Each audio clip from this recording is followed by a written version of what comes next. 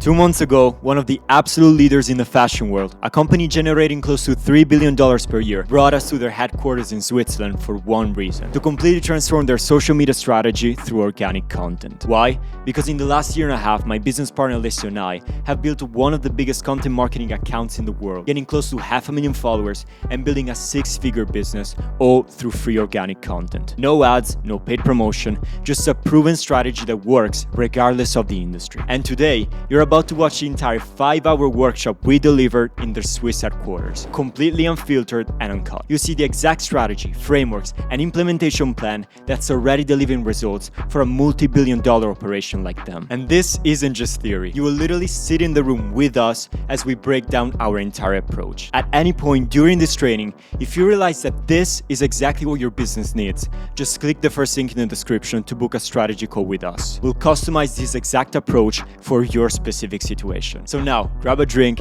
take a pen and a notebook, and be ready to take lots of notes, because you're about to spend 5 hours that'll make a real difference in your business. So let's get started. All right, so welcome to this workshop.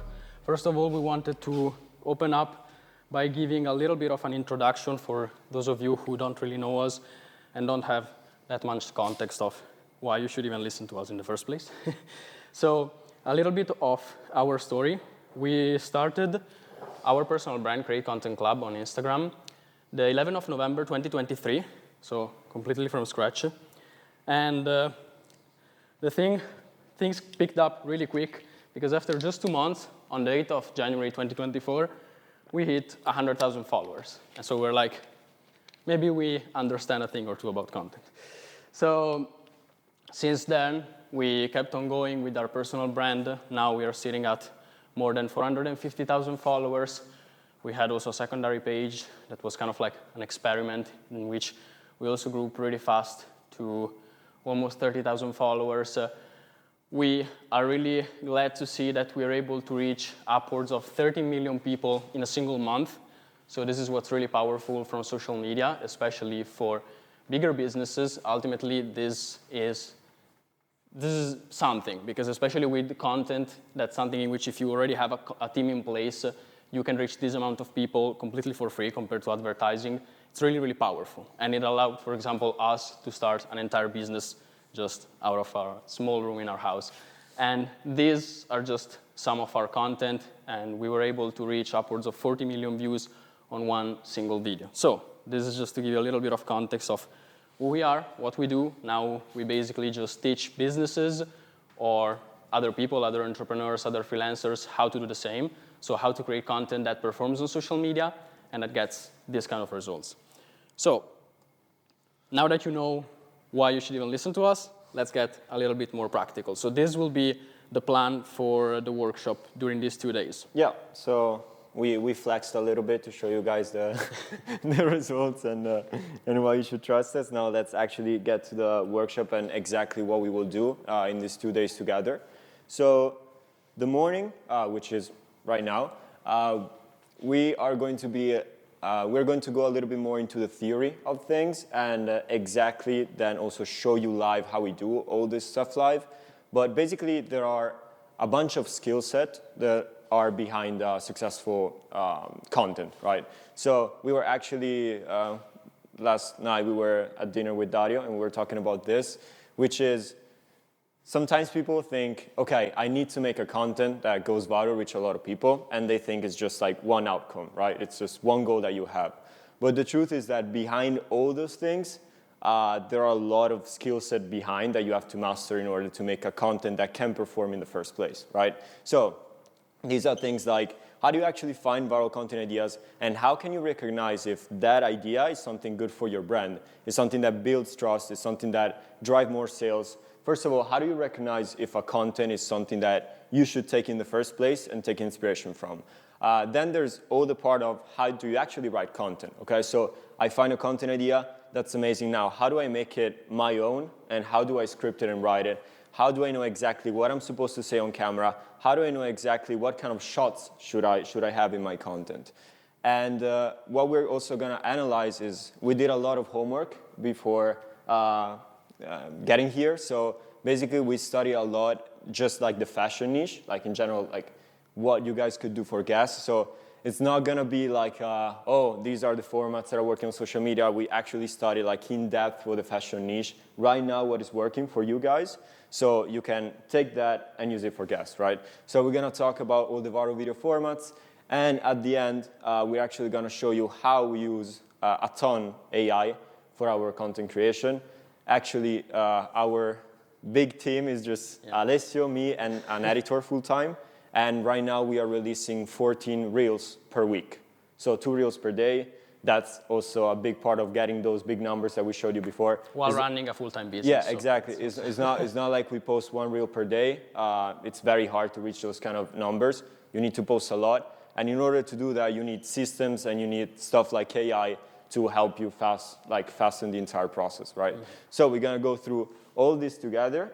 When it comes to the afternoon of today, we'll get a little bit more practical in the filming and editing, right? Also here, we know we have experts in that, so our goal is not to show you from scratch how to turn on a camera, right? You guys can do that. It's more of like the mindset on like how to film and how to edit on social media.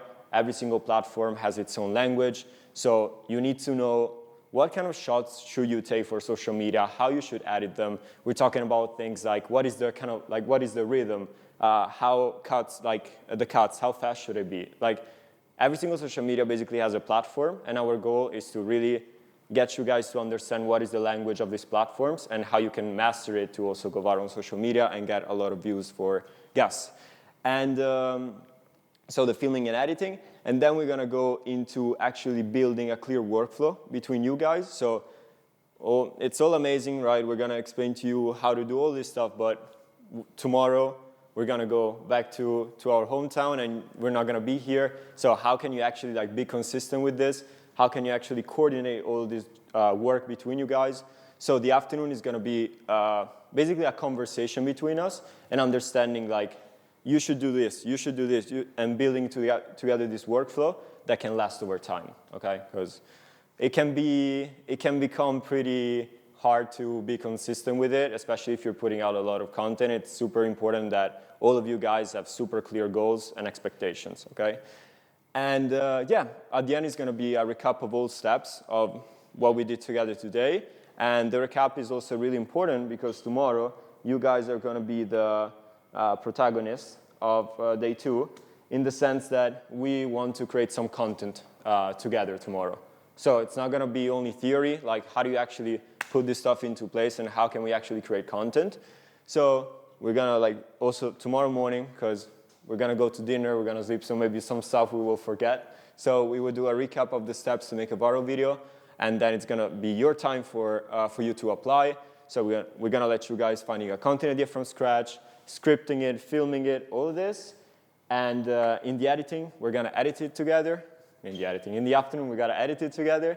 And at the end, we're going to review the finished product, okay? So our goal is not only to give you the theory, it's actually to go practical into these steps and do it together to see, okay, this is actually the workflow that you guys are going to use moving on.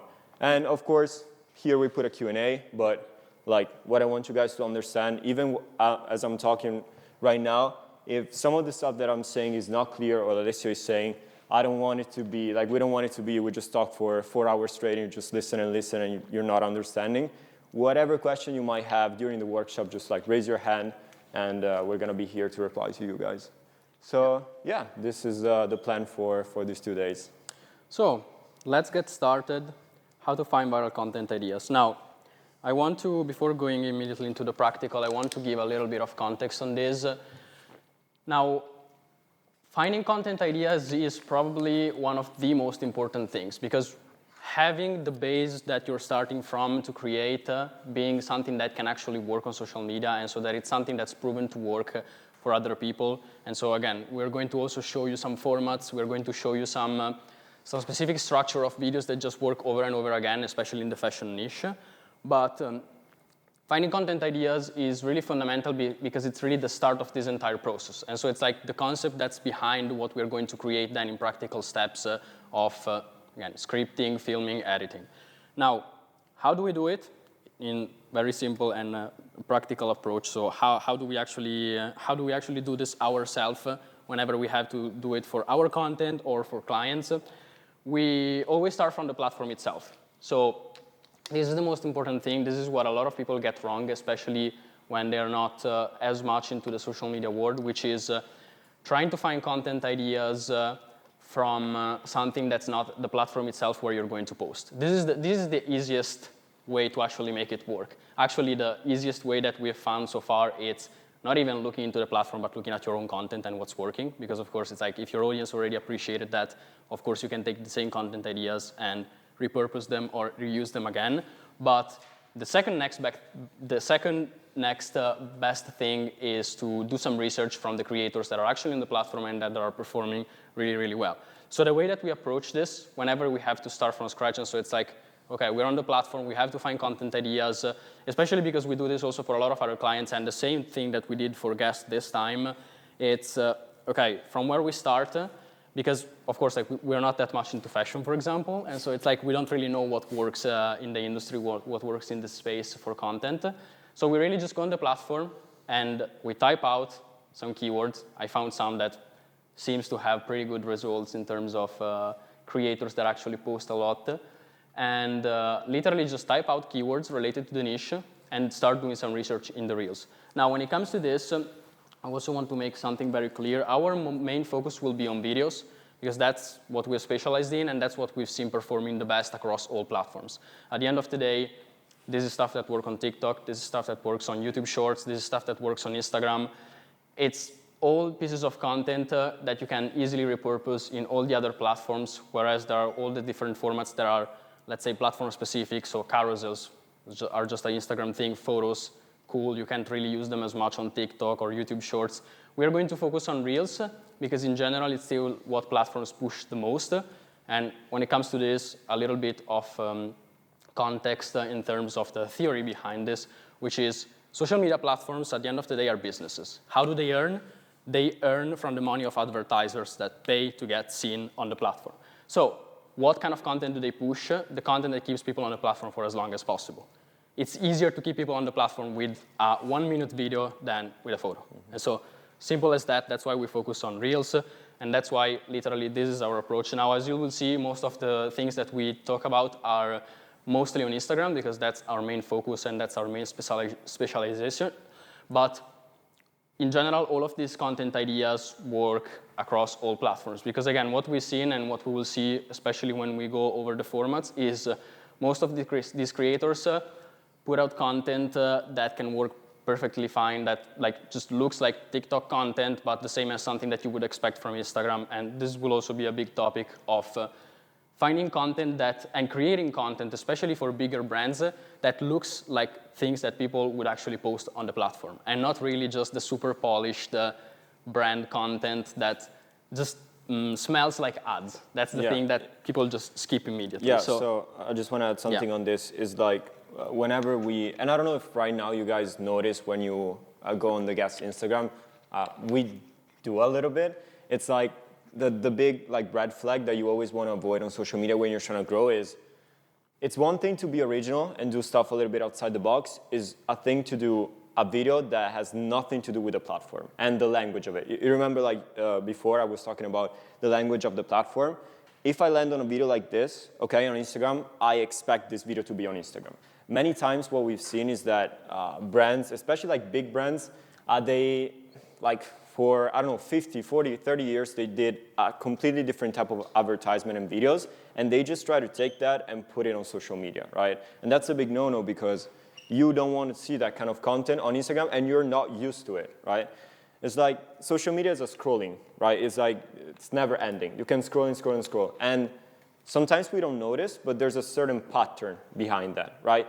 Like, there are certain elements, like for example, I see a text like this on a video, I'm used to seeing that on Instagram, so it's like, oh, this video is supposed to be here.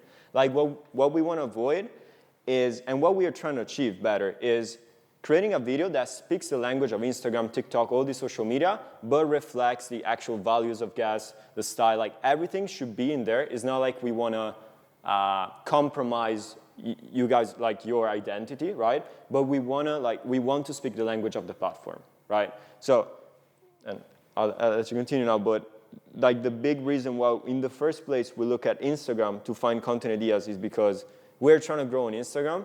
In this example, it could be the same for TikTok.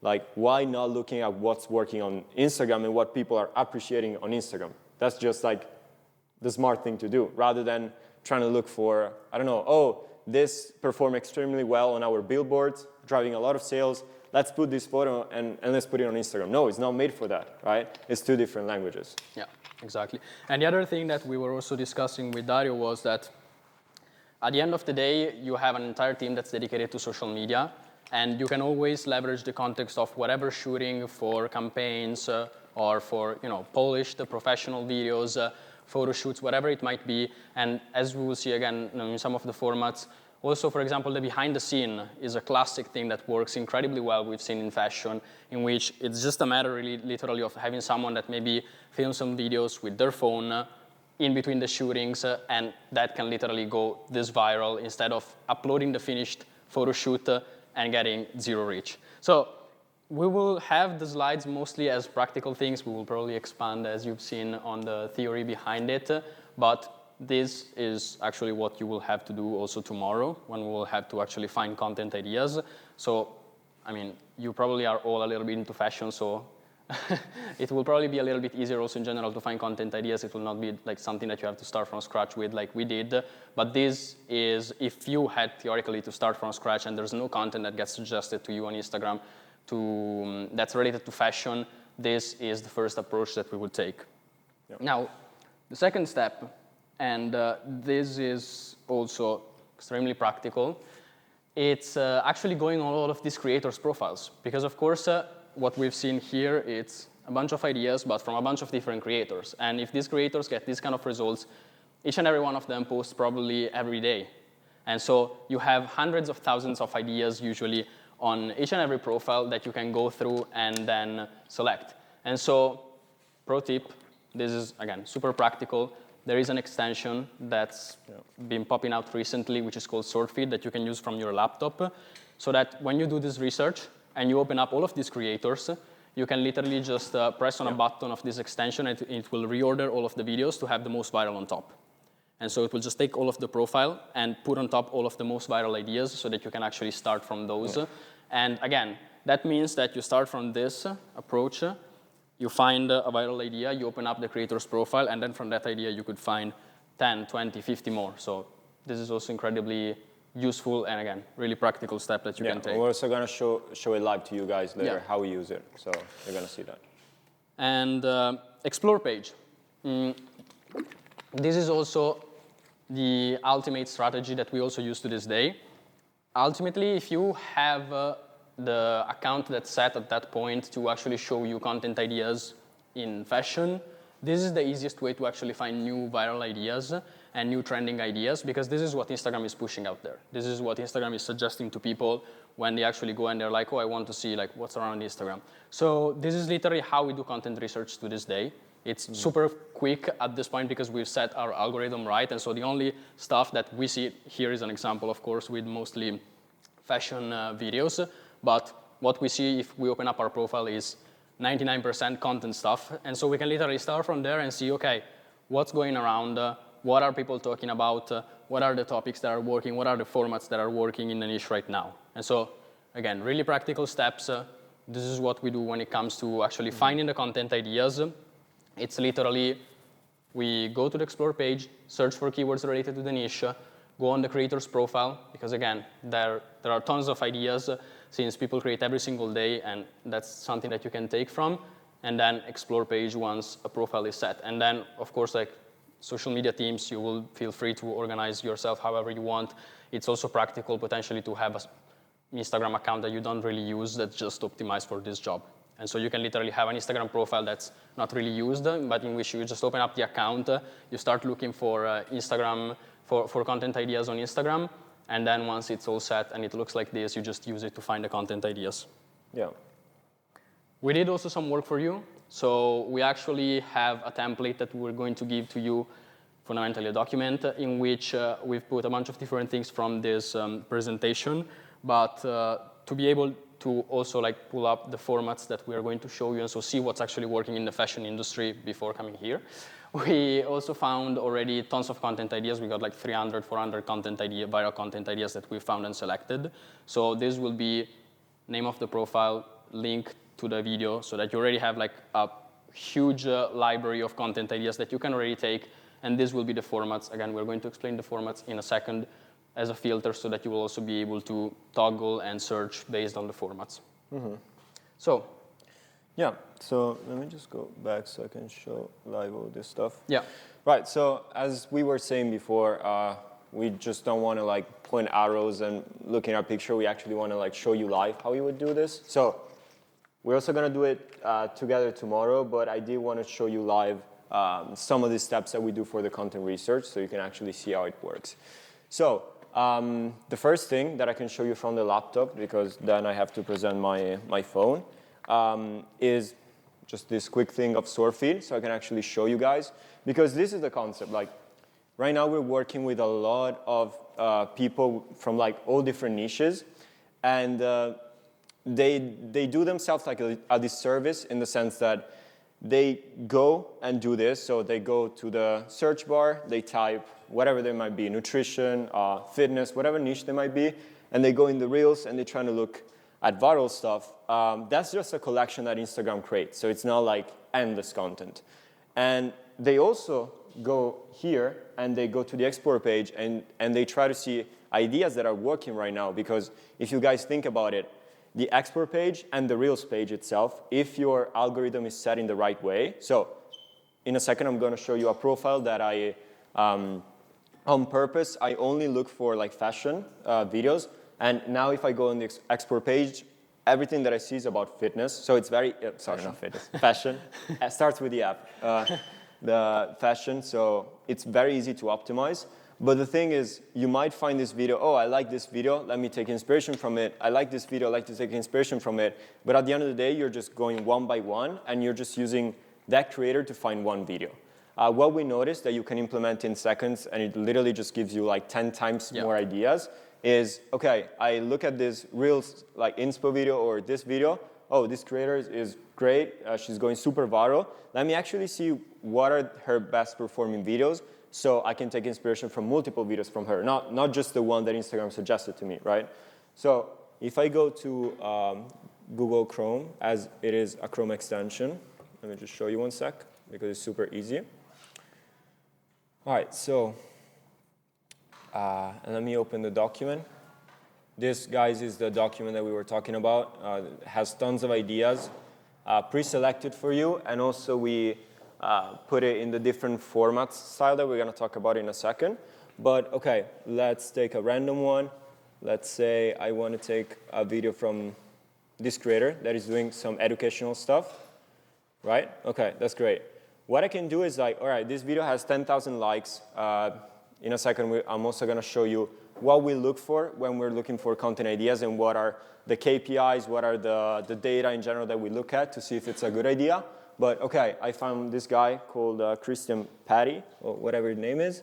I'm just going to go here, right? This is not Chrome. Give me a sec. Okay. I'll just go here, right? And what you want to do is go to Reels. This is really important.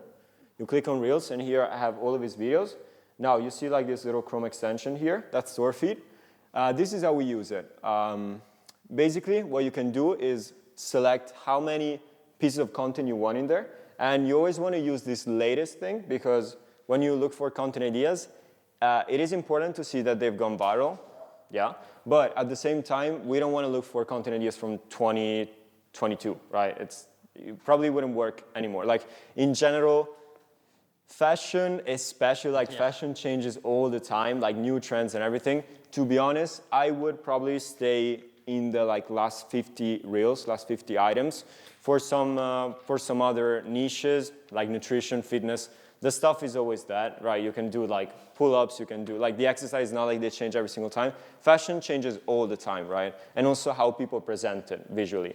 So I would just go to latest 50 items, maximum 100. You can split test that. And basically, what you want to do is then you click on views, And automatically, what it's gonna do for me, it's gonna scan through his 50 latest reels, right? And it's gonna reorder them based on virality, right? Yeah. So now that I found this creator, maybe I found this idea that has 600K in the, in the export page, but because I did that, look, now I have way more ideas that I can take inspiration from that are his best performing content, right? So you see how using an extension like this and this quick little hack is not like you're finding one by one. You then create a list of creators like we already did for you guys, right? This doesn't mean you have to be lazy because this won't last forever, but we did some work for you. So basically all these accounts that you see here, we did the same exact thing. And you can literally see it from the way this is optimized, right? So it's like we found, new project, but we found someone like him that we didn't know about. Instead of just finding one idea, now we did this, and we found 10 potential very good ideas for you guys, right? And you always want to do this, so instead of finding one idea, you're finding 10, 15 for each single creator, right? So that's how you're able to find like 400 ideas like we did without spending like 3 weeks on it. So yeah, this is how you use StoreFeed. Now, I do want to show you live the other stuff. So let me see if this would work. Yes. Okay. Let me go to my Instagram. Okay. So as you can see, guys, this is the profile that I optimize. Okay. So you're noticing, like right off the bat, what kind of content you see? Fashion, like everywhere. Okay. And think about this. I'm seeing reels that Instagram is actively pushing out to people. This is an algorithm. Like Instagram is thinking, you will probably like this one, you will probably like this one, you probably like. How is it doing that? This is a big thing that I want you to understand, guys, is the algorithm is essentially people, right? It's like when we start working you guys are young, you have context around social media, so maybe you don't have this type of mindset, but some people that we start working with are like, I think the algorithm is hating me, like my account has something wrong. I know I'm saying this to you guys because from the bottom of my heart, I wish that after this presentation, you guys would start a personal brand and you talk about your passions because this is what changed our lives. So I'm also saying stuff for gas, but also take it for yourself if you want to start creating content on Instagram. But when you start creating content, you have no context, you might think, the algorithm hates me, it's not working, it's not pushing out my video. Like every single time you're thinking that, for gas, for yourself, I want you to swap the word algorithm with people. Because essentially the algorithm is like, think about it as a formula that takes that data, and that data comes from people though. If I have a 1-minute video and 8 out of 10 people that see it, after 3 seconds they scroll, guess what? Like the Instagram algorithm, people didn't like it, so it's not gonna push it outside, right? It's not gonna present it to other people. So it's a harsh truth, but usually when a content doesn't perform for you guys, it means that it's not good enough, right? Because there's an algorithm behind, and there are some, like it's a little bit more complex that I'm explaining to you right now, but essentially it's just a formula that takes data from people, and based on that, it makes a decision on should I push it to more people or not? Because think about it, gas is a business, Instagram is a business. If I put a video, and after 2 seconds, every single person that lands on my video want to scroll, like your Instagram, it's your business, and you want people to remain on the platform. Would you push that video that after 2 seconds make people want to scroll to other people? Would you do that? No. Like you're actively pushing people outside of the platform, right? So Instagram pushes video if it's a viral video because it can grab the attention of people and hold it for a whole minute. Because as a business, I'm Instagram. If I were able to hold you guys, all of you guys, for 1 minute more on the platform, I made more money because you guys saw more ads. You guys saw more. Like, I want you to keep on the platform. I want you guys to be on the platform as a business, as Instagram, right? So the algorithm, yes, it's a thing, but it reacts based on how people react to your content. So all of this big speech to say, look at stuff that's on the Reels page and the export page because Instagram is actively pushing it out, meaning people are reacting well to it, right? So usually when you go on this type of videos, 15K video, right? It's gonna be a 4K video. It's gonna be a 25, I'm talking about likes, sorry guys, not the views, but 25,000, right? These are like 80% of the time, the content that gets pushed in your Reels page, once it's optimized on your export page, it's going to be all hidden content that you guys can take. Little tip, a little bit more practical. As you see, like 90% of my content here right now is on fashion. And this is what you guys should achieve with your profile.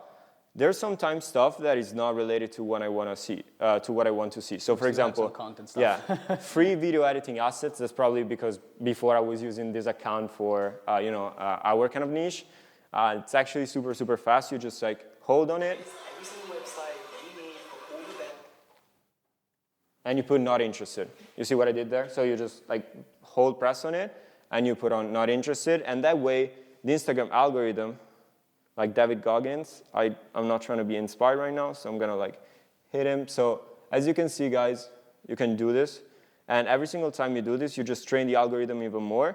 And next time you're gonna refresh your page, it's gonna be even more like fashion stuff, right? Because the algorithm is seeing, like, again, the algorithm, Instagram wants you to stay on the platform. So if I'm saying, I'm not interested in this, it's not gonna suggest it to you because he's probably scared that if I present to you another content like that, you're going to get outside of my platform, right? Does that make sense? So this is how you do it when it comes to the Reels page. How do you get to this point if you have an account? Like, I can actually show you. Let me go to my personal, for example. I go here, I have content stuff. Like, this is our niche, right? I have all of this because I want to find ideas, right? And sometimes I also have stuff that I'm not interested in, so I would do the same. But how do you get, like, if you're here or wherever you are, how do you get to a point where you're here, right? And this is what we were talking about before, which is the search bar. So you would go here, and you would actually, for example, start typing outfit inspo. And we did some keyword for you guys in the document. I don't know if you saw it earlier. So this job is going to be easier for you. But all right, outfit inspo, right? And you want to scroll here. The For You, it's also a good way of seeing them, but usually we go in the Reels, so you're just seeing Reels. And for example, guess what?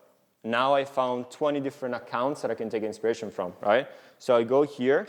This guy, for example, is into more like the educational kind of format, where he's actually providing value around fashion, right? You can go here, right, found another creator, right?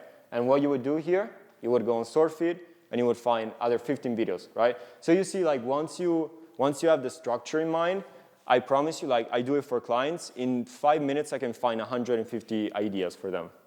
Like, of course, you gotta like become fast at it, and it's part of the process. But right, it's one creator, use store feed. I just find 15 videos from him. I just gotta do it like other 5-10 times, and I have 100 ideas all of a sudden, Content right? for the rest of the year. Right. This I know Gas is a little bit more into women fashion, from what I know. So, like, for example, this creator, okay, 500,000. She goes crazy viral. Store feed, have another creator and very good content ideas.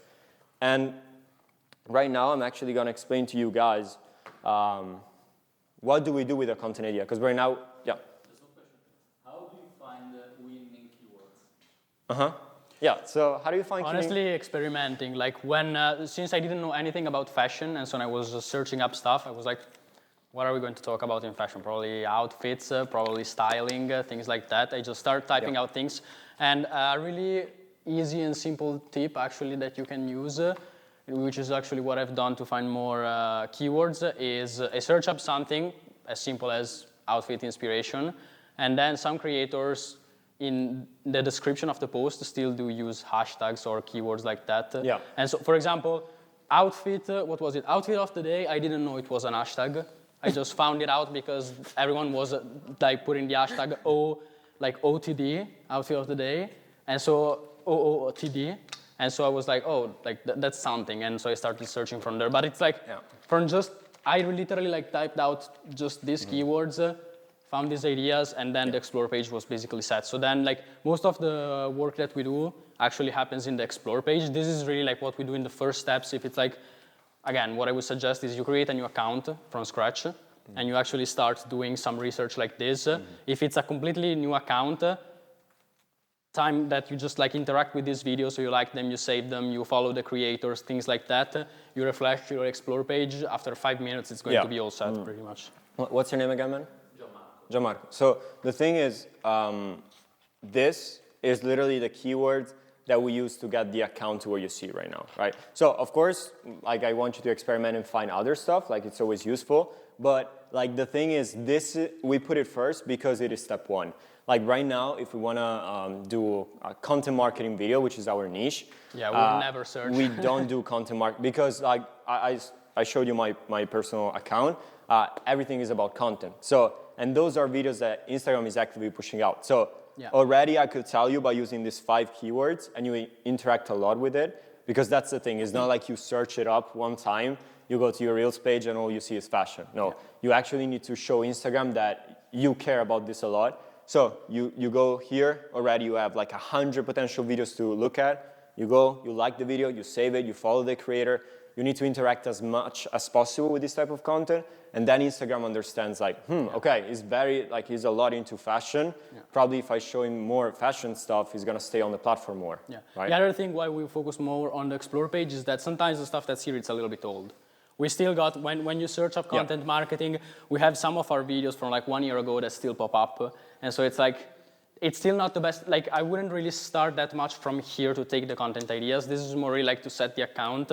And so again, as long as you just like search up literally this keyword, you can use this and that's pretty much it. And then I will go to the Explore page because there it's way more unlikely that it's going to push stuff from 1 year ago. It's way more likely that it's like stuff that's coming out right now. Yeah, exactly. So that's about it when it comes to the content ideas. And so far, guys, right now we're gonna go into the scripting part. And what we do with this actual with which is a little bit interesting because you'll notice that like usually our type of videos are more like educational 90% of the time. So they're like actually spoken videos where you write a scripts and everything. With you guys, we're gonna do more a job of understanding what are the key elements in all these content ideas. Okay, so our job is not to create, is not to copy, it's to get inspired, okay? So I look at this video, okay? I don't know if you can really see it from there, but she's walking on a treadmill, right? For example, she's walking on a treadmill and she's still and the shot is like that, right? If I look at this video and you need to be you have to have this kind of like creative analysis inside of you and it's something that you can develop over time. If I look at the video and I'm like, oh, okay, let me just do this video, but I'm walking towards the camera, I'm not using a treadmill. Would it work? Probably not, right? Because like you guys need to understand with every video, and we're gonna do this together to really get you in the right mindset. But like if I took a video like this and she's showing like different outfits and how she walks, right? You need to have a treadmill if you want to get her same results with that type of format. So there are educational videos that we have to explore together because that's also, I don't want to get inside all of that, but of course you are a super big brand, so then we would have to discuss who can be maybe the face, who can be on a video and talk about these things, right? There's like some stuff involved that we would have to talk about it, and also probably with someone like Dario and all these people behind it. But the thing is, 80% of these kind of videos in fashion are very visual. Like fashion is a visual thing, it's not really spoken. So our job is gonna be like, okay, we find all these content ideas, you gotta build the eye to understand what are those 4, 5, 6 key elements that this creator used to go viral, right?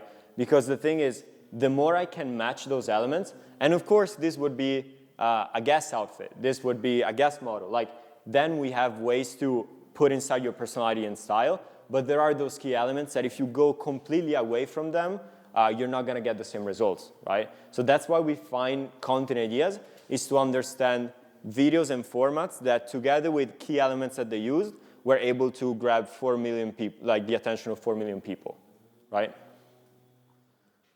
So let me actually show you a little bit how we write content, specifically for the... Yeah, this is really like when we are starting from the content idea, okay, what do we actually do? Like we found these viral content ideas, that's all cool, but like what do we actually do with it? Mm-hmm. Possiamo aprire una finestra? Saremo noi che ci stiamo muovendo di più, però. Okay, so how to write viral content. Basically, there are 3 fundamental elements, okay? Yeah. So we have the video format, we have the hook, and we have the body of the video, okay? So video format is the style of the video, and in general, like, visually, how is this video being presented, okay? Yeah. Is it a shot where she's walking in front of a treadmill? Is like a green screen where I'm like giving value and talking about stuff behind me? That's what we call the format, which is basically the style and visually how is it being represented, okay? How am I sharing information with my audience? We will show examples so you will also better understand. Exactly.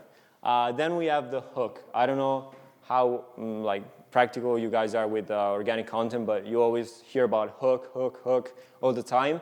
I want you to think about this. When you're on YouTube, right? How do you decide if you want to look at a video? You have the thumbnail and you have the title, right? And right now, if you actually go with your like mouse on it, you can see the preview, right? That's how you decide if you want to watch something on a platform like YouTube. If you think about it, on Instagram, do you have that? No, because you're just scrolling, right? So literally, like the only asset that you have to convince someone to stay on the video is your hook, which is usually the 3 to 5 seconds. In fashion, it's even less, to be honest, because really super fast-paced. It's very visual, so it's literally the first frame that you have. Like the first frame, think about it as a picture, right? Like when you're doing shooting, you're always looking for the perfect picture. It should be the same with content for the first frame. If my first frame is not something interesting that's going to grab your attention, you're going to scroll, right? Because literally those 3 to 5 seconds is the only thing that I have to convince you to stay on the video. Yeah, if you even look at your behavior on social media, most time, if you open up Instagram, you will spend maximum like 2 or 3 seconds on a video before scrolling away if it's something that you're not interested in. And so that's literally, like you have that time frame of a couple of seconds to convince a person to stay on the video. And that's basically what we represent as the hook. Yeah, this is gonna sound a little psycho. When I was in like, at the early stages and we were like always trying to like master social media and understand what could work and what couldn't, I started doing this, not in a creepy way, just when I was outside. I saw someone like scrolling on social media and I would look at like their behavior, and I swear, if you're looking at someone from the external because they're not thinking about it, you can literally see this. Like they're on a video, they look for 1 second and they scroll. They look for 3 seconds. Usually they stay way more after they like go over the 3 seconds. I'm not kidding. If you're like outside and you see someone like scrolling social media, not in a weird way, but look at them in the sense of you'll notice this. They literally like, you can see their brain processing it and deciding, do I want to stay on this video or scroll to the next one, right? So this is why our hook is so important. And there are usually 3 in your, as we were talking about, in your industry is more like 2, which you have a visual hook, you have a text hook, and you have a spoken hook. So this is the thing.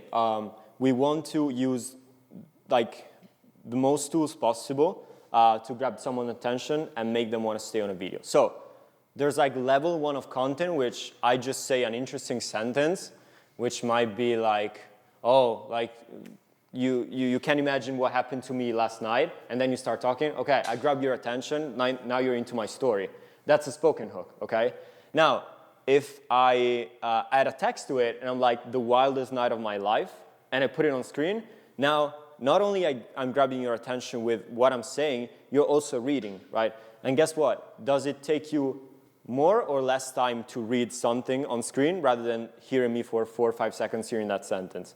The text hook is arguably the most important because the text hook, it takes you a fraction of a second to read the craziest night of my life. It takes you like less than a second. For me to tell you, oh, you won't believe what happened last night, it takes you like 2-3 seconds, right? And quick parenthesis on that, this is like statistical stuff, but like 80-90% of people watch social media on mute. Yeah. So yeah, true. That's true, also true, really true, important. It's the reason why actually the first one that you will see is the visual hook. Yeah. And text, and then spoken. Then there we put more of like text, either text or spoken, because from what we've seen in fashion specifically, it's usually either an aesthetic video, and so it has some text on screen that grabs your attention, or it's an educational video in which is more of like what they're saying at the beginning of it. But that's literally also one of the most important reasons why like what you're seeing on screen is also incredibly important, which is one of the reasons also why we'll see in some of the formats, for example, the educational ones in which there's someone talking. And this is something that we tell everyone, like use captions, put captions, because 90% of people really watch videos on mute, and so it's like they will literally not understand what you're saying, and that's also one of the reasons why most people scroll away from talking head videos when they can't read anything. Yeah, like think about it, you're on the train, whatever, and you don't want to blast the whole sound to the whole like cabin. Like if you look at a video where someone is speaking, and you have your phone on mute, that's automatically a scroll.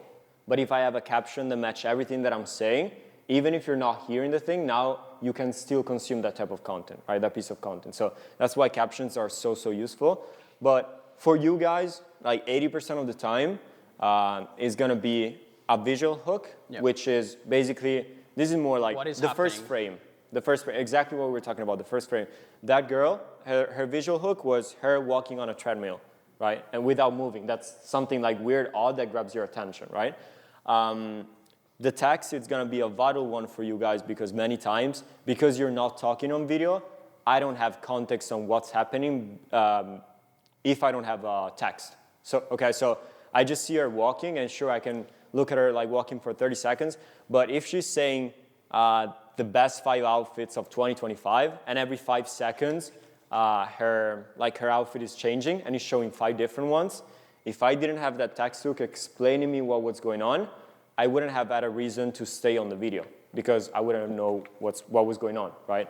So many times the combination for you guys will be a visual hook, always, it's a video, you have to show stuff, and a text hook to give context on what's happening and also grab the attention of people.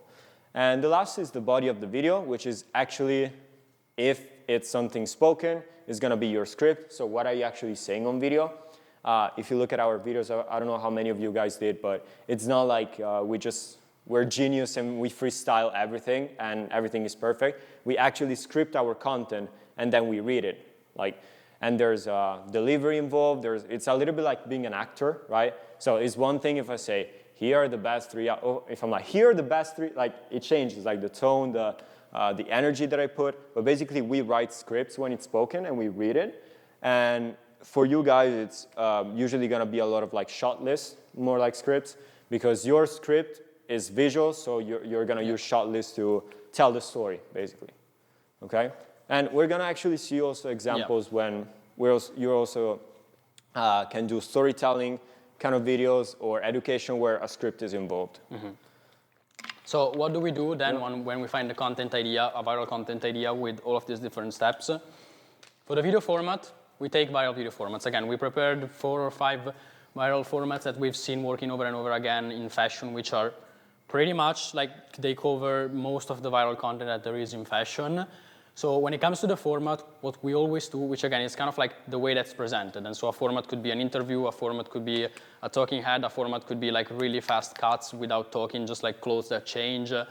And so that's just like the visual aspect of it and how it's presented. And so for the formats, we literally just take the same format of the original videos because that's literally what's working on the social media platform. It's very difficult that you're going to come up with a completely different and new format that no one has ever thought of. So might as well just take the stuff that's already working for that.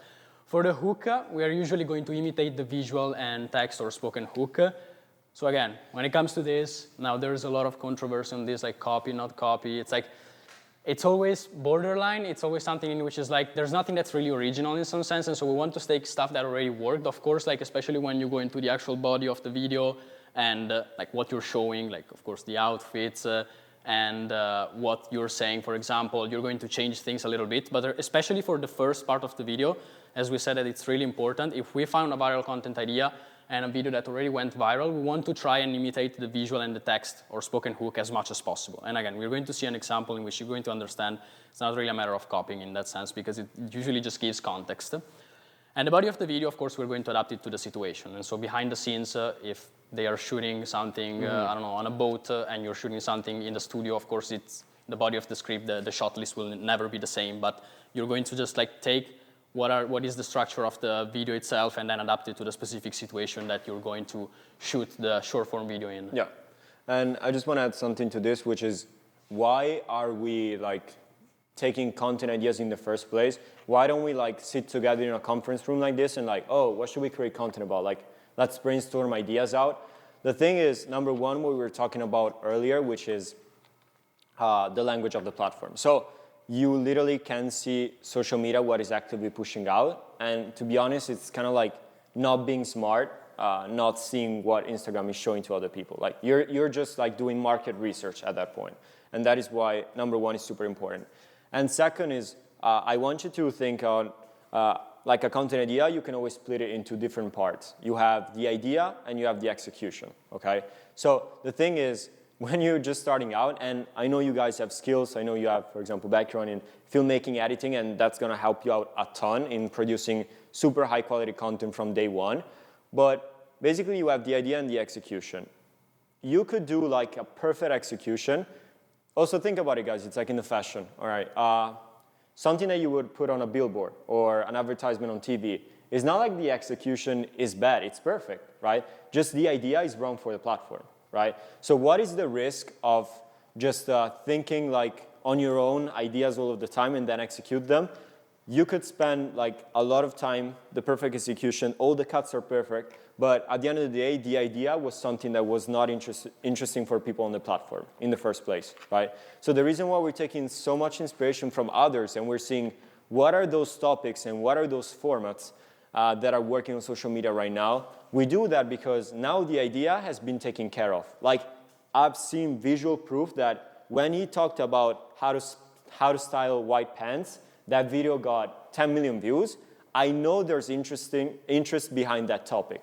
So now my goal is just to make sure that the execution is on point and of course it has to reflect my brand value, it has to reflect, like all that should always be in there. But if you're also trying to come up with the idea every single time, you could potentially waste so much time because you're doing a perfect execution, but the idea was wrong for the platform in the first place. Does that make sense? Okay, that's great. And Let me show the example. Yeah, let me show the examples.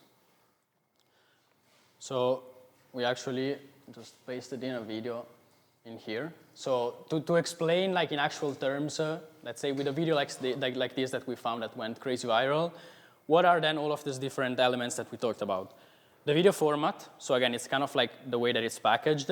It's a behind the scenes. Because of course, again, this is something in which it's like they are doing the shooting, and there is someone that's filming with the phone and that's just like doing this behind the scenes.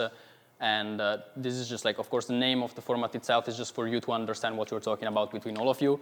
We just call it behind the scenes. It's pretty intuitive. The text hook, if you can just play it again real quick. The text hook, which was what we were talking about, that gives context. In this case, it's like social media versus reality, okay?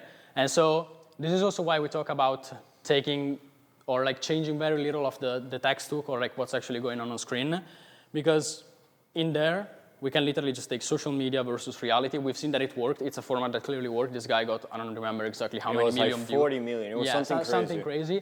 And so it's like, you can literally recreate this for all the shootings that you do. Like this is the power of finding these kind of content ideas. Of course, context for this specifically, there is a visual hook involved.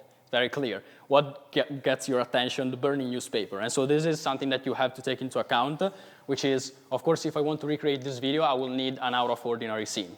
I can't really do it in a shooting in the studio, in a super controlled environment or whatever, but I know from experience, since I also worked a little bit in some like production shootings and stuff like that, there are situations like this, especially with like the crazy shootings that you organize. And so like what you're going to do is, are you going to recreate the exact same thing with the burning newspaper? Maybe not, but the point of this is what grabs your attention, an out-of-ordinary scene. And then, of course, again, we're trying to always like deconstruct, because on social media, and especially with all of these videos, you might not notice this, but there are like tons of small nuances that you have to understand and really be able to see. And so that's why we're really trying to deconstruct it for you, so that every time that you're in front of a video, you can really think, okay, what is the video format? Okay, this is behind the scenes. And what is the text hook? So that you can think of all of the different elements that you will need to integrate then in all of your content as well. And so in this case, it was social media versus reality. What is the visual hook? What is going on? What grabbed my attention in the first place when I was scrolling? Oh, the burning newspaper, which is kind of like a crazy scene. And then the body of the video. This is also something that I was mentioning before, which is we are still going to try and take the same structure of this video, because if it worked, then we're going to take the same pacing and the same kind of scenes that he put. And so it's like, what is happening in order? The behind the scenes video, so the actual scene while they are shooting. There is the final picture, parentheses. All of these formats like these are also incredibly useful to integrate the finished product that you probably put out in the campaign, but making it in a format that people would actually watch. So this is also really, really powerful, because of course these are pictures taken with a phone, but you can literally put the photos that the photographer took and it will be even more impressive. Whereas if you just posted the photo that the photographer took, it would be like people wouldn't really watch it because again, it's not the language of the platform. And the last part in the body of this video would be the after the shoot, and so there's him like cleaning up everything of the residuals, which again is also like relatable, the funny scene or whatever it might be that happens normally. And so what I would do is if I had to recreate the same video, it's like, okay, whenever like I have this idea in mind, we have shootings planned in which we have to recreate like some crazy scenes. Awesome, let's do the same thing. So I'm going to film a behind the scenes video in which I'm just like filming some clips while the shooting is happening.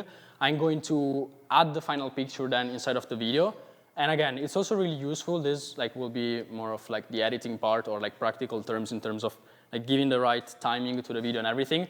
You can literally like take this video for the technical guys. You can put it in the timeline and see like, okay, after 2 seconds, there is a cut. I can literally just like take the clip that they filmed in our shooting in which whatever crazy is happening, and then 2 seconds cut, there are the original photos that the photographer put. How long do the photos last?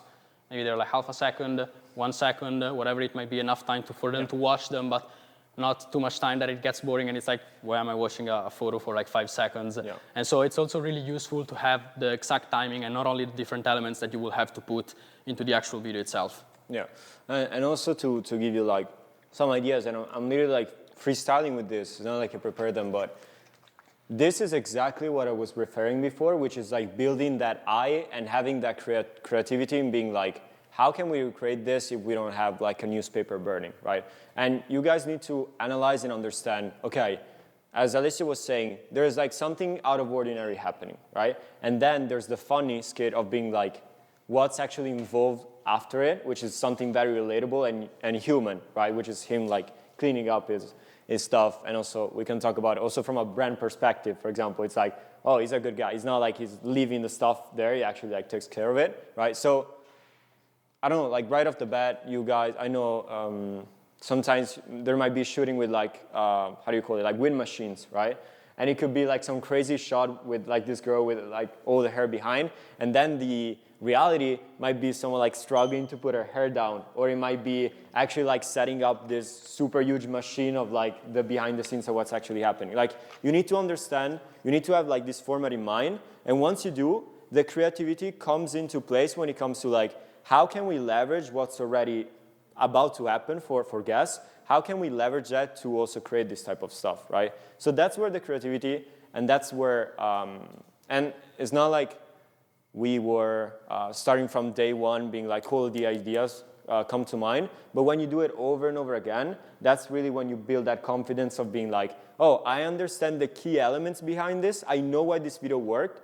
I can change certain elements, and I know it could potentially still work because I understood what are the things that I can maintain and where can I put my creativity, right? Does that make sense? So, and it could be a wind machine. It could literally be whatever, like someone like, it's a shot where they're hanging and there's some sort of like thing attached to them, and it's like the perfect picture, but then you actually showing there's like, I know it's probably not like that, but I imagine, and you can also make it funny, like kind of like guys holding the, you know, it's like you can play with this stuff and you can create like funny moments.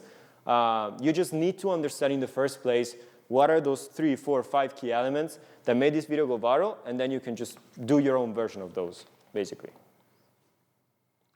All right, viral video formats. So this is also what we prepared. We've analyzed, again, hundreds of content ideas from the fashion space, and we've kind of like pinpointed 5 main formats. Of course, then these change a lot based on the specific video, but we pinpointed the formats in the sense of what are the most characteristic elements of each and every one of these formats that are just like happen over and over again in all of them.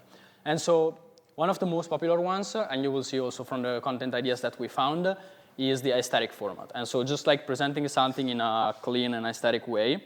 So as you can see, this is just an example of a video. Like there's no speaking involved. It's literally just like showing outfits in then a specific way. Here they're clapping their hands or whatever. But the thing is this. We basically broke down the different formats as like what would be the use case, like when will we use a format like this, and what are the actual main elements that are involved in every single video that we've seen using this format. So the use case of something like this would be quick and simple to recreate content that can be done between shootings or outside of production by the social media team. This is also something like you have all of these spaces right here as well that you can leverage. This is something that maybe would be difficult to do in between shootings because again, I know like the timing and everything. It's like, you have 20 minutes and you need to film the video to take the photos and everything. It's like, they're not gonna let you do something like this. But you can literally do this in between shootings or again, like if it's not even doable in between shootings, outside of shootings as well. Main elements, and so this is what we've seen again and again, and this comes down to what we were saying of like analyzing the video and starting to see patterns, recurring patterns. Shot with a phone. This is something that you will see with almost everything. It's like the language of the platform. People don't go around shooting this stuff with the professional camera or with a Red or with an Arri or whatever it might be, okay? So shot with a phone, dynamic camera movements, okay? So most of the time there's something happening really quick or they're like quick zoom ins, zoom outs, whatever it might be. Quick cuts, trending sounds. Now you're not hearing the sound, but okay. Yeah. And now you will see it also for a lot of the other content ideas also that we've put in. Most of them use the same sounds over and over again. There's stuff that's getting like popular on Instagram, a sound that everyone is using because it's just trending in that moment. You can literally just take that and use it for the content idea. Yeah, and also on this, guys, like something that I care to say because it's more of like a mindset thing is if I go on social media, I promise you I can find 10 other videos using this kind of like exact like thing with the exact sound. And these are usually called like trends or things that are going on. Me personally, and I want you to have the same mindset, I would have no problem in leveraging this format that I've been proving to work with this sound, but just like use it to show guest outfits and the actual clothing that you guys make, right? I want you to like find the right balance internally of, okay, with the videos where we can like change stuff and it could still work, let's do that. Here, what are you gonna do? Are you gonna like snap instead of clap and you're gonna use another sound? That's weird, right? So like you would, in this case, use the same format because it's just a way of visually presenting something that clearly worked because also this video had like 5 million, 10 million, so we can look at it. But it's like, all right, I leverage that, which clearly worked for him, and then I use it to show my outfits. And like you need to be able to distinguish a little bit, like those videos where like copying like all the structure becomes weird because it was very personal to the creator, right? If I see a video, and we're gonna see it in a second, where it's like from Nude Project, like a behind the scenes of a story, it's like if I copy the script word for word, that would be terrible, right? You don't want to do it. You don't want to do that. But here, it's just like hand movements and the sound together that, again, I can find 10 other creators that are doing this. That's something that me personally, if I had a fashion brand, I would recreate that type of thing to showcase my outfits, right? You need to be able to distinguish where can I like take and where should I change, right? But with this kind of videos, you guys should be like, you should do it. Personally, that's my opinion. But just because the burning newspaper, we gave you like 3-4 ideas to change that. I was doing research. I saw like 4 other people going super viral and they were like using the burning newspaper, right? It's like you also need to understand that on social media, certain stuff work. That has been proven to work. And if you feel like, because that's always important, if you feel like that it's aligned to your brand, you should also use the same structure. A video like this, which is super simple, and if you start changing the clapping and the sound, maybe the sound you can find something else that it's fitting, but it's kind of hard. You should maintain those elements because, again, we go back to what we were talking about. Those are parts of the key elements that made it work. So all of a sudden, if I'm like doing this, and then the zoom in, and then like I'm changing the song, you're basically like taking everything out of the picture that made this work, right? Second format. 2, 3, action! Okay, so this is what I was mentioning, the behind the scenes.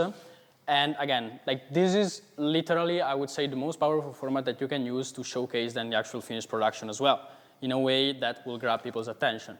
Again, like if you notice in this, they literally added like 2 seconds of video in which it's like shot with a phone and like behind the scenes versus the actual shoot, something like that.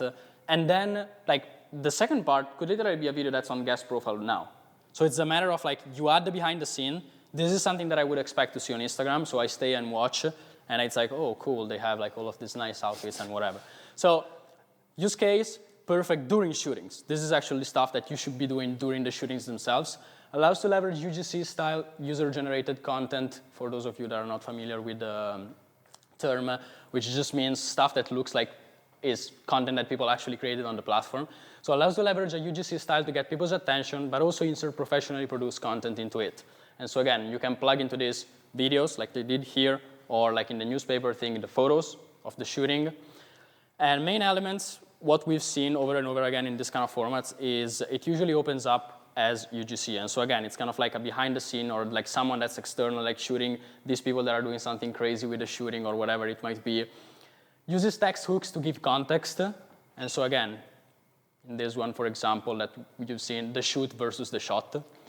And showcases the final result. Of course, in behind the scene, the reason why people stay until the end, it's usually because they are curious to see, okay, how does the finished product actually look like? And so it's like you see also in something like this, how a very subtle switch in how you're presenting the content makes people go from like, oh, another ad, I want to scroll away because, again, that's what the polished content looks like, to, oh, I'm curious of what the final result will actually look like. Yeah. And also, by the way, guys, these examples that we're showing you, so this is the second one, but aesthetic, if I can scroll to the other one, behind the scenes, these are actually like formats that we pre-selected for you. And in general, we've seen these are the most like viral and the ones that are working right now for fashion. And the actual, I don't know if you noticed earlier, but the actual list that we're going to give to you guys, and then we can go a little bit through it together.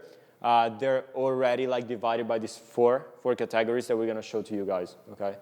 So we saw the aesthetic, we saw the behind the scenes, now we get to the educational one. Put some volume on this one. 2, 3, action.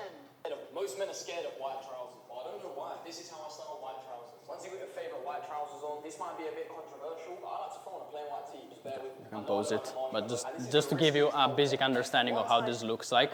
So when it comes to this use case, creating dedicated moments, again, you're not going to be able to do this between shootings, most likely. But it's great to showcase guest clothes in use in a subtle but effective way. Again, of course, in this you will need to be able to see, is this something that you can actually do? I don't know. You will have to consult between you guys and like how your actual production side looks like, if there's someone that can be the face of the brand in that sense. Or multiple faces. Yeah, exactly, because that's of course also an option. But this is something that you can create, again, separate from the shootings. It's something that the social media team can be dedicated to. And it's a great way to educate people, which is also something incredibly powerful. Sometimes people don't even know what's behind the clothes or like how to actually style them. And it's like if you give them like already in mind the idea of like, oh, I'm going to look like that if I get those jeans because now I know how to put them properly and everything else. It's like, it's also like a pretty direct selling to the consumer type of thing, but in a really subtle way in which it looks like you're just giving value because you're educating them.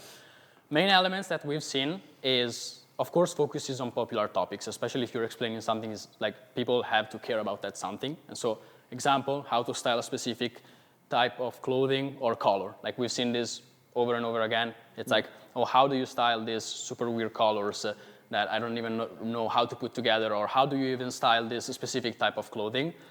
Catchy hook. In this example, the guy starts with something almost like controversial that grabs your attention because it's like, most men are scared of white trouser, but I don't even know why. Here's how to style them. Quick cuts and fast-paced video. So again, that kind of like happens over and over again with all the formats that we've seen, but especially with educational stuff in which you're talking, you don't want it to be like super long pauses between one sentence and the other. It's like super snappy. There's like not even half a second after he finishes a sentence that the next one starts. And then it's literally like the production side of these things itself, you will notice it's relatively simple. But this can work like crazy. So this is why it's incredibly powerful. I actually want to show you another one that I selected here, just super quickly, which is educational content is something that we will love for you to experiment with because it really positions your brand that's something that is not just like, oh, here's the finished product, okay, look at it. It's like you actually like show the behind the scenes of it in the sense of like you're educating the people on how you would use the products that you're creating. And it just creates this connection, which is very, very powerful. Like we built an entire business on education because if if you're the one giving me the information, right, you're showing me how to style certain colors together that I'm going to show it to you in a second, right? And you're giving that information, and it's also something that, to be honest, I'm not seeing like big brands doing, and I think it would be super powerful. Guess what? Now, no pun intended. Guess what? Now I need to like buy those kind of combo because I liked it so much. Am I gonna do it from a competitor that they didn't provide me any value on this subject? Or would I go on your website and see the color combination that I can create with your clothing, right? That's where it's really powerful, because now if I tell you guys how you can grow on social media and everything, and then you're like, oh, I really want to take this seriously, let me buy some sort of like program or tools that I can use to go there faster. Would you buy from maybe us after this whole 2-day presentation, or from a guy that you never spoken to, right? So that's really where the value and the educational comes into place, and it's really clutch in the sense of like, literally it positions you not only as the person that can provide the product, but also the one that does education around it. So I learn from you, and then I'm learning, I'm getting information, I'm interested into the thing, I'm probably gonna buy from you because of that reason, right? And this is very like, we put it on purpose because it's very like how we do it, script, education, and everything. But super quickly, I want to share the screen.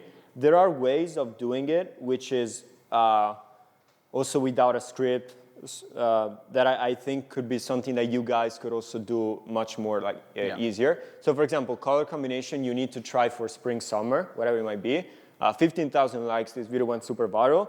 And you'll notice she's just like showing different potential color combination and how she would style that, right? You do this with Guess clothing. Now you're not only showing your clothing in a very genuine way, you're also providing value and giving advice to people. Yeah. Now I'm excited. I want to have this outfit for like spring, summer. Guess what? I'm gonna like take the clothes off, probably from the girl that just showed me how to do it. I don't know if I see you in that outfit though. I think I can pull it off. But yeah, so not only education doesn't always mean just like talking to the camera. You can provide value and you can give education in very different ways. This is just like a song. Yeah, this could also be a model. And so like this is something that you can recreate maybe a little bit more easily compared to something like the other guy that's a little bit more of like the face of the brand. Yeah, and also to show you there's no like speaking involved. Just like a trending song, whatever. And she's just posing, so yeah. All right. For TikTok, they work pretty much the same. The thing is, like most of these creators, if you notice, like most of the text that there is on top of these videos is sometimes actually TikTok generated. And so a lot of these people actually post these videos first on TikTok and then on Instagram. The thing is, like most of the stuff that you create like this that doesn't have that professional look, but it's just like, again, UGC type of thing, works perfectly with both platforms. Actually, TikTok tends to get more views with the same kind of content. We've seen it also with a lot of our clients. And so, of course, like we talk mostly about Instagram because like that's our platform, that's what we use the most. But this kind of content works on both exactly the same. Most of these creators, again, post the exact same stuff on all of their platform because it's just like more traffic that they can get with the same kind of production. Yeah, exactly. Like these kind of videos, from our experience, to be honest, we're not huge on TikTok because we didn't really focus on that, but because we shoot like very high quality videos. like with those cameras kind of content, and on TikTok that looks a little bit like an ad, right? Like an advertisement. You're not used to it. Like all these videos that and it's not like we've selected them on purpose. This is like what we're showing you, it's what's working. These are usually like shot with phone. It has that very like UGC kind of vibe that also we did check for some of these guys. Like they're huge both on Instagram and on TikTok. So 99% of the time, these are gonna be ideas that could work potentially on both platforms. Yeah, exactly. Yeah. What are we doing, for example, is working more on TikTok with these videos that are really native, really content phone first. Because, for example, for guest pages that are, of course, really branded at the moment, we notice that with the videos we struggle a little bit more because our fan base really like the static contents, the photos, the carousels. So, for example, all this type of contents for us will be great for TikTok at first. Also, the fact of filming with the phone, at the moment we are trying to start first with TikTok, and then Instagram will be like a step 2. Okay. because we are trying to experiment more on the platform. Because for our fan base will be a little bit Right. strange and also traumatic. Okay. Change Traumatic. too much. Okay, so here's my my take on that. I totally get what you're saying in the sense that, especially like big brands and stuff, they always, that's actually like curious to see. I feel like it's because how the platform was born, which is TikTok, is way more like modern. Instagram has been there for a while, so a lot more like older people, for example, use it. So the thing is, what you can do, and I totally get that first you guys want to experiment with this. At the same time, also, speaking behind the scenes, for example, with Dario and everything, is there's also the will to make guests more accessible to like younger generations, right? So that is a goal. So it's something that we should aim for. Now, if you don't want to go like all of a sudden like all this content on the Instagram platform, Can be progressive. what you can do, it can be progressive. Actually, you could use TikTok as kind of like you're split testing and seeing what's working and what people are appreciating. And then you can just take like out of those 5-10 pieces of content, you have one that went like massively viral.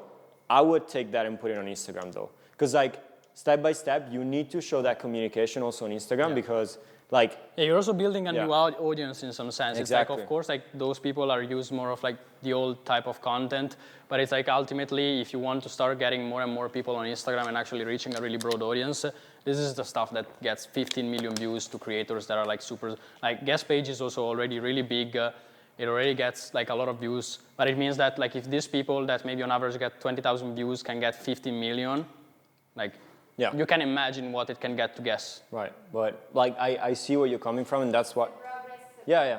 Because I completely agree with you, but what we are trying to do is progress. Right. Because we have just an audience. I mean, we are not starting from zero. 100%. So we have to adapt also to. Yeah, of course. No, that makes sense. Like my personal like step-by-step plan would be to you start really going like strong on this though on TikTok, because otherwise if you also on TikTok, if you are a little bit like worried of starting, you just take like 12 months to test something out rather than like one, because if you're posting like once per week this kind of content or you're posting once per day, like one will take me 7 times the amount of time. So the thing is, I would test it first, this kind of content on TikTok. You can see how people react to it, and you can just take the best performing ones, and those ones you put it on Instagram, and smoothly you start to introduce this kind of content, and you're just using the one that already has been proven to work for you guys on TikTok. Something right? else that you can do potentially on Instagram to, let's say, make it even more subtle is upload them just on the Reels side.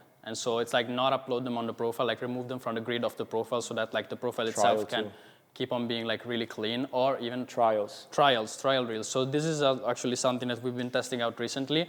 Instagram rolled out a new option that it's literally just like something that you toggle on whenever you're posting, which is trial reels, in which the goal theoretically behind it was we're going to alleviate, like it's actually what you're going to use it for, which is like we're going to alleviate the pressure from the creator of like, I don't know how this is going to perform. And so what it does, it's literally, it uploads your video on Instagram, it just shows it to people that are not following you. And then you can choose from the settings if you actually want to upload it on the main profile after like 72 hours if it's actually performing well. And so you can play with that setting really creatively, what we've actually been doing with it, which is also really powerful. You can actually leverage it, especially once you go a little bit more in depth with this and you start posting a lot. We've also been reposting a lot of stuff with this, because it's like we have content that already performed well in the past for us. Of course, like not stuff maybe from 1 year ago, but like a little bit more recent. But we're like, we could literally repost the same video, just not show it to the people that are already following us so that they don't see it over and over again, which by the way, it's also fine. Of course, in fashion, it's a little bit different. You have collections and everything else, so not maybe the case as much. But what we do is we literally like repost old stuff, and it gets us like even more followers without having to do extra work, because it just shows to people that are not following us. But you can literally use this option if you want to start really silently on Instagram, so that no one that's following you will see it. And it's just like, it puts it out there and sees how people react to it. And then you can even just literally choose if you want to take it down or like actually upload it on the main profile. Yeah, so the thing is, and you can split test, you can do both things that we talked about, but trial reels are super powerful because you're basically already like showing the content on Instagram. You're just not doing to your actual audience. So you told me your audience is very used to the older type of content. So you do this, it's still from guests, but you're attracting a completely new, different type of audience. They're seeing that content because it's never your followers. It's actually push it to people that think might appreciate this content. And basically what you do, I can show you live. We never do this because we like to do it manually. You could also like automate it in the sense that after 72 hours, doesn't make sense for you guys to do it, but it would automatically post the one that performed best, right? But basically here, this beautiful train video. No, I'm not gonna post this one. All right. So here, you see the trial reels. This is what Alessia was talking about. Like we use it to repost the stuff that went viral for us in the past. And like, for example, this got 1.6 million views. Same and video, we didn't change anything. We reached like, no, I'm not. I should scroll for like months. I'm not gonna do it. But this video originally got like 3 million views with our audience, right? And of course, it showed to our audience. But here we just like re-downloaded the video, reposted it, and now we reach 1.6 million people that didn't know us or that didn't follow. No, we just kept it. This one's no. We just kept it as a trial reel because it was just like a repost in this sense, and we just wanted to reach non-followers. Like now, if we would repost it, probably people wouldn't remember because it's old. But our goal was just to reach non-followers with these videos. But what you can do is you first posted them as trial reels. And then you can manually choose if to upload them. And then you're like, oh, this one got 2 million views. You can just click here and actually post it to also your audience so they can see it.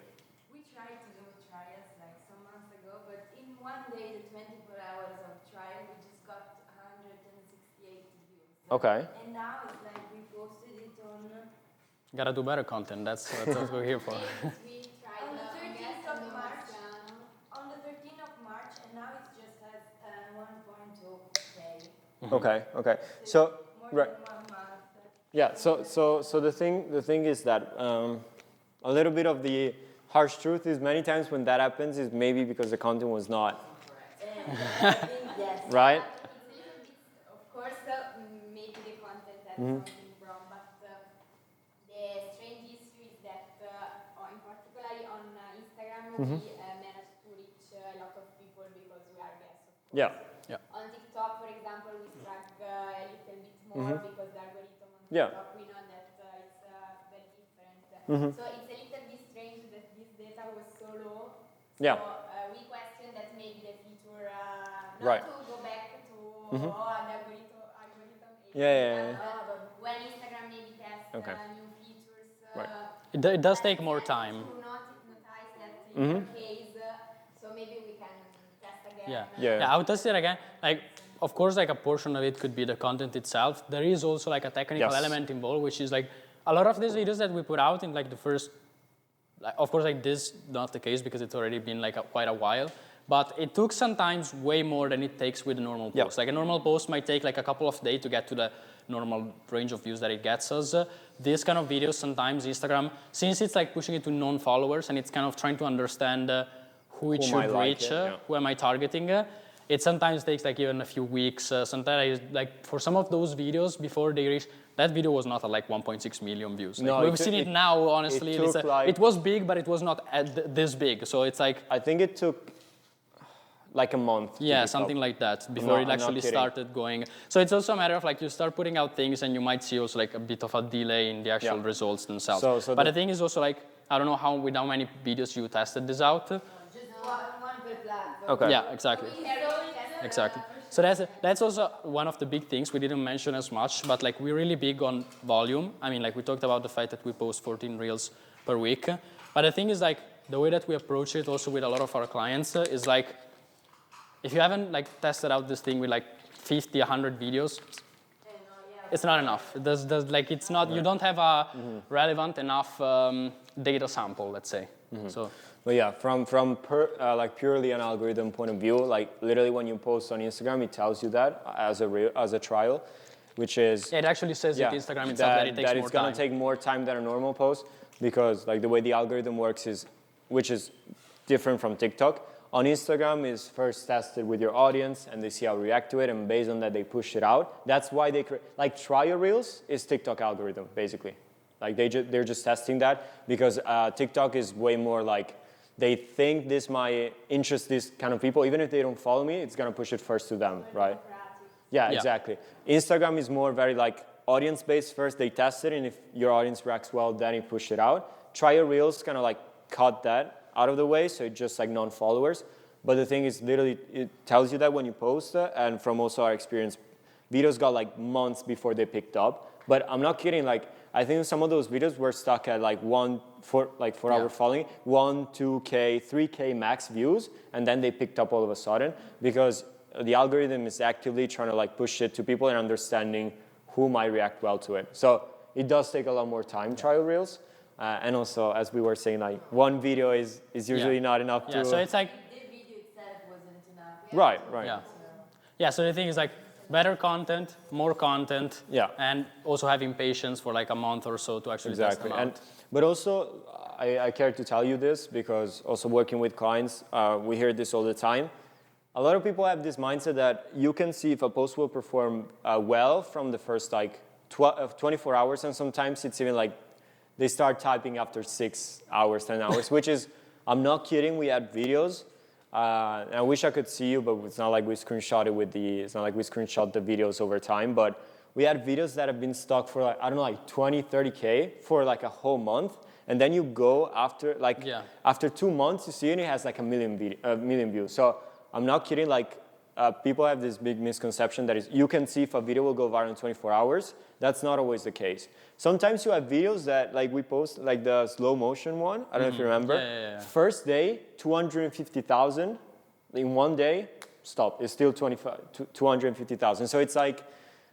Depends a lot. It's really like depends. Again, it's like, if I can see it from an algorithm point of view, probably like our followers react very, very well to it because they saw, basically it was a video that Alessio was going... Yeah, we were showing a new feature of Instagram in which now if you press on the like top right corner, it speeds up the videos. You can watch in 2 times the speed. And so we recorded the video in like slow motion.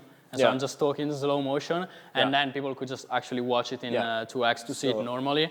And so like probably people that follow us that already know us, they were like kind of interested and they like curious about this. They're recognizing what's going on, why it's going slow and so motion. it pushed a lot with the followers, but then didn't really go as much outside with non-followers. Some of our other videos do exactly the opposite. And so it's like maybe they reach 20,000 people of our followers, and then they get like pushed a million out. of none. So it's like, it's very hard to predict. Like, that's why like we don't even look that much at this data. No. It's like we're like, let's post 100 videos, and then like like every now and then, of course, like we go in there and we actually check, okay, what's going on? Are we doing well? Are we doing bad? But the thing is like also not over obsessing on like the number of one single video.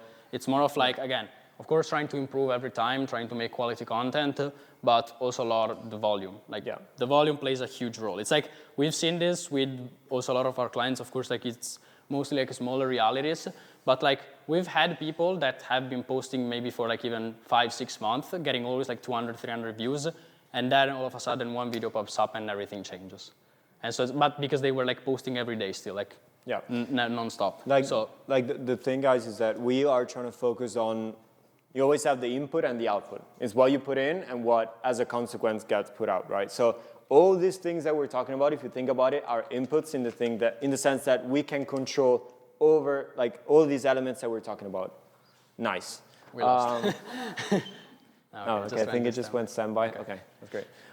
We are controlling all these elements that we're talking about, and that's what we can focus our attention on, the input. But I do want to tell you that social media is not always pretty. Like, our job is to make it as clear as possible exactly what you guys are supposed to do to get results. But there's also like time involved. It's like your skills, because we've been doing for 2 years every single day of our life. We can recognize what goes viral in a video, recreate them, and probably will go viral, but because we built skills over the last 2 years, right? So it's like, let's focus on the things that we can control, but there's also like time, skills involved. Like, I don't even want, my goal is to also set the right expectations. We're doing a lot of stuff that you guys can control, and we're confident that as soon as you start implementing this, you will see results because we're confident in what we do, but at the same time, it's like, there's stuff involved in this. There's time, there's your skill set, so it's not like social media. It's not overnight. Social media is difficult, it's very hard. It's like so many skill sets put together. So that's why volume is key, and that's why it's not like oh, let's post an educational video. All right, first one, 5,000. Guests shouldn't do educational video. That's not the mindset that we want you to have, because the 16th educational video on TikTok might get you guys 5 million views. But I know it sounds cliche, but you never know if you stop at the 10th content. But it's true, right? It's not like we did an educational video and the first one performed well. No, like we posted a lot of them before it started working. So for everything that we're talking about, everything works on paper. There's the input that you guys have to put on it. That's always there, right? All right. Other last format, one. and so this is like kind of classic scene of like, no, I'm not cold, and then like he doesn't have the jacket anymore, and she has it. Okay, so this is also, of course, again, especially for this stuff, you will have to see how in brand it is, how much guest is willing to do stuff like this. But the funny format, like funny skits, is something that we've also seen working. It's a little bit less common in fashion than all of the other formats that we've seen so far, but it's also a thing. Use case, created in dedicated moments or in between shootings. Again, this is something that's, I've just seen like really quick, really easy in terms of the production itself. Helps create a real connection with the audience through humor. Of course, like again, it's like a brand, it's always something completely anonymous. If you can show some people and some relatability behind it, it's always helpful in terms of connecting with the audience on a deeper level. Main elements is just like focusing on relatable situations or recreating these funny skits. And so this is like a classic scene of like the girlfriend that says she's not cold and then she steals the jacket of the boyfriend. So it's like just like funny skits we've seen. Like there are also some videos in this kind of format. So if it's something that you can take into account as well, it's like, of course, at the end of the day, it still showcases an outfit. So it's like a little bit more subtle, a little bit, again, more relatable, more connecting to the audience and making, again, the brand be perceived as not just like the super polished brand that's like, you know, like just looking from above and making it a little bit more relatable in that sense. Right. And then if we want to see the last format as well. Yeah, 100%. Just something that I wanted to add on this one is also, guys, like you'll see some of this content is like, you have to see how brand, like how in brand it is. But the thing that I want to stress here is like, we are trying to, like, especially like on TikTok and slowly on Instagram, we talked about it. We are trying to change a little bit what in brand is, right? So like the mindset that I want you to adopt is, okay, is this something that you would post right now on Instagram? Hell no, right? Is it something that we want to aim to? Probably, right? So it's like, especially with the tools that we talked about, especially with the tools that we talked about and the trial reels and the TikTok slowly incorporating it, like I also want you to have in mind is not what we're doing right now, is what we want to become, right? So it's like also when you evaluate these ideas and you talk between you guys as a team and people outside, I want you first to adopt this mindset because I'm not kidding. This like internal switch that you guys make is what will give you results, right? Because it completely shifted the focus on what we're doing here, right? So yes, it has to be in brand, but with the thing in mind of like, where do we want to move this brand towards, right? Last format, this is also really, really powerful. Should I play one sec with the volume? Yeah, with the volume, like show a little bit of it because it's... 1 week ago, my finance guy told us we had no more budget to shoot on his campaign in a castle. Here we are, 1 hour away from Toulouse right now. The place with most castles I have attended in the world. My French is not too good. Bonsoir, you speak English? But we need luck. Bonjour. We are trying to make a shooting for free. We have no budget, so... No. We're Fashion Rock, the new project. It's fucking mad, though. Matthew, right now, I know nothing to learn in Toulouse. hi, Abir, thank you. Do you know if there is any castle around? Okay. Hello. We have a clothing brand. We have no more money left from our finance department. No. I want to shoot our campaign in a cast, and we were wondering if you would be willing to let us in, please. Us, a couple friends. We don't have any professional materials. I think in like a couple hours we can take all the photos we need, and we're out.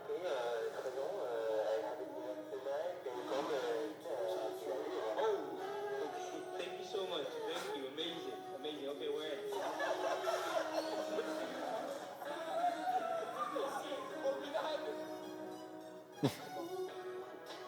Okay, So this was like a collection that they did in which they did all of the shooting in this castle. But the thing is that, of course, like we've also put this format as last because it's the most complex one, of course, especially because there is storytelling involved, there is a whole story, there is someone that's the face of the brand. There are a bunch of different elements. The thing that we want you to understand is what we're talking about here are really formats, and so like structures and types of videos that you can recreate. We're talking about it with Dario as well. It's like this is stuff that then the models could do, the people in the stores could do, potentially, you guys from the team could do. And so it's like, this of course is just like a very specific example of like, they showcase kind of like the whole odyssey of getting to actually do this campaign, but it's a format that you can use. And so this is also why, again, we kind of give you the use case and the main elements involved into it.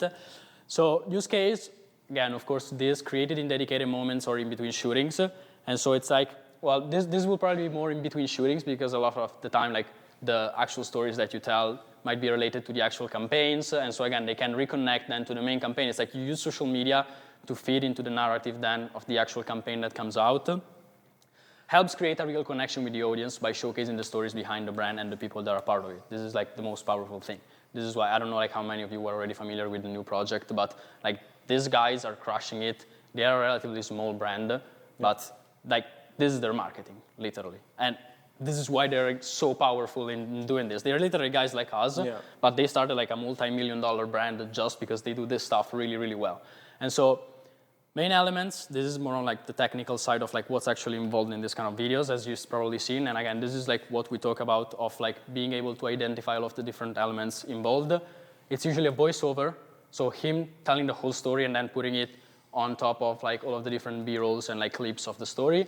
Captions, as we were saying, most people will watch this without the audio, and so captions that actually explain what he's saying, and clips documenting the story.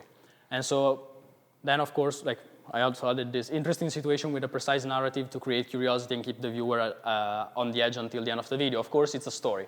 And so it's like here, it's like, will they be able to actually create this campaign? Will they find a castle to actually shoot in? Mm-hmm. And so there are some elements of course, again, this is a little bit more complex to master compared to like the aesthetic reel, because it's like, oh, that's easy. Like you put the phone on your tripod and then you just film a bunch of different clothes and there's cuts.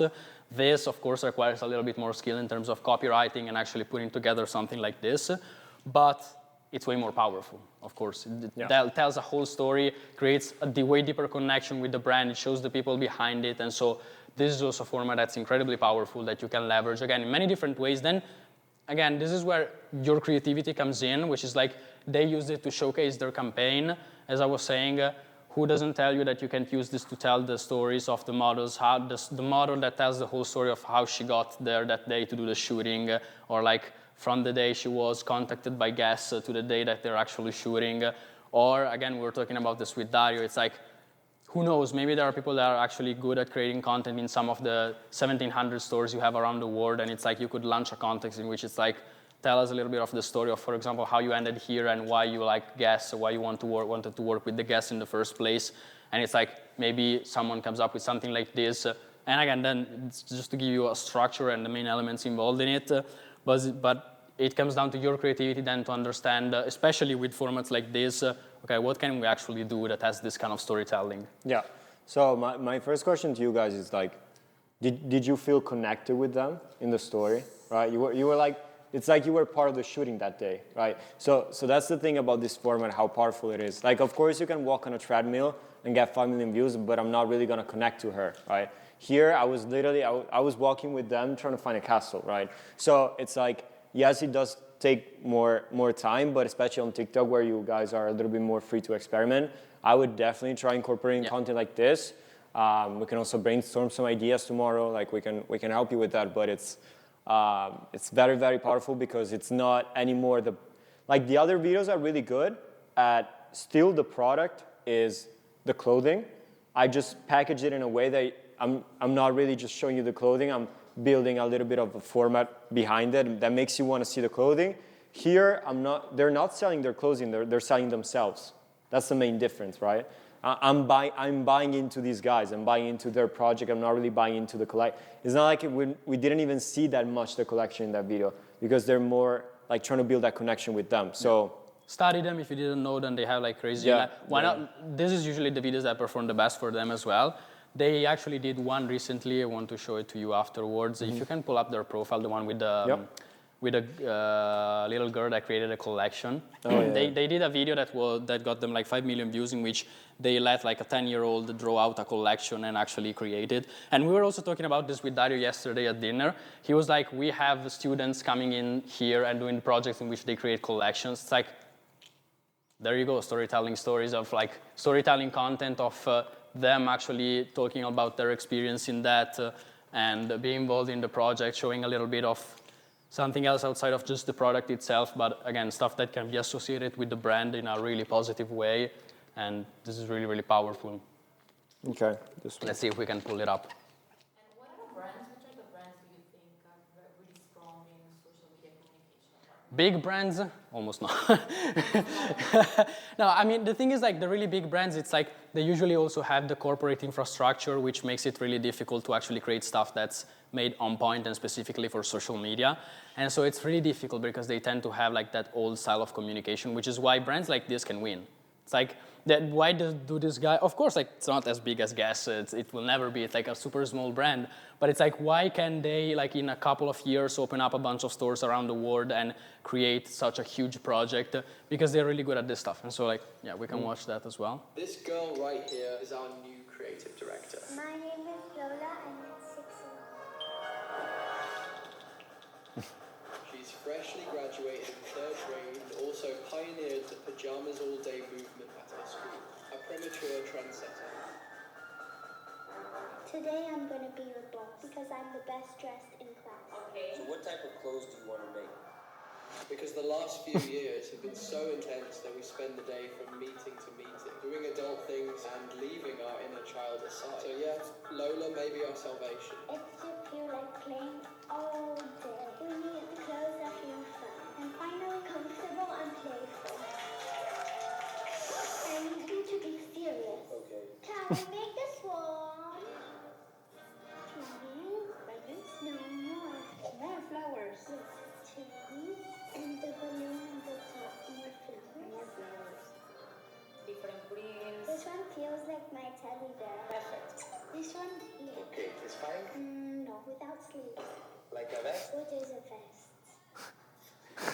You're a genius. I know. And after a very hard day, we started with the most tedious process of all.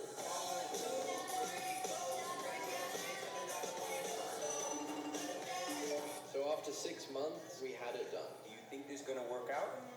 Yeah, people will love it.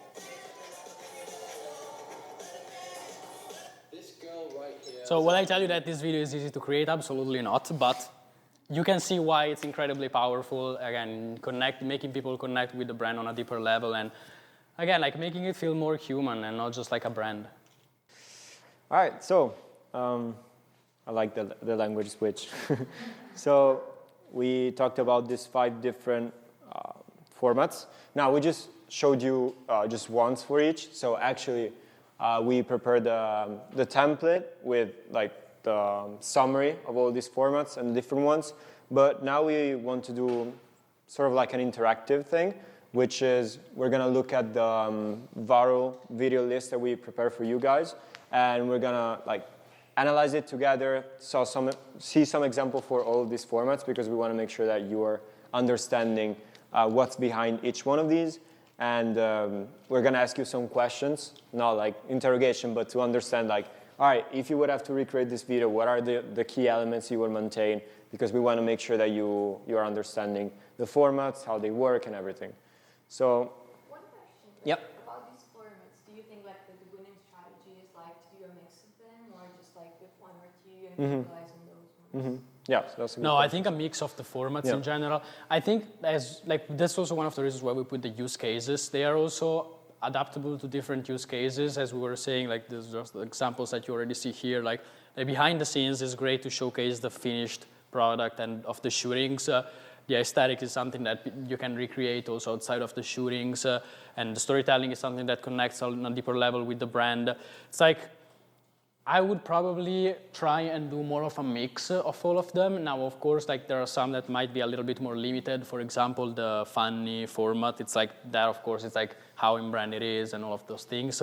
But overall, I would try and do a bit of a mix because again, it's like aesthetic behind the scenes and storytelling. I would try to include them for sure because I think like they are aesthetic, the simplest one to create, but really, really powerful. Educational, a great way to showcase the clothes. What do you mean exactly? For Aesthetic, what do you mean exactly to just keep like? Yeah, so we have some example then of multiple ideas, so not just this one that we put right here, but in general, like we just use the name of the format so that we kind of understand what we're talking about, and it usually represents videos in which like there's no talking involved, it's just like really dynamic movements, quick cuts, trending sounds, and it's usually just like showcasing the outfits. Yeah, exactly. Trends and you just Yeah, Yeah, exactly. We Yeah, are so- going to see a bunch of different content ideas so that you can better understand also what we mean by all the different. So the main difference is like the aesthetic is just like you do a nice packaging, but to at the end of the day show the clothing, right? So all the things that we're gonna notice, like for example, the behind the scenes, there's the aspect, the story of like showing like the before and after, or like what's behind the thing. Education, you're actually educating the audience. Funny, pretty self-intuitive. It's actually you're telling a story, or in general, you're going for like the humor and storytelling we've seen. Aesthetic is like also, I don't want to say wrong, but probably like 60% are kind of like aesthetic, even more, if probably. not more, because they're just like the easiest to make, and it's just like at the end of the day, you're presenting the clothes. You're just doing it in a way that because you're using these kind of formats that we've seen together.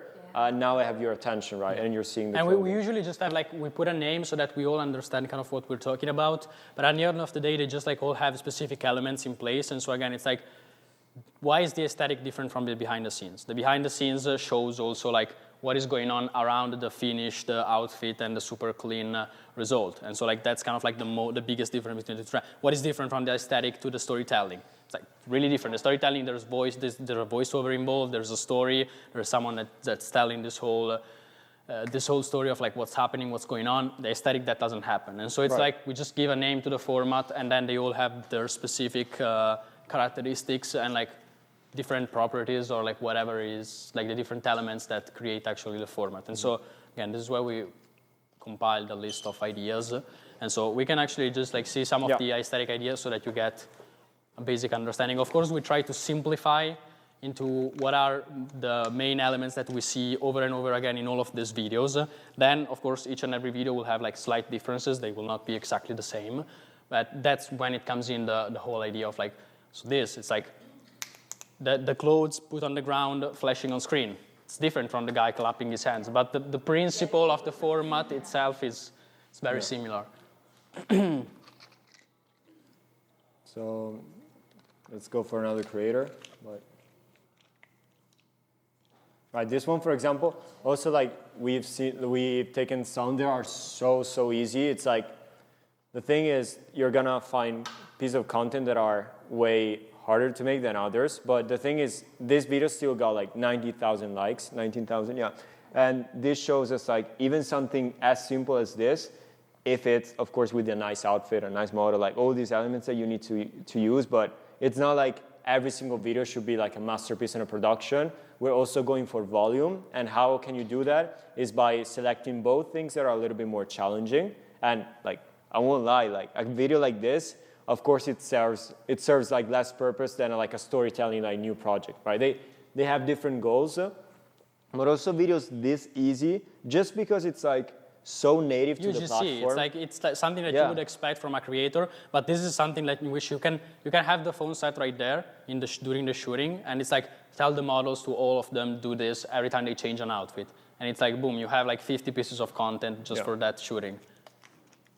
Right. So again, like kind of the elements here is like exactly the same, like showcasing the outfits. There's no talking involved. It's just like a nice scene or whatever. And so like that's just kind of like, and trending sounds. This is also something that we've seen over and over again.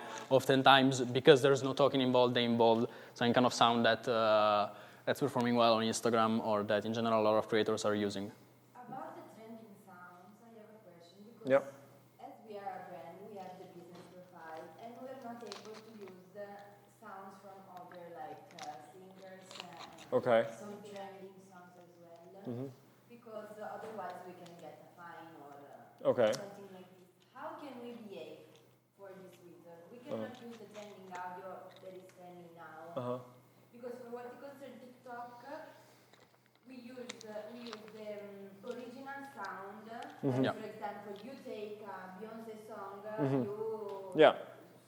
switch it a little bit, and then I use your song. And this is something that is doable. Okay. For Instagram, we cannot do this. Okay, I see. So first From of a all, purely practical point of view, if you can just switch up the account to the creator account.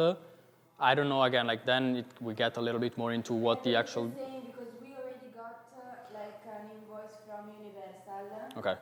It's not a fine, but Okay. we had a warning. I see.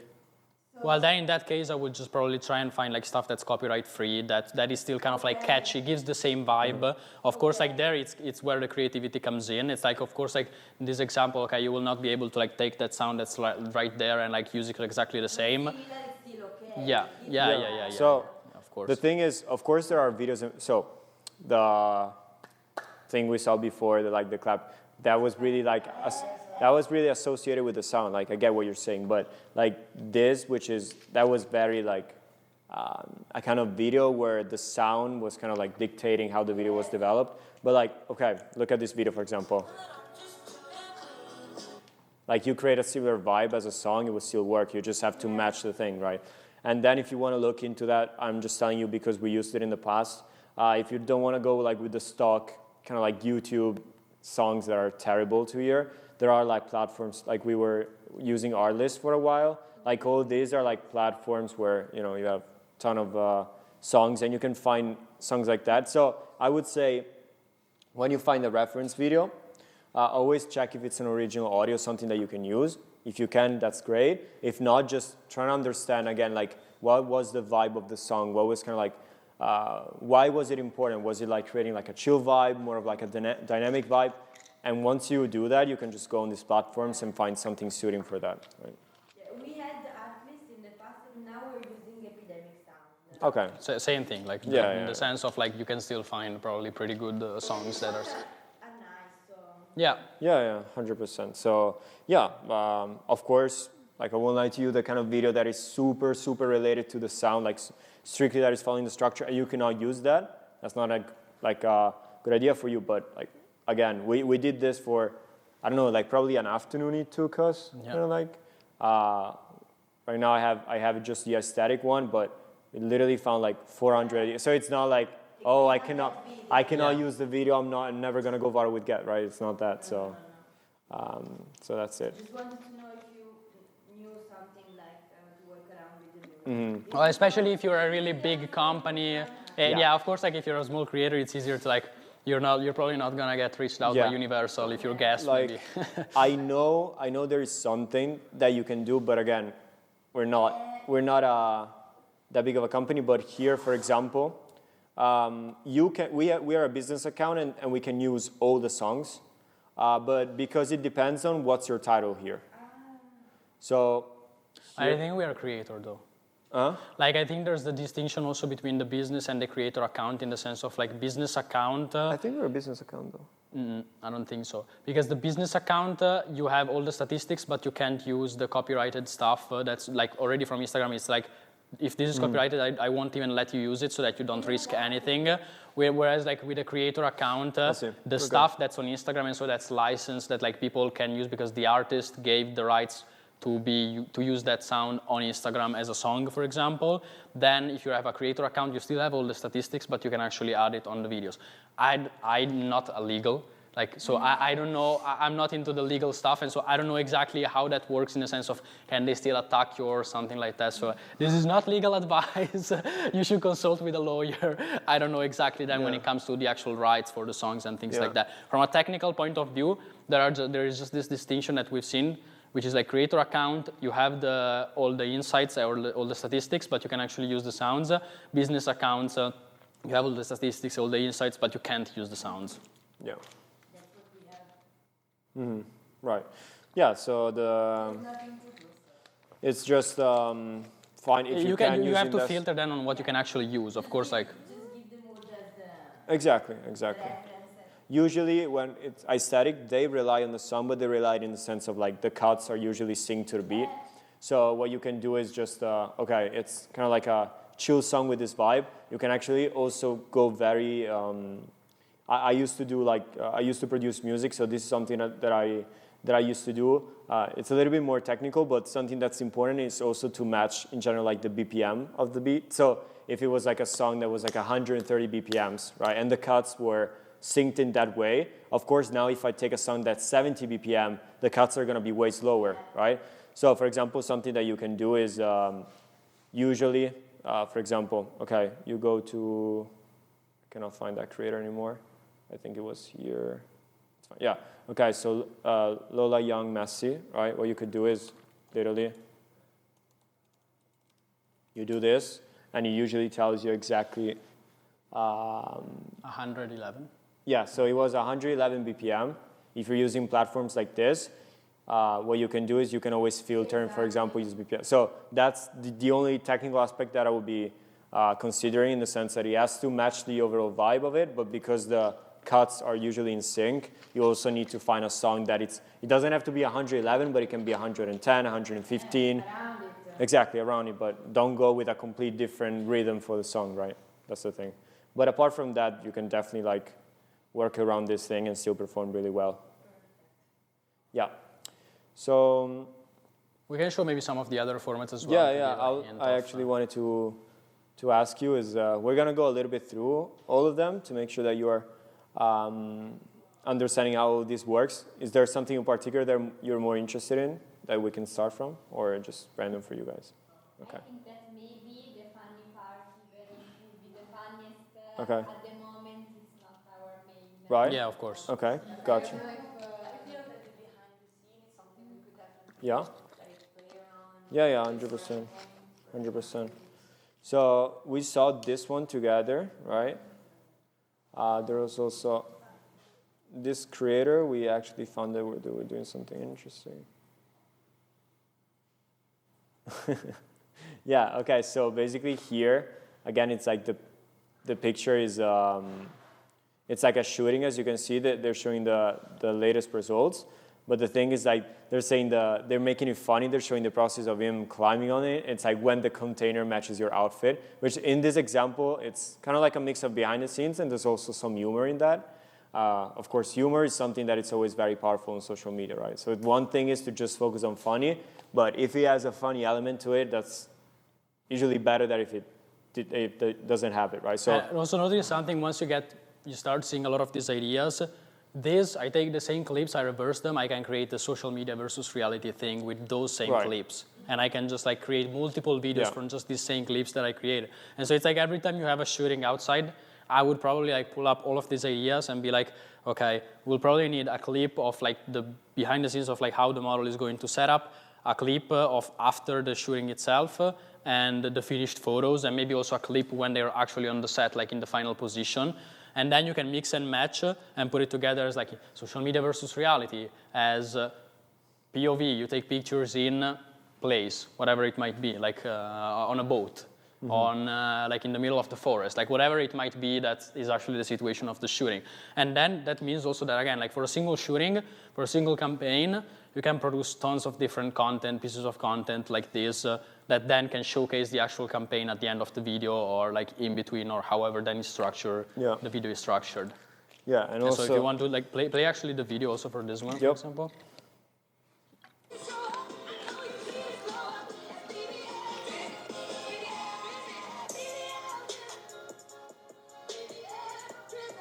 And so again, at the end of the day, this still showcases the actual pictures that then they took for the campaign. Now, of course, this is a smaller creator or whatever, but you get the point in that sense. Like video. We did something similar. Okay. Maybe we can show to you and you can tell us our Okay. opinion. Okay. But Yeah. I think that users love to see the result because Yeah. Look at the likes.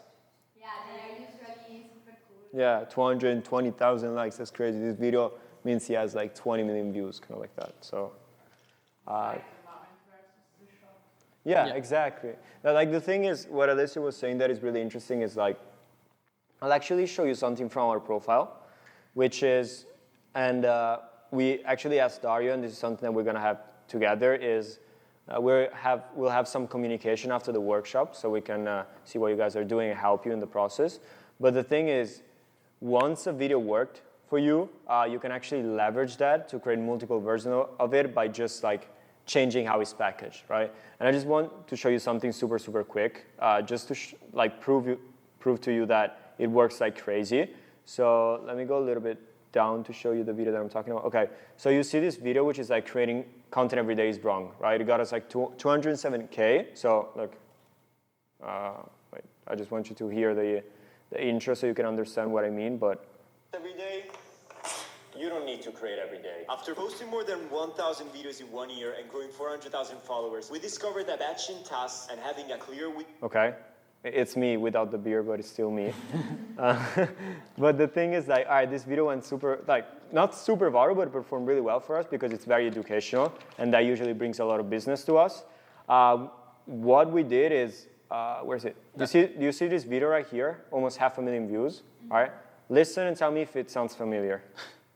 To post every day, you don't need to create every day. We posted 1,000 videos in 1 year, and we grew 450,000 followers. And what we found out is that batching tasks and right, it's the same script.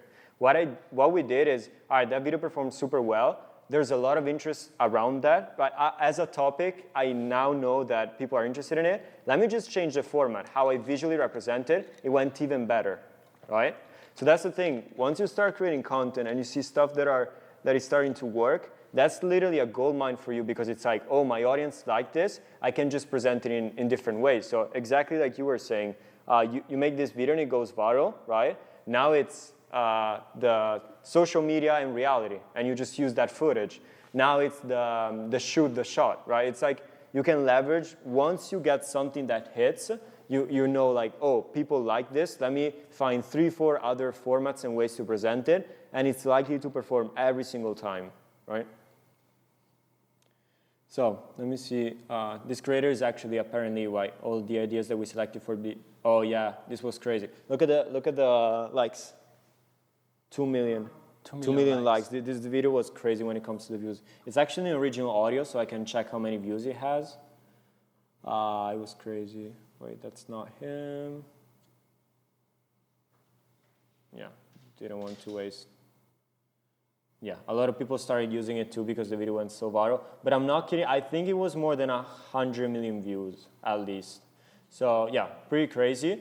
But look at the video. Wait a minute, get it how you live it. 10 toes in when we standing on business. I'm a big step on underground like guys. Top notch horse. Okay, so literally they just shot, like, these are the shots, these are the potential campaigns, and they just added text hook that gave context and made it sound like very native and like something like, bro, let's go for a quick drive. And then you can see the actual shots and the results, right? And again, like same thing, just to prove my point, like reverse the order of this stuff. You could literally do the social media versus reality. Yeah. You could do like the city background matches your outfit, similar to the one of the container. And so the thing is like this, or the aesthetic ones, was in which like you have maybe just the model showcasing the outfit in a really simple video. It's like from one single shooting, this way you can take out like easily like 20 pieces of content or stuff like that, because you can just like repackage it also in multiple ways and test it out in multiple ways. And so like this is also how you're able to then put out the amount of volume that we were talking about. Yeah, and I just want to show you something. It's a complete different like niche, but I want to show you because I think it describes perfectly these kind of videos. These are on social media, something that is going super viral right now is like this video. It's powerful because I lost it, you saw it. Like that video is powerful because it presented to you in a way that it's like, bro, look at this guy on the motorcycle. It's something that you can expect to see on social media, and then it switches to something that is like showcasing his product, produced. right? I was into music, so the other day I was like, for a friend, I was doing some content research and stuff. And this guy is crazy in the sense of, look at the views that he's pulling. He's like an independent artist. I know it's a completely different niche, but to show you how well this could work, what he does is like, he uses like something that it's very, like this is Snapchat video, right? It's like, there's no way this is real life, right? And he grabs your attention with that, and then it's just to... It then switches to the highly produced music. Right?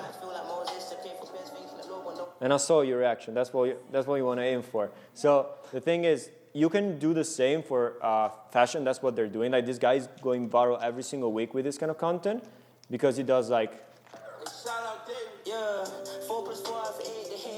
And of course the product is good, but Guess make good clothes, so we don't have that problem. But like you notice that if, I'm not kidding, if this video would start from this, like from this shot, it would get like 1/10 of the views, right? But what these guys are great at doing is they use the native language of the platform. It's like, what's going on? Like, what is bro doing, right? And this could be, like, I know this is very like Gen Z. I don't know if you can do it on TikTok and stuff, but it's like, what is bro doing could literally be with like a photo shoot, like the model doing some crazy stuff. It's like, what is she doing? And then it just switches to the final results of the shots, like. And this is that, like, literally you get like 2 or 3 clips from different points of views of like whatever shooting, and again, it's like you can pull out tons of different content out of a single shooting. Mm-hmm. So as you notice in general, and this is also a lot like the behind the scenes, like it kind of represents all of that. It's just the behind the scenes. Your goal is, you remember when we talked about the hook, which is the most important part? This is literally his hook, right? It's just like hooking you in. And again, if you would start from this one, I guarantee you wouldn't pay that much attention. You'd be like, oh, just an artist promoting itself. But because you're seeing this like such like crazy scenes, you're like, what's going on? I hook you in, and then I use it at the end of the day to sell my product, which at the end of the day here, it's his song, right? And I'm like his whole career, I'm not lying, like is being built on this format. Like all the stuff that goes viral for him, I'm not kidding, are videos like this, right? So 1.1 million view. Again, he doesn't even know, right? It's just what's going on. It's like very native to the platform. And then it just switches to him like singing the song. It's all that he's doing, right? And he's going crazy viral. So to be honest, we're giving you so many possibilities here. The thing is, like, there are tons also of situations in which you can recreate this stuff in the shootings. It's like, there are crazy, like, random example, like, the models walking, maybe they don't have that much space, so they have, like, to go back and forth a bunch of times. And so it's like, seen from outside is just a funny scene. You can literally take that and be like, what are they even doing? And then show the finished shot, and it's like, whoa. Right, so, like, also what I was saying is, our goal is to also experiment different things and see the audience, how well it reacts to it and really finds your style. But like every single format that we show you, like I'm not kidding, there's creators, businesses, personal brands that he just uses one of the format that we talked about and he's built a career around it, right? So it's like we're giving a lot of different possibilities and chances, but again, the mindset that I don't want you to adopt is, oh, we tried a behind the scenes, one, didn't work, let's go to the next one, maybe educational will work. No, you guys gotta like test 100 for each one of these, right? Because he literally built a career out of this, and if I would scroll all the way down, he probably started really having success when he started creating this type of format, then it was like, oh, that's great, let me just double down on it, and let me continuously getting new traffic for my business, right?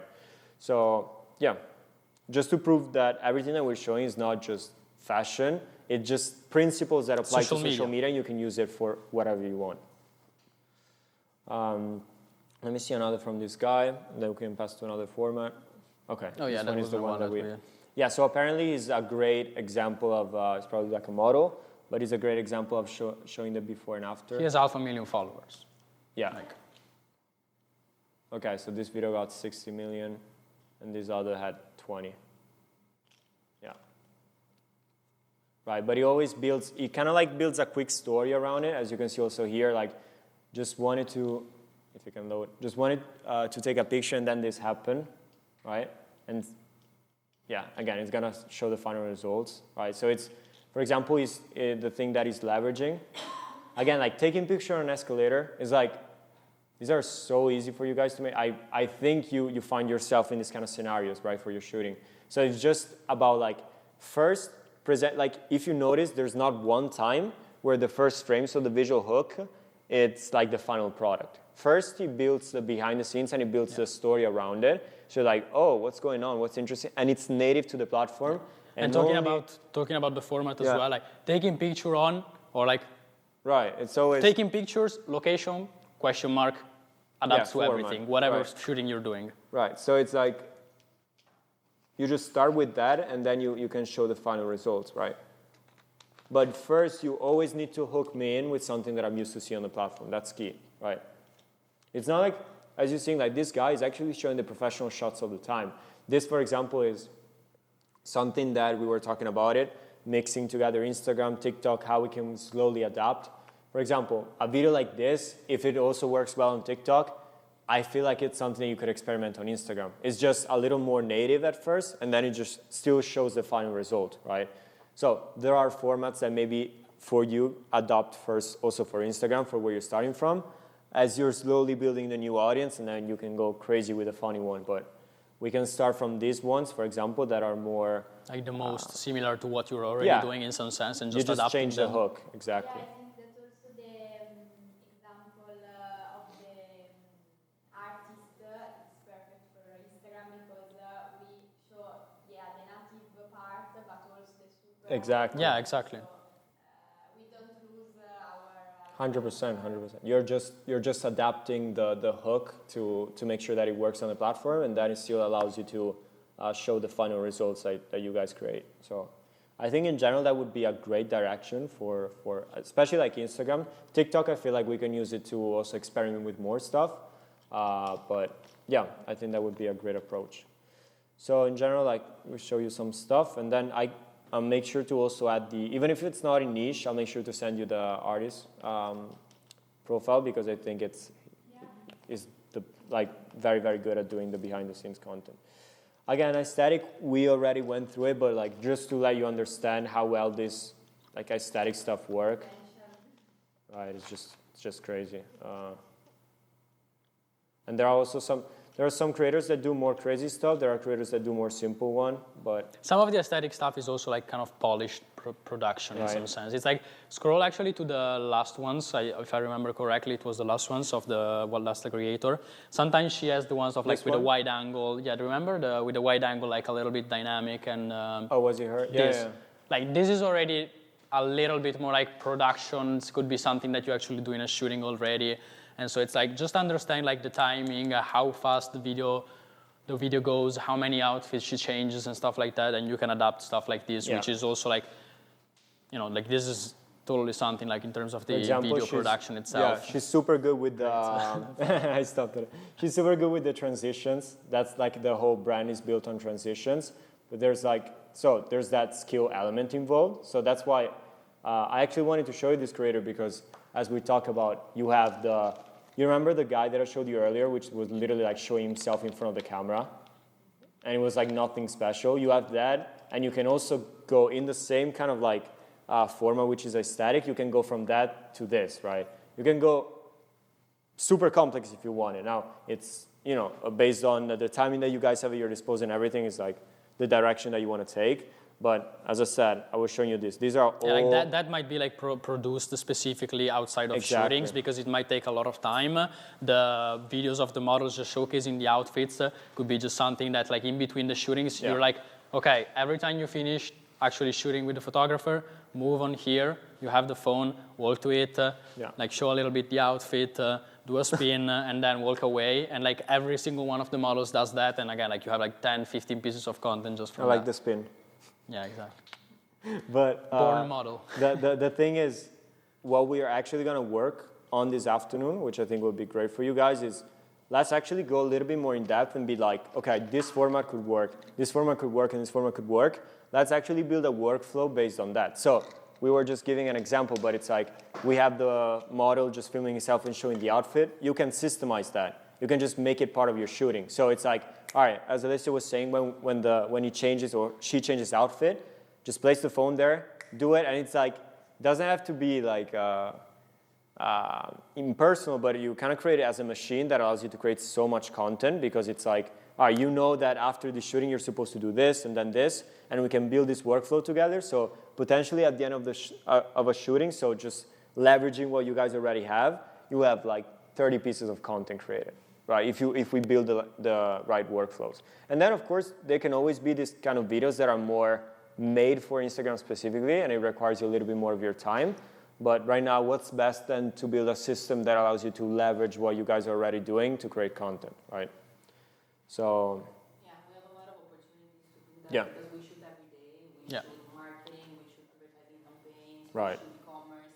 So I think we have time actually to do by phone because we don't require big equipment. Yeah. to do this kind of stuff. So we're already going in that direction. So I think it would be Yeah, that's great. to show your process.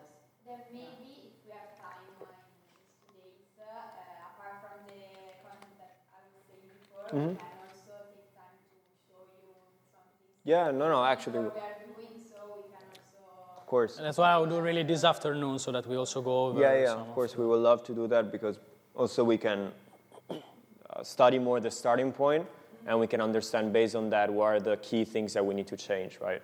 Because, for example, you might already be pretty good at doing something. Maybe you don't know it, but maybe like that thing, you're already pretty good. So it makes no sense to potentially Go like over it from waste scratch, our yeah. time and your guys' time to work on that if it's already good. So we're gonna assess the current situation and based on that build the workflow so we can optimize the weakest points right now. But yeah. You want to show some examples also of the other formats Yeah, as let's well? do that. Like, Let's do like that. the educational, like there are a bunch of different videos in that Yeah. as well. So Yeah. Yeah. Yeah. I didn't hear the. Yeah, do storytelling then. And maybe Okay. also storytelling.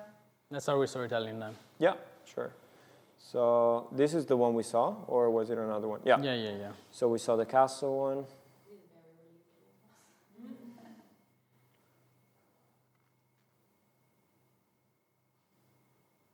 All right. This is, for example, showcasing one of the locations that these guys have. Like they have one store, so it's like it makes sense in that, but it's like kind of showcasing just the store itself and narrating it a little bit. Looking for streetwear and sneakers? Last tip. Look here. Sneakers. It's kind of funny, like of course they play a little bit with some skits and stuff like that. So it's like I included a bunch of different different examples. Then of course it's again kind of a matter of like what you can actually do that makes sense. But like you have this for different locations, like of course like tweaking it a little bit, but this could be a format also that you can create. Moad is a really interesting one. Like of course like Moad in the streetwear industry is crazy. He's genius. It's super famous. Basically, he built, just to give you some background, he built a very big streetwear brand, which is called Tricco. I don't know if you ever heard of it.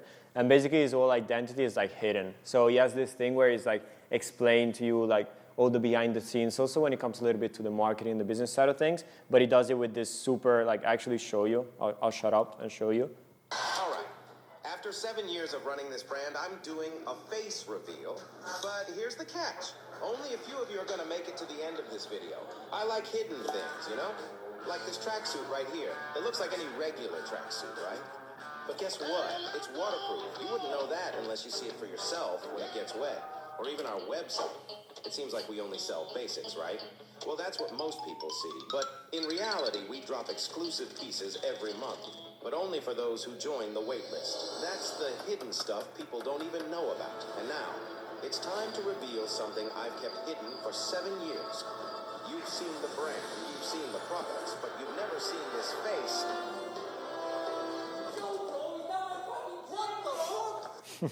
All right, so of course you're not going to recreate something like this, but the point is like, again, fast-paced, really dynamic, with the captions, with a storytelling that has some kind of catchy hook at the beginning. It's like suspense situation in which like it creates curiosity until the end. Again, like if you start noticing the patterns, and this is why we kind of split stuff into the different formats, it's like, it's the same thing as the castle. It's like they opened up with a catchy hook, which is like, are they going to find a castle for their campaign?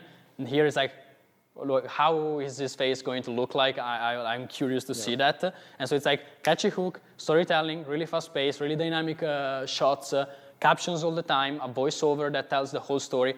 Then, of course, you can tell a completely different story. You can tell whatever actually makes sense then for the brand or whatever you want to tell.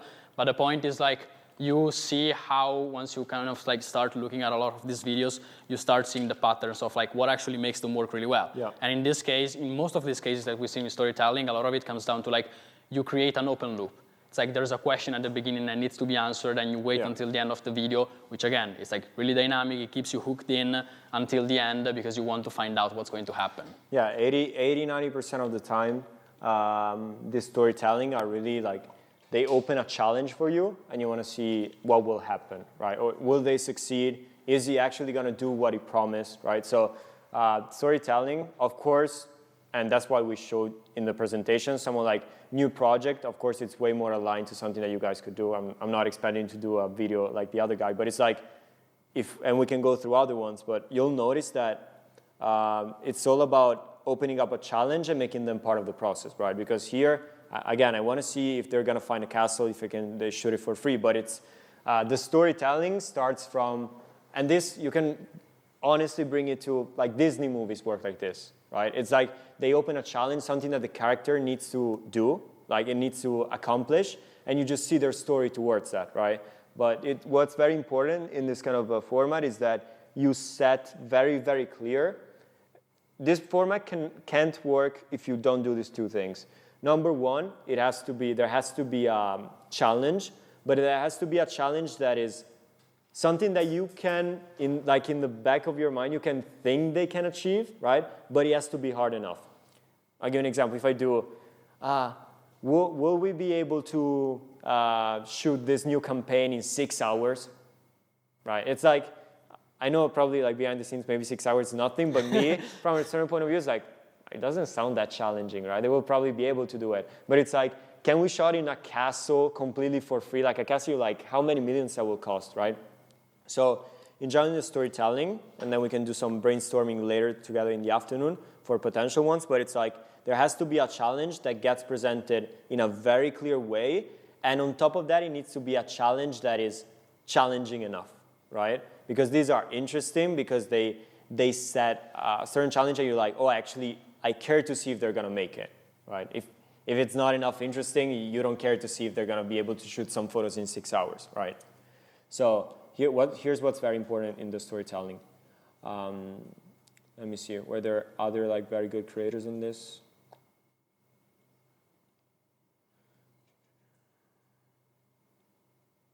You remember this one? Yeah, Okay. yeah. It's like, then of course, like here we're talking about very different types of storytelling. You can see which ones align the best. Again, we kind of group things based on like, what are the elements of the format itself. And so it's like, here I'm talking about stuff that has a voiceover with captions and in which someone is telling something and you know, like things of this sort. Then of course it can be like a super complex storytelling that tells an actual story with a challenge or whatever it may be. It can be something that just showcases the location of the store, like the other one that we saw before. Yeah. So it's like then there are very different types. We just called it storytelling. Of course, like some involve a little bit less storytelling in itself. And just like grouped it in storytelling in the sense of like there's someone talking, like it's actually a talking head video in some sense. And again, because they have like similar characteristics. Yeah. And I just want to share with Dario 1 second because you weren't here.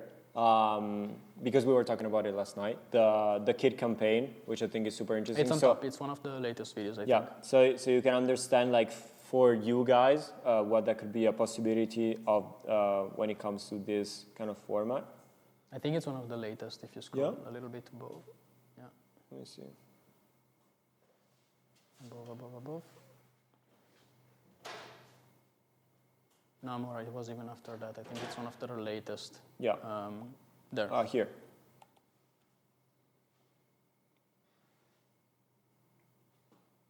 Girl right here is our new creative director. My name is Lola and I'm 6 and a half. She's freshly graduated in 3rd grade and also pioneered the pajamas all day movement at her school. A premature trendsetter. Today I'm going to be your boss because I'm the best dressed in class.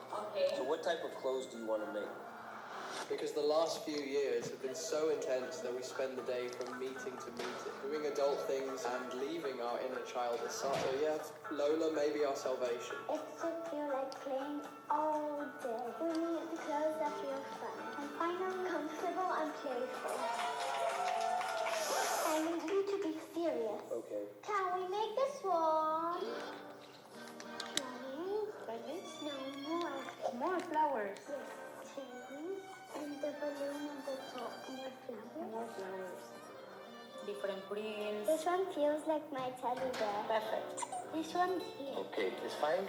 No, without sleeves. Like a vest? What is a vest? You are a genius. I know. And after a very hard day, we started with the most tedious process of all.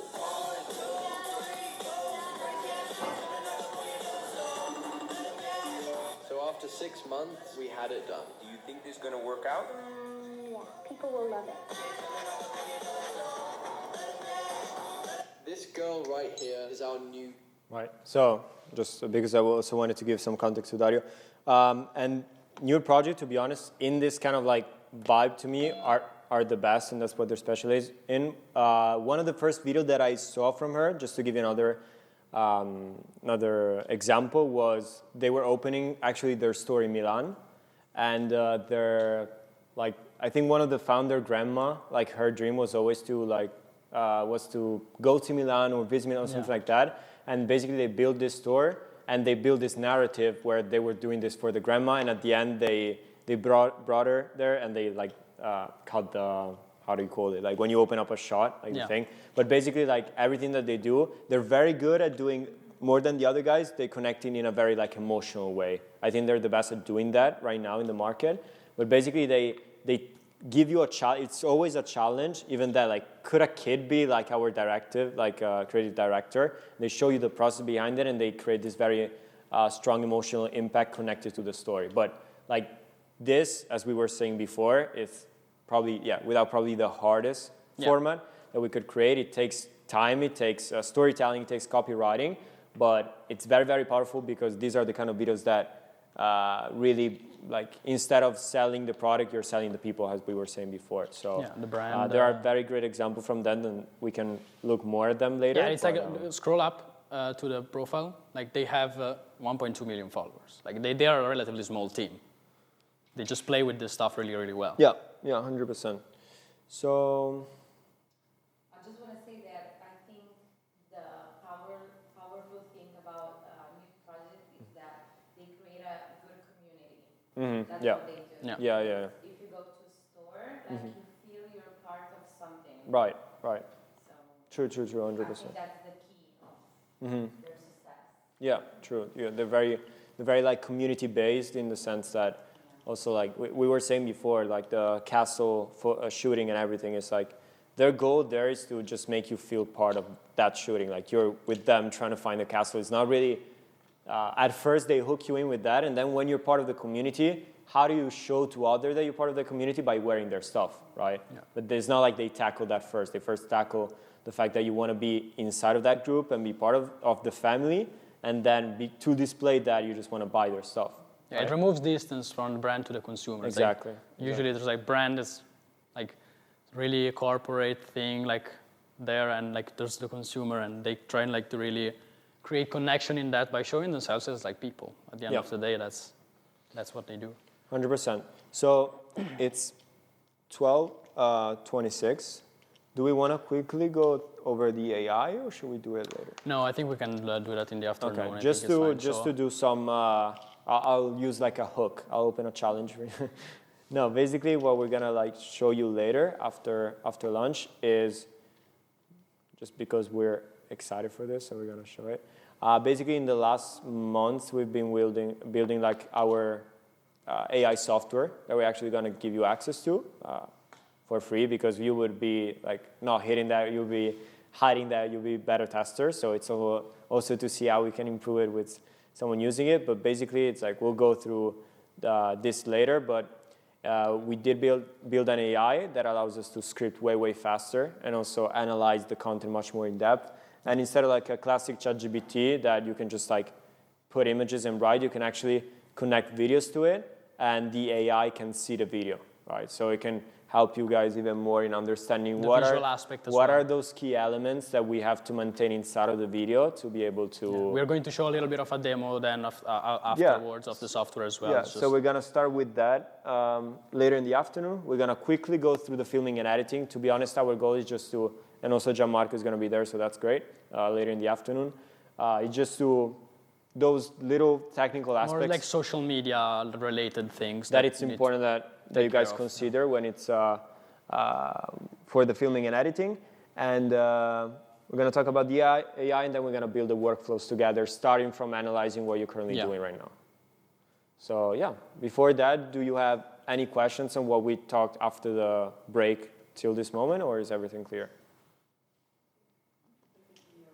Maybe we can show you our processes. Yeah, 100%. After lunch, we can Yeah, exactly. Yeah, 100%. Yeah, our goal like really is to like finish off, close off the day by really having clear in mind an actual workflow. Since tomorrow, then we're actually going to try and shoot some videos. So we have to see how to actually do that. All right, that's great.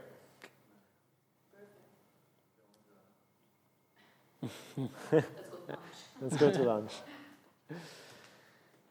So as we were saying before, now we're gonna talk a little bit about how you guys can potentially use AI for your content.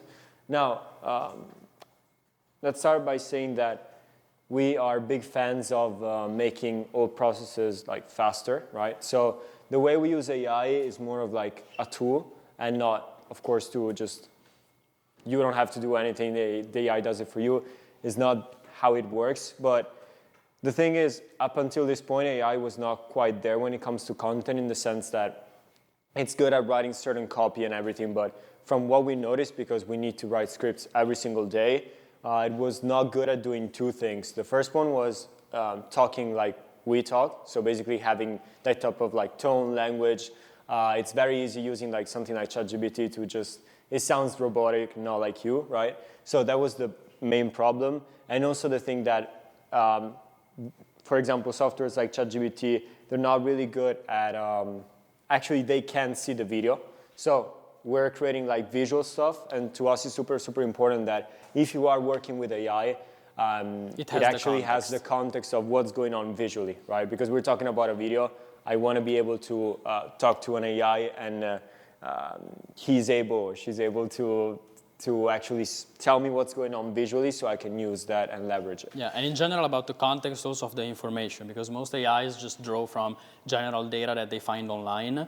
And so the big issue is that sometimes stuff just sounds really general and not only robotic, but just because it bases itself for writing on data that it just finds online. Yeah.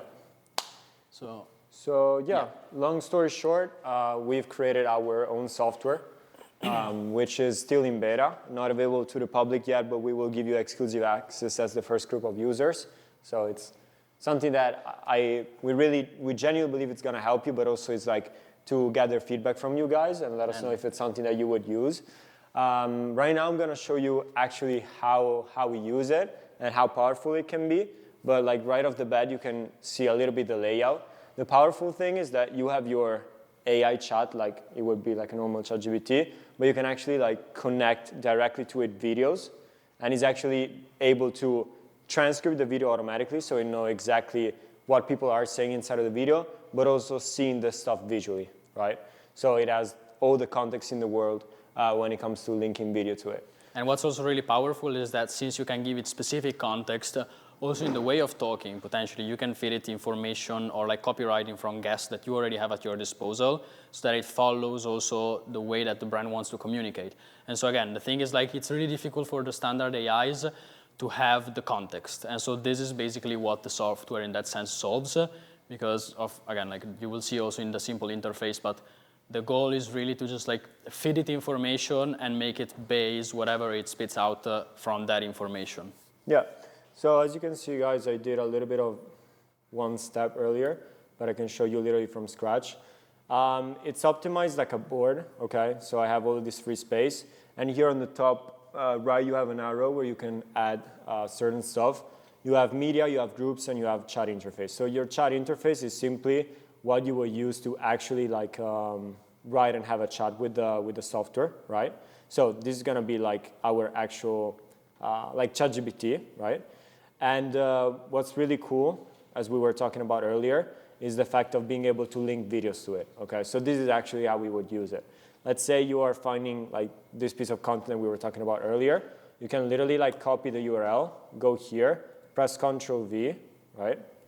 And it's gonna like paste it twice. But basically it's gonna paste it directly here in the software. And from here I can connect it to my board. And now all of a sudden like this can communicate with this, because I'm linking them, right? And now the AI can actually see this video, right? You can also play to make sure that it's the right one. And right now is not only being able to like see what's going on, like not only hearing, let's call it that way, but also actually seeing the video, okay? So, for example, I could say something like, And of course, AI works with data, and so the thing that's really powerful about this is now, of course, we're putting one video just to show an example. If you can feed it 100 viral videos, it starts to have a lot of context, and it can see all the small nuances, and it's like, okay, out of 100 videos, there are these elements that get repeated over and over again in your videos. And so then if you ask it to kind of create, for example, a shot list or a script even for the videos, for yourself, you can feed it, for example, the tone of voice that guest has. Then you can feed it, for example, a bunch of different videos that went viral in the fashion niche, and then be like, okay, using all of this information that you have, knowing that all of these videos are viral, and this is how I want to communicate, help me create a script or a shot list for a video in which this is the context. So we are shooting, we're doing a photo shoot in this context, and this is everything that you need to know. And again, it will be able to just like read and actually see all of these things, so it kind of solves the problem of having specific context for your specific case. As we were talking about, content is very unique to each and every person, and so that's really what we wanted to solve with this software. Yeah. So you can see it just like analyzing the video, right? And it's able to really see like all the visual elements and what's going on. And you can just like based on that use it to really be able to write shot lists, do everything. Now, what I want to show you real quick, it's more of like a optimized kind of board that we might have already that I was starting to create. So basically how we use it is then you can go really, really in depth with this.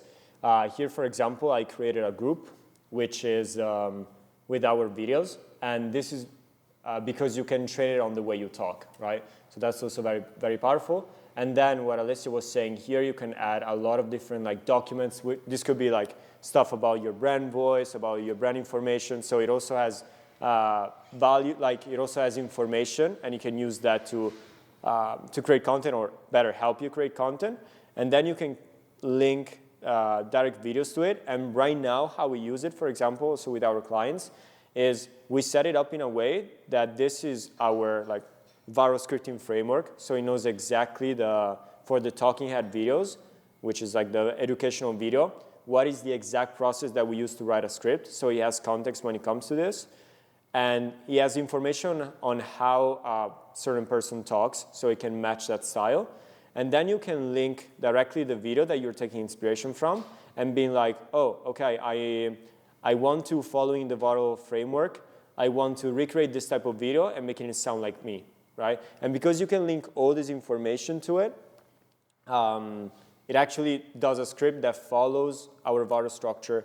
It takes inspiration from the viral elements of the video, and it also uses your language, right? So this is our attempt at doing that. Of course, we're still like very in beta version, and we're like optimizing, but it's still like getting great results for us. And yeah, we just like our goal right now is more to talk about like workflows, but it was something that we wanted to introduce to you guys, because in these days we're gonna optimize it even more, and we would love to give you access to it so you can start experimenting with it and see genuinely if it's something that you think could fasten your workflow.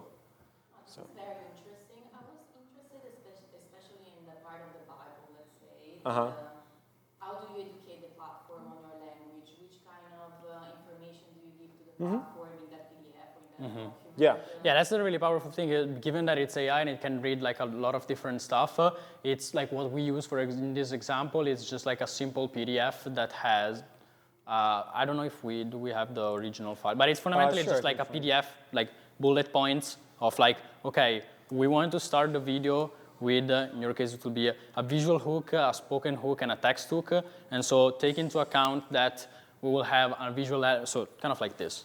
Okay, so it's like, you can just give it some time. It's a Google document fundamentally turned into PDF that you can then just import, and it just like reads through it, and from there it has the context. For example, here we have our core philosophy in the sense, for example, the video length, that if a 60-second video could deliver the same value in 30 seconds, it must be 30 seconds. So all of our like non-negotiable content, our like core philosophy.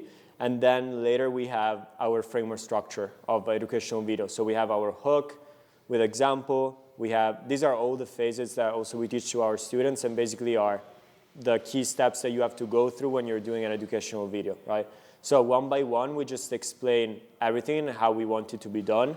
Because again, we were talking about about it outside. We really use like AI as a tool and not as something that can fully like, substitute the person. It's more of It like speeds up the process. Like once you actually create these kind of resources out of like practicing and creating videos, then you can be like, okay, for example, I have this collection of ideas for the behind the scenes that we can use every time. You can literally have, for example, a board just dedicated to that, in which you just leave it all the behind the scenes content that went viral. You give it a document that still gives a little bit of the brand guidelines, maybe the tone of voice that you want to use, what you want to avoid as well. This is also really important. And then every time that you have a new shooting, what is really like the way that you can use it to make your process way faster is you go in there and you're like, okay, I have a shooting in this location. You try to describe it as much as possible based on all the viral videos that I already fed you. Give me more ideas on the specific situation that I'm going to be in. And it can spit out already, for example, I don't know, like 20 content ideas ready to use. So again, it's like, of course, you first have to do the job of like identifying the viral content ideas, finding like how exactly should you describe the way that the brand communicates to the AI so that it actually gives you results that you like. But then it's really useful in terms of that for organization purposes, because it's like maybe you know that you know today that tomorrow you have a new shooting and you're like, I don't have time to find like 20 content ideas. You have a few boards, maybe, for example, specialized in the different formats. And so it's like you have one that's only for the aesthetic videos, one that's just for the storytelling. And every time you can come in and be like, okay, I have this specific situation. Help me come up with a viral content idea for this set that I'm going to create. Yeah, and also the cool thing that we're actually going to create these and add it to the software. But once you also create yours, you can build templates. And for example, you might have one with education, one for aesthetic. You can just like select the template here and you're already like starts with everything optimized and set up. So yeah, this is our little project to the side right now. We just wanted to show it to you as we're going to give you access. And yeah, the only thing now, little pause from the presentation, we would go a little bit more towards like the technical aspect, so the filmmaking and editing. Yeah, so we need John. Yeah. Also with you in case. Aletra. Okay. You want to speak before about the processes that we actually... Yeah, I'm thinking we can start then. We can start from the workflow. The editing and filming part is really short. We just talk about a couple of things more related specifically to the social media channels, but it's like 2 or 3 slides, it's fine. Like we can even just keep that for the last part and then now start focusing already on the workflow. And only thing is it only Gianmarco that does that kind of technical part? Or? Okay, that's good. Just so we have like a representative of the that thing is, I mean, like it's not complex stuff. So it's like, and plus we have also all the recording of the workshop. I think we can even just go through it. Yeah, I was saying more to like represent in the workflow, the technical aspect. That too as well. Okay, that's great. But then I would say like we can just finish off those couple of slides and then we can go back to them if needed, but it's more like just very, very short technical stuff that it's important that you know, but it's nothing crazy. Yeah, so on the how to film side, again, like as you probably noticed, 99% of the content will need a simple iPhone to shoot. At the end of the day, we want to make stuff that looks like it actually comes from that platform. And so again, kind of that UGC approach that we talked about. So the goal, again, as I said, is for it to look like something that users will actually expect in the social media platform and not a brand advertisement. And when it comes to the technical side, really simple, really short, but we want to use the grid in the camera, especially if it's like the social media team filming this stuff and not only maybe the filmmakers or like even if you have to coordinate multiple people filming these things. So still keeping high quality as much as possible. So most iPhones at this point just shoot 4K, and so you can use that. And the grid to make sure that everything is placed correctly. This is the really important part. Because, and this is very social media specific. The interfaces of social media are all different. And so we have to make sure that things actually fit into the screen. And so if you want to actually like go to the next slide as well, I think it explains this better. Okay. So whenever we film, we want to keep in mind the spaces of social media. So something like this, we can even give it to you, but like you can find it online as well. It's like what we call safe zones. And so it's like the spaces that on all social media platforms pretty much are covered by other things. And so whenever you're filming, you have to actually take into account these elements. So again, this is like the only technical aspect that we want to go over. I won't really go over like the technical in the sense of like shooting with a camera or stuff like that. Yeah, so but this is really important because it's social media specific. So the actual shooting, we're gonna like shoot some stuff tomorrow together, so we can go more in depth in that sense. But this looks like maybe not that important looking at it this way, but it's so vital and so many people mess it up in the sense that when you start having text that it's like covering this or going outside of the screen.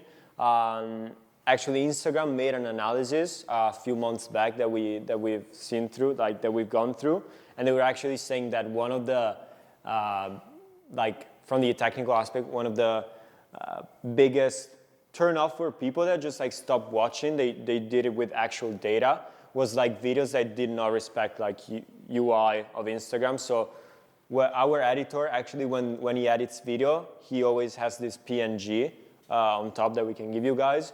And that's just very, very important because, again, it always connects back to that. We want to make sure that we're doing content that it looks like it's native and made for that specific platform. And if I have a text that goes like away like from the sides. Or the classic thing is like text right here. Yeah, and so then it gets covered by the caption and it's like, so it's like really little thing that you just got to pay attention to it. But if you don't, it's just, it doesn't look good and people are not going to watch it. Just one thing that I wanted to add on this too, because a lot of people always ask this question, shooting 4K, 1080p, then how you're supposed to upload it to the Instagram. From what we've seen, we also tested a lot on this. Basically, we always shoot it in 4K when it comes to the phone or a camera. It's always better to shoot it the maximum quality possible. When you're actually exporting it from the platform from the software you're using to edit, always have in 1080p. HD. Export it, in HD. Because Instagram supports only 1080p. So if you upload it to 4K, you're basically asking. They are going to do the compression. Yeah, you're asking Instagram to do the compression for you, which actually we put it side to side, and it's just it looks way better when you're the one exporting in HD and then uploading it to Instagram.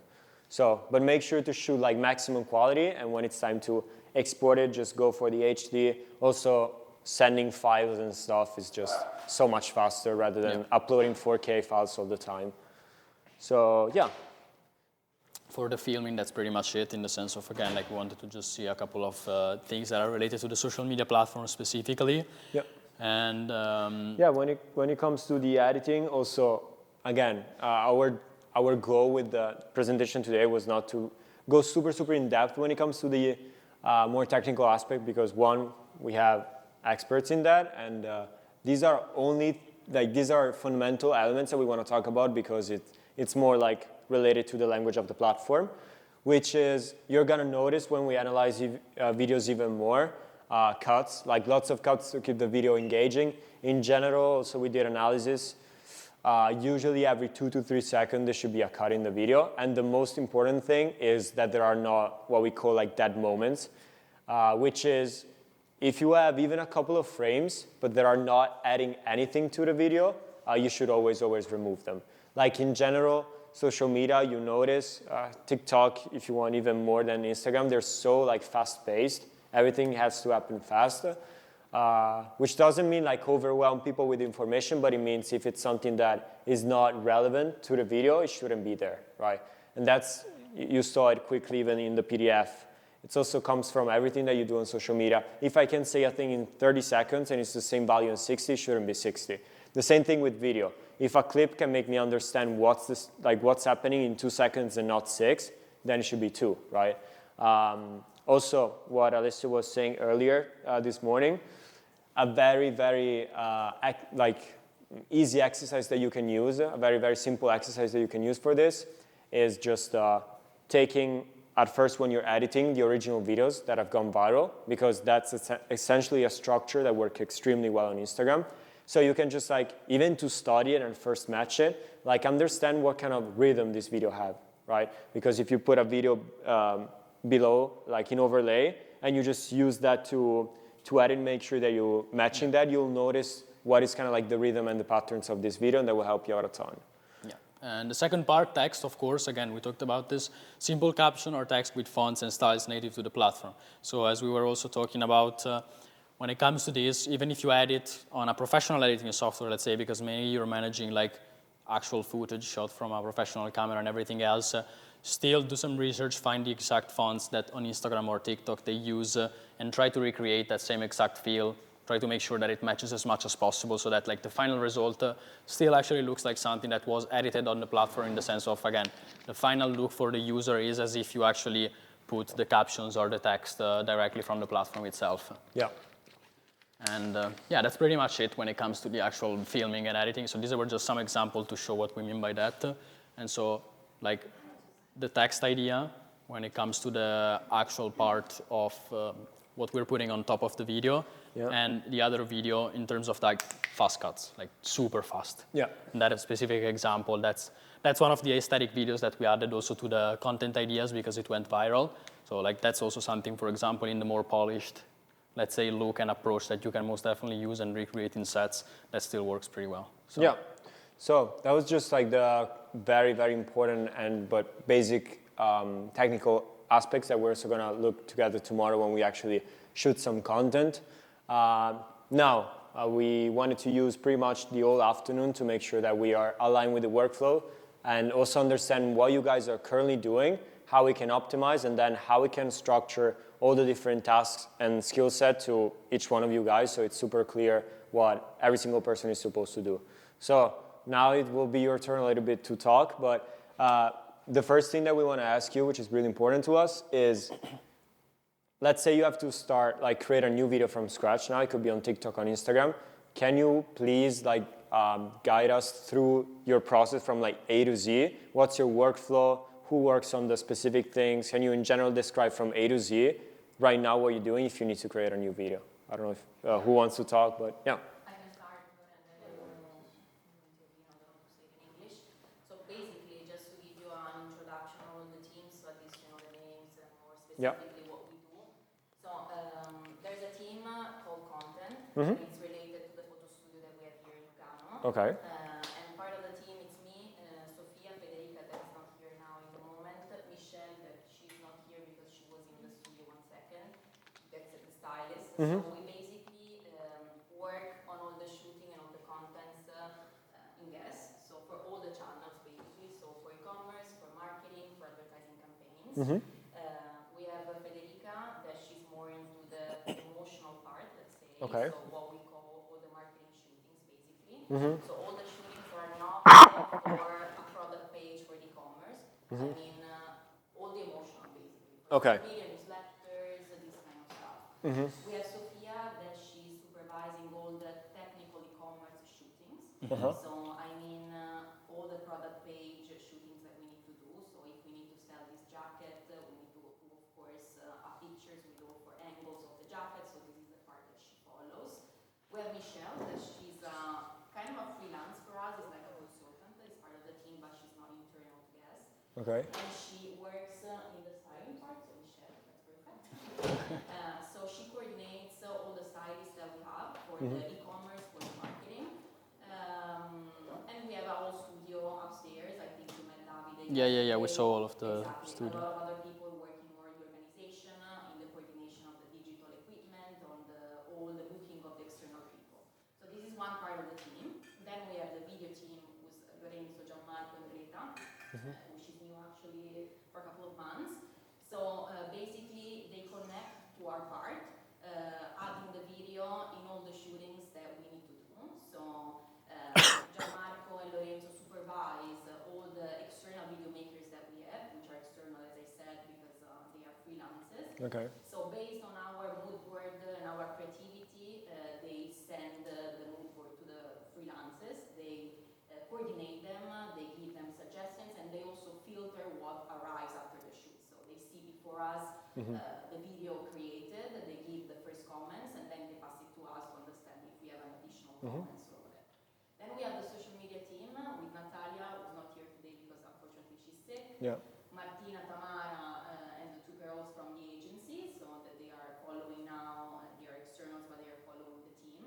So they manage all the editorial calendars. So they actually receive from us the calendar of contents that we actually do. They see the mood boards, and they create together with the agency to a shortlist Okay.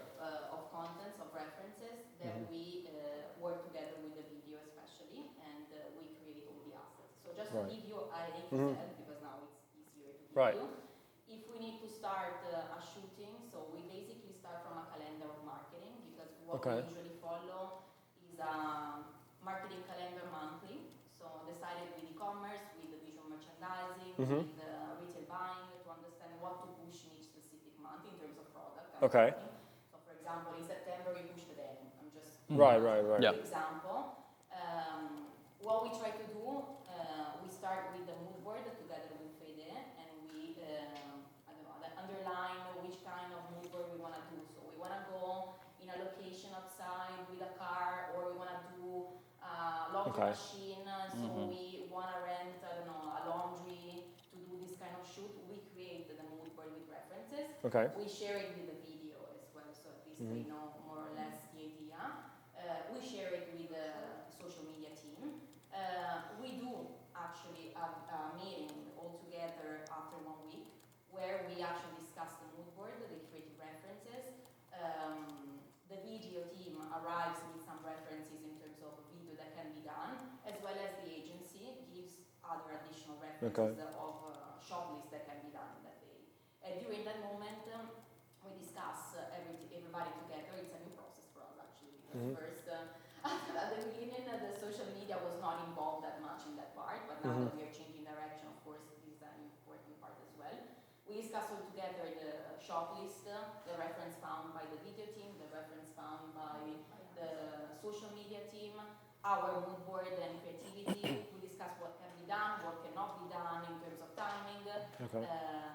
Also because, as you said, the shooting that we do usually covers all the channels, so it means that as a team content we need to provide pictures for e-commerce, social media as we said, but also for other channels, maybe for a marketing catalog in the store, a mailer for the loyal clients.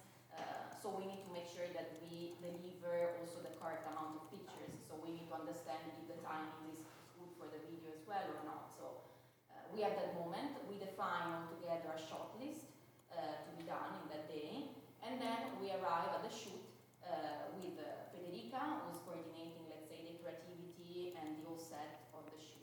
Giamma and Lore, who are coordinating all the video parts, and one of the girls usually comes upstairs to supervise the social media content that are done with the video in that specific day.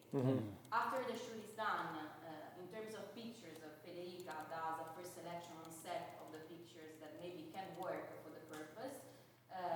Gianmarco and Lore follow the video editing together with the freelancers.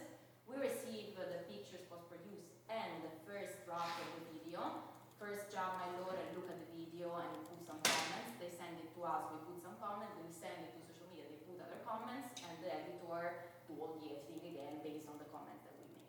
So it's basically kind of a teamwork that we are trying to improve, because we know that it's difficult because there are a lot of different parts involved. And it all starts with commercial moments to be covered in terms of content, a creative idea which basically starts from our team, but of course we can open the window to everybody depending on the project. And this is something that actually, this is a process that works for all the cross, let's say, messages. If we have any other kind of, let's say, need in terms of social media to cover, for example, I don't know, Martina comes to me and say, okay, we miss some messages and we miss some pictures for the month of May because we have a role to fill when I don't have any contents to use.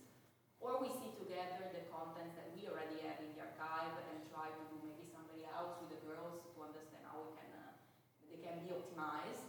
Or we understand if the social media teams together with the video can do something specifically for social media, not related to any other shoots that we have in the calendar.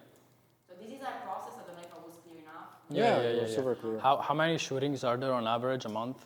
So basically, every day we shoot for e-commerce, which is the shooting that I was telling you before about the product page. And then we do about three, I would say, emotional shoot per month. Which is basically for social media, as I said, for the homepage of the e-commerce, for newsletters, for everything. But during the e-commerce shootings, we hours, 3 hours to dedicate to eventual video creation because the models are paid. Okay, e-commerce is still with models. It's not just like the still lifes. Okay. So of course we can optimize as much as possible the days that we have to create additional content if needed just for social media. I'm saying. Yeah. So Yeah. we're Because trying to do that as well. then what I'm thinking is like the main shootings, the 3 that you do a month, will be the ones in which like I would still try to create the most amount of content, and so kind of like doing the work in advance to prepare the content ideas and go over that process of okay, what of these formats, and that's also why I put the use case in all of them. It's like what of these formats would be something that we can do during the shooting itself, and so behind the scenes, for sure, we're going to try and get as many clips as possible that fit the style of those videos as we can. If we can also do some aesthetic videos as well in the middle of the shooting because it's doable logistically, then I would also fit that. The others are mostly like created specifically then for the situation. The storytelling would be nice to also for that, getting to the point in which maybe you can, for each of these 3 shoot. Of course, it's like the most time-consuming and the most complex ones, so it would make more sense maybe to like think and create specifically just one for each shooting, but have in mind already that and like create clips and the content necessary for that part specifically. And then, of course, like the other of the aesthetic ones or also the educational ones could be more of the ones that then you create on the side while you shoot in e-commerce or in those situations there. So like the aesthetic ones, like some of those that we've seen, even like the one that in which like there was just the model flashing with all the clothes changing, that's something that easily you can recreate while you do it in e-commerce. The educational ones, potentially, if you want to start thinking of doing something like that as well, it's like at the end of the day, you're still like styling them, creating combinations of colors, or like how to actually style the clothes.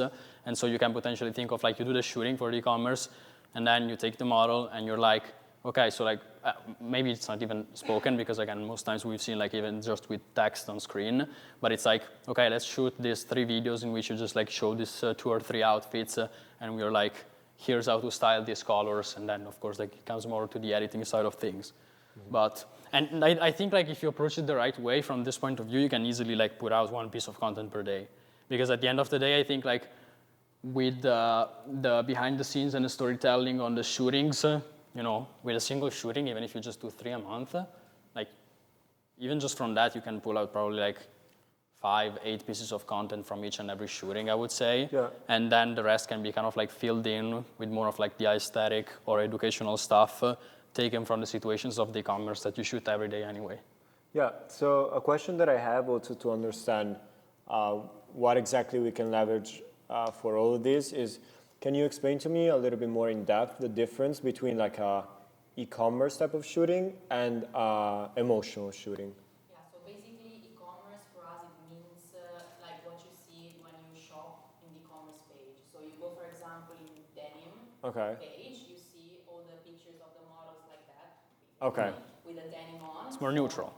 Yeah, the product page, product picture, let's say. Okay. Product picture with the model. So Yeah. Of course, it's in docs, we call it. Yeah. Why emotional is more starting from a marketing calendar. So, for example, in the month of September, we have the denim push because it's really an important message to push in a corporate way. So we take all the denims that were bought by our stores and by our e-commerce. We do a nice styling and we try to contextualize and give a storytelling to that message to push the pictures in social media, in the homepage of e-commerce, in the newsletters, eventually do a catalog for our loyal clients, this kind of stuff. That's still like studio or mostly outside? Both, actually, both. Can be both, but we don't have a super high budget for outside because it's not an advertising campaign, which is a different kind of shooting that we also follow, and I didn't mention before. Okay, how many? Advertising campaign, too many, to be honest. Okay. It's like all the lines for each season. So we have Get Marciano Activewear Kids. Which other ones I remember? More or less. Men, exactly. So for spring, fall, for spring and pre-fall. So basically it's 12 a year. Okay. So 1 a month on average, let's say. Okay. Exactly. And for them, we go really like abroad. We go to Marrakesh. We go to different places. We don't decide the creativity because Paul Marciano, our creative director, decide that. Okay. But we follow and we try to, buy the contents as much as possible Yeah. and also organize it. Yeah, of course, at the end of the day, I think like the goal would be for the content to adapt to the situation that you already create on that side. And so it's like you can let the creative director do its thing, and then it's like, okay, what kind of content can we create around this thing? Yeah. So I think that can work really well. In Rome, for example, now maybe also afterwards when we finish, we can show you different assets that we created for emotional during the e-commerce shooting, during the advertising campaign, so at least you can see more or less what we were able to create during those kind of shootings. Yeah. And what we were discussing also with Dario, for example, is also like advertising campaigns. Advertising campaigns, as you said, is really a polished content. So maybe for the social media, is not really powerful to push this kind of images or this kind of videos. But maybe we can still talk about the advertising campaign with a different language. Yeah. So as you said, Exactly. we can go to Marrakesh, we do super polished pictures, but on a side, we can create a video as they did, for example, for new project, kind of showcasing what was the process 100%. behind that. 100%. Even the storytelling. Even the storytelling. Like the moment you tell me like we're going to Marrakesh, I'm like, we can already create a story around that. It's like, so how does the whole thing go, and how like from the planning it actually becomes reality, and how it ends up with the photo of the model, you know, like in the desert. We have all the topics, let's say, we have all the messages. We can talk about a lot of things because, as I told you when we were in the elevator, we have a lot of lines. We produce a lot of products, so we can talk about several different topics. Yeah. What we need to improve, I think, is the language in which we communicate to the channel. Right. 100%. Okay. Makes sense. So the thing is, with the e-commerce, which basically are every day, right? Yeah. Do you also with those shootings? Do you also have those like hours extra where models are available, or that's not really a thing for the e-commerce? It's a little bit difficult, to be honest, because imagine that they are starting like in the morning at 8:30 with the makeup, and they usually take 2 hours. So they start already at 10:30. They have 1 hour lunch, and then they are coming from Milan. So basically at 5 they finish. So this is why we were discussing also with Lorenzo and with Jama. We have kind of not a lot of time to do a lot of content. So we usually do, correct me if I'm wrong, Lore, 3 or 4 reels usually when we do that, or even less. Because, I mean, usually they need to cover the middle of the shoot because we need to, of course, do the pictures of the product page. Yeah. But, I mean, we can try to see, because we do it really like once in a weeks, maybe this kind of exercise, let's say. So we can just increase the number of times that we do videos in the e-commerce shooting. Yeah, I think at the end of the day, like if you're doing this very often anyway, it can literally be like one video. Like you can even think of like, let's create just one single video. You prepare the format in advance. You have the idea in advance, so that then it's like in time itself that it takes, it's very little, and it's just a matter of like going there and doing that single video. But like if you're producing it every day, like you still have, like you already have 30 pieces of content just from that. Yeah, exactly. This is what I was saying. Of course, Jama and teams are not always on the set of e-commerce because we usually don't do mini clips for the moment. But of course, we can set it out and we can plan accordingly. Yeah. If we want to do twice a week or even 3 times a week. Yeah, also because again, like also from the video production side of things, if you already have the idea, it might be something like he gets there, he shoots the thing in half an hour, and then he goes away, like it's done. So it's like it doesn't. Yeah, exactly. Like that's the other thing. Like it can be a mix because we've seen like there are some that are also a little bit more polished. They might just be like dynamic, playing a little bit with the camera angles and things like that. But most definitely, I think like of course like we can leverage also those. But in general, I would say of course like the emotional and campaign shootings, especially the campaign shootings, those are like the most interesting one, especially for the more complex formats like the storytelling and the behind the scenes. I think a little bit of both, but like the storytelling for the campaigns, it's like it's where how you can really communicate the campaign on social media as well and make it effective, because that's literally what we've seen. Don't have a lot of time just to give you a little context. Yeah, of course. Limitations and restrictions at the moment.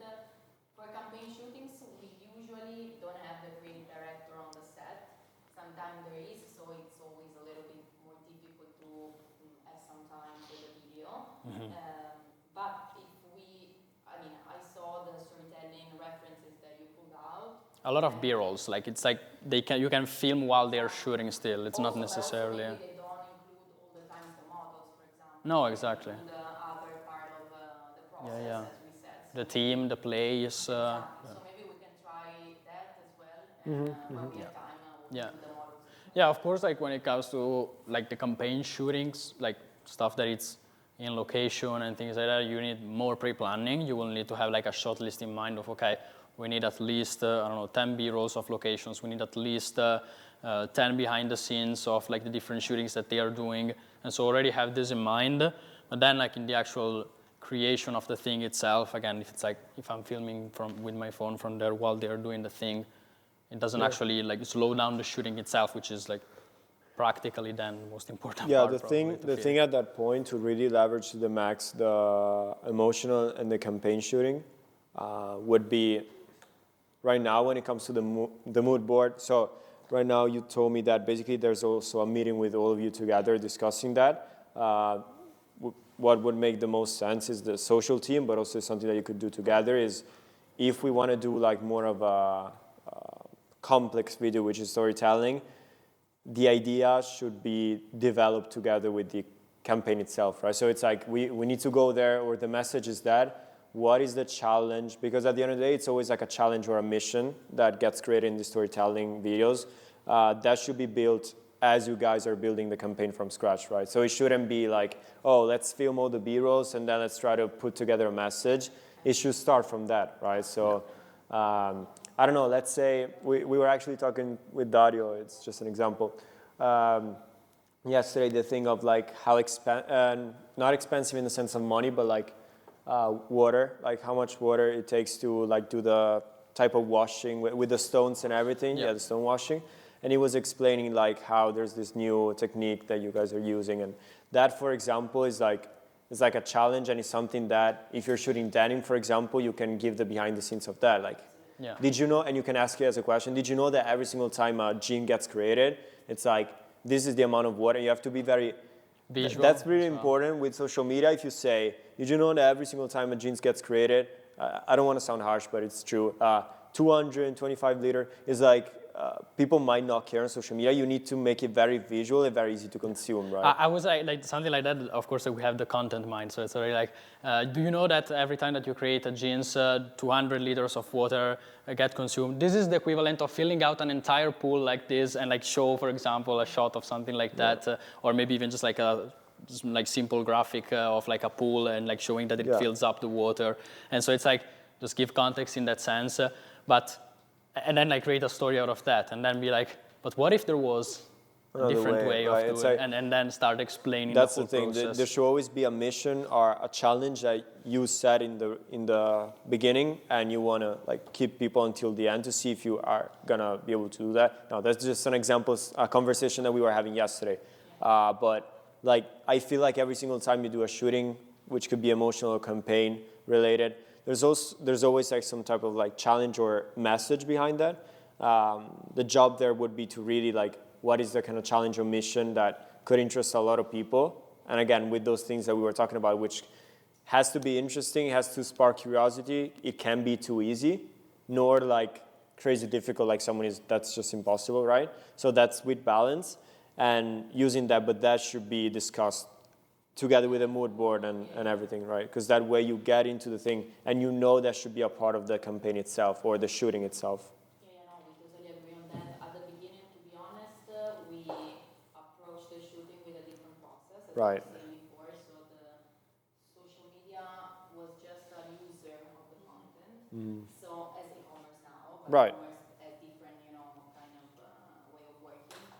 So now that we are trying to do a new direction, of course, we want the social media to be involved in that, just to give us also the analyticals of what is really performing and the real analysis of what can be done. So we are trying as much as possible all together to build a shot list based on the ideas of everybody, starting from a location or a studio or props, whatever that we already maybe just had an idea before and coming with that. So, I mean, it's a process that we are building it that way. For advertising campaign, not always is easy because the creative idea depends on Right. creative director and the photographer, and sometimes it's like going from a location to another. So we're in Marrakesh, we moved from the bazaar to the hotel to another location again without very precise plan sometimes. Okay. So it's a little bit more difficult, but for emotional, for sure, it's something that we can do. And, Okay. so I think for storytelling, also aesthetic educational video, it can be done for sure, and we can try to discuss better also in terms of during our meeting. And in e-commerce shooting, maybe we can still do something for aesthetic kind of video formats. Or I mean, also educational, if you agree. Yeah. Because I think at the end of the day, or even like at 3, if we finish the shoot before, Yeah. or doing a different set for videos, as you said before, maybe in the morning with the models. One of the models is shooting, the other one is waiting. So while she's waiting, I bring her in a different set and I can record Right. the video in Yeah. the meantime. Of course, there is no props, there is no context, we are not in a location, so it's impossible to do storytelling. Yeah, Of course. exactly, of course. Format, but we can do an aesthetic one, Yeah. we can do an educational. Yeah, the storytelling, I'm thinking for the campaign, like still, even if you don't have everything necessarily already planned out, like that can also play into the story. Like the fact that you not necessarily have everything prepared, you know? It's like at the end of the day, what we're saying is like also with the formats, it's something like you have the idea as like the shot list. So again, kind of as I was saying, okay, it's like I want to tell the story of this. We will need at least, like part of it is still, let's say maybe a voiceover, and so it's something that is still built out afterwards. You just have to know, of course, like all the material that you need for sure for the campaign itself. And then again, of course, it has to also be like being also ready on the spot itself and be like, oh, like there's this cool situation. This is perfect for behind the scenes. And so it's like, let's record that as well. So my question to you at this point is, there are e-commerce shootings every day, but the other are basically 3 times a month, the emotional shooting, and then basically once per month of the campaign. Okay, so we want to create a lot of content because volume is so important. I want to understand, and that's why I was asking, like, is the e-commerce always super, super busy? Like, when we're talking about educational videos, when we're talking about all these others, like even aesthetic, do you think like the only times where you will be able to create those are 3 times per month in the emotional shooting, or could you find some other moments where maybe there's not shootings going on, but because you're all present and you can organize it, like could you do like kind of shootings just for social media sometimes? Is that a possibility to you? I think yes. I think the only, let's say, limitations that we see maybe is in terms of budget, if we need to recall some models, make Right. practice and whatever, but I think leveraging and doing the right amount of social media shoots, for example, doing it once every 2 months, I don't know, just Right. we can do that, of course. Yeah. Okay. I also think that not all the things that we need to shoot are related to a specific message that we have in the calendar, for example. So it's not related to any emotional shooting that we do. Right. I don't know, we, for example, had the launch of our Decade, for example, which is our 4th book with historical images. I'm just giving you one example. Of course, for that specific book that we are selling in e-commerce and we sell also in the stores, maybe it was really something impactful to do something just for social media with a book, open, Right. I don't know, pages moving, I don't know, just, So, I mean, we can for sure organize something dedicated for social media, but not, of course, every week. Right. Or even No, yeah. Okay. Yeah, of course, I would say then, like as you're mentioning now for the book, but in general, whenever there's a specific event or something going on that could be interested to document and to add to the story. I didn't mention that because it's part of PR kind of Okay, department. area, let's say. But they do a lot of events with influencers, with press, a lot of pitch presentation. Yeah, exactly. That's also the thing. Exactly. Now they are not here, unfortunately, but tomorrow maybe they are going to participate. They are going to give you more context. But we have a calendar of events yearly. So the guys, the video team goes there and document the event. We also tried, I think, in the last couple of months to rework on a more social media friendly shop list also for those events. Exactly. So. And PR, besides that, they have also long-term collaboration with influencers. So we gather content from them. I would say like per year. Okay. They do 3 posts per year, but they have quite a lot of influencer. Like we're posting also on our channels. The other day we posted, she did like sort of fit check. So sometimes we use also that kind of content. Of course, we differentiate the kind of content between TikTok and Instagram because some of them are too TikTokish. But Yeah. Okay, I see. we And try to implement it also this. Tre post all'anno. Tu sei influencer, mi fai 3 post all'anno. ok, però è per influencer. Per influencer, Ok. sì, sì, sì. Ok. Ne avranno una ventina circa. Ah, ok. Tra poi long term and micro long term. There are those micro influencer basically. But we have kind of not influencer. Okay. And when it comes to the early events, how often does that happen?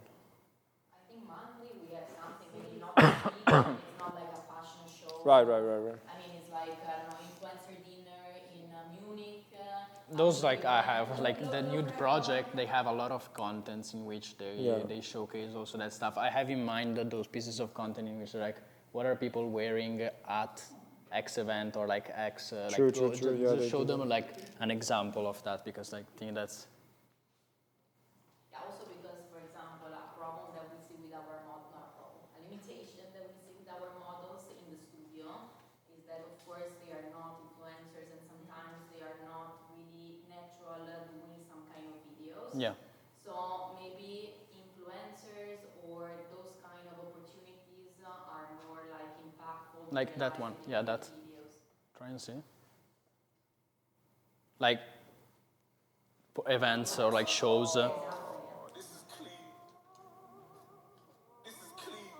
That could literally be like some kind of like behind the scenes with the models that are wearing the clothes before the show itself, you know. But again, like this is types of content that you can most definitely also create. Yeah. Okay, I see. Question. Maybe another thing also that we are trying to do, but like it's only few weeks, so it's something new. From social media team, we also monitor weekly trends that are increasing, in particular with TikTok. Okay. Trend-centric, and we choose together if there is a trend that we can post in our pages. And what we try to do, if there is a TikTok in particular that we agree on, we try to understand if there is an occasion during which we can shoot the content. Okay. And also maybe, for example, the last one that we did, we didn't film it during a shooting, but in the office. So we are also trying to experimenting more with something that is more real time. So Okay. and the second, with the bag. I don't know if you saw this trend. Okay. Yeah, of course, like the social media team, if you ever spot like this kind of trends and it's something that you want. With the bag next to the bell, the one under the Asian girl. Shows that we ain't gonna stand shit. Shows that we are This one we did it one day after e-commerce. In the afternoon, we just saw the trend and we took the advantage to do this, and we did also other kind of reels, but this we did also with the phone. Okay, got you. You have the red one, which was done on the iconic party, or no? No, we did it at the Men iconic, no? and those were, we thought about them specifically for TikTok. So those were almost the first contents that we did. Okay. It was very TikTok native with the language. Right. For example, the one with 11K isn't sponsored, so it's organic. We don't have too many likes, but it's a very positive result. Okay. I see. Yeah, this is also like proof that like working also on the aesthetic aspect of shootings, like whenever you can create stuff like this, like during the shooting themselves, like it's something that you can most definitely integrate. So these kind of videos where basically there's not a model, there's no one involved, like you are also able to go somewhere and shoot this kind of content. Okay, that's good. And you have time for that, yeah. Okay. The other day, that one of the bag, we did it in the office, in our office, in 10 minutes. Okay, We just got it. cleaned the shelf and then... Yeah, got you. Okay, makes sense. Okay. What we have is just some basically shootings that are already planned in which the social team can connect and we can try to understand all together which could be the shop list also for our social media language. We have events for PR, influencers, collaborations, and again, the social media team is connected there to understand which kind of contents to have from a specific event. And then we could do specific moment just for social media team, just to create dedicated contents for that platform, or just with products, as you saw. So maybe improving in that, and maybe they can do it with a phone or even with a video maker if it's necessary. Or connect it to a specific. Okay, makes sense. Different possibilities. Yeah. Okay, that's great. Can we see a mood board? Or like I wanna be able to have visually very clear like this process that we talked about. Yeah, for sure. What does it look like? Exactly. I can show you first the mood board that it's done at the beginning, let's say. So I have to shoot the ceremony. Okay. This is our, let's say, visual references for that day. I bring it to the meeting, and then I show you also the reference and the shop list done together with the social media and the video team after seeing the let's see like the whole. Exactly, so at least it's easier. Vuoi vedere cerimonia? Sì, so we can open the shelf. Oh, perfect. Facciamo vedere il Okay, mix. sì. Let's see if I can find the ceremony first.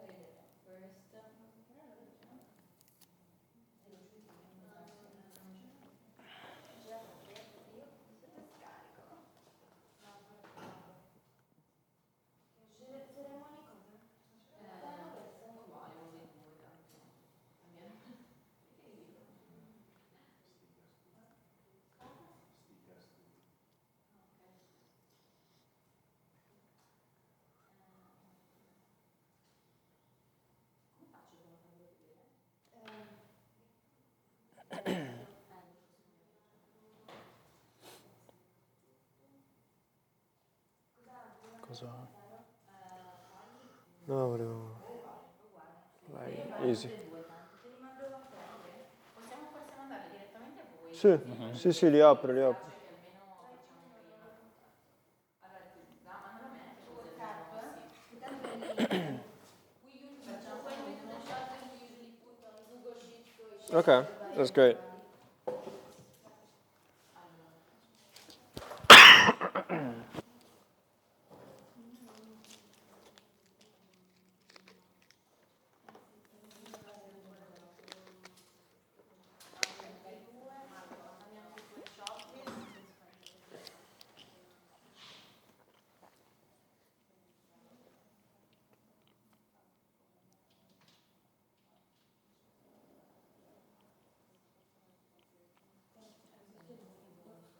Facciamo vedere ai ragazzi un attimo quello che lavoriamo, come lavoriamo per tranquillamente adesso.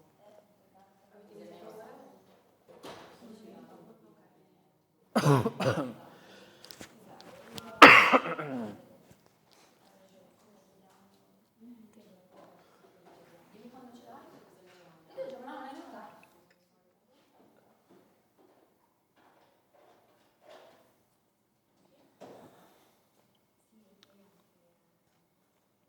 No, non è venuta. Cos'è quello?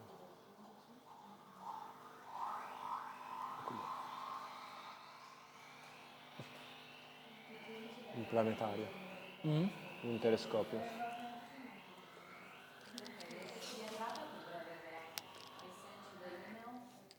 Ok. È un proiettore, secondo me. Un proiettore.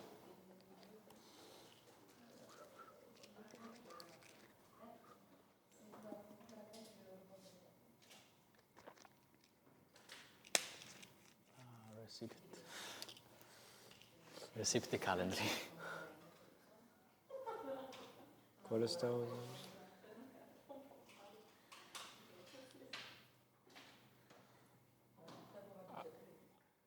Hai detto che hai mandato un'email? Yeah. Ok, there we go. So basically, the PDF attached to the email are the mood board. Let's open just one because it's two different shootings. Let's open a ceremony guest or Marciano, whatever you want. Maybe guest is easier, yeah. So this is the mood board with visual references that we do. So we know, we start from the product, as we said. Now we know that in May it's an important ceremony moment in terms of commercial push.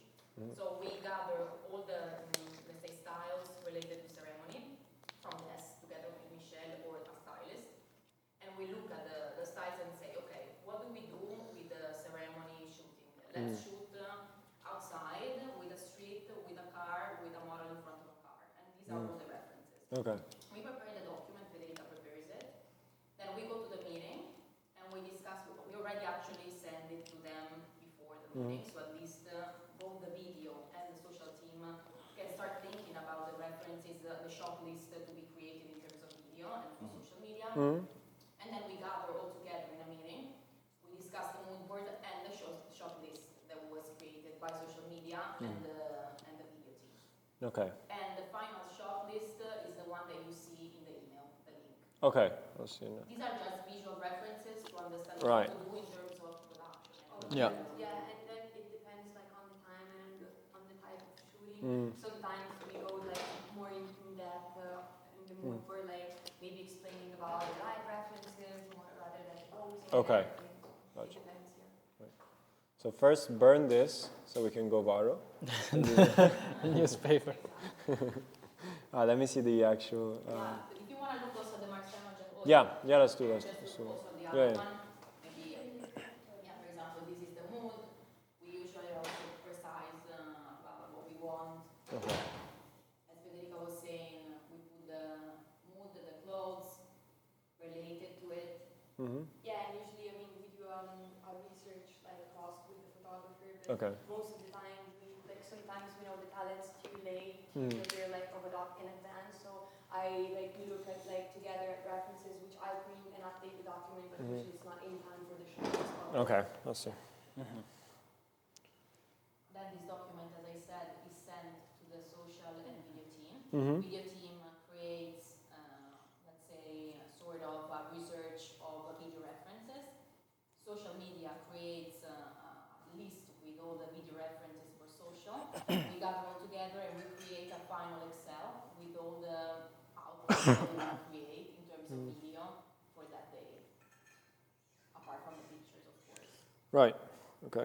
For example, this is an example, and the social media team already inserts the reference in one column, which is the visual reference there, kind of music that they want, Okay.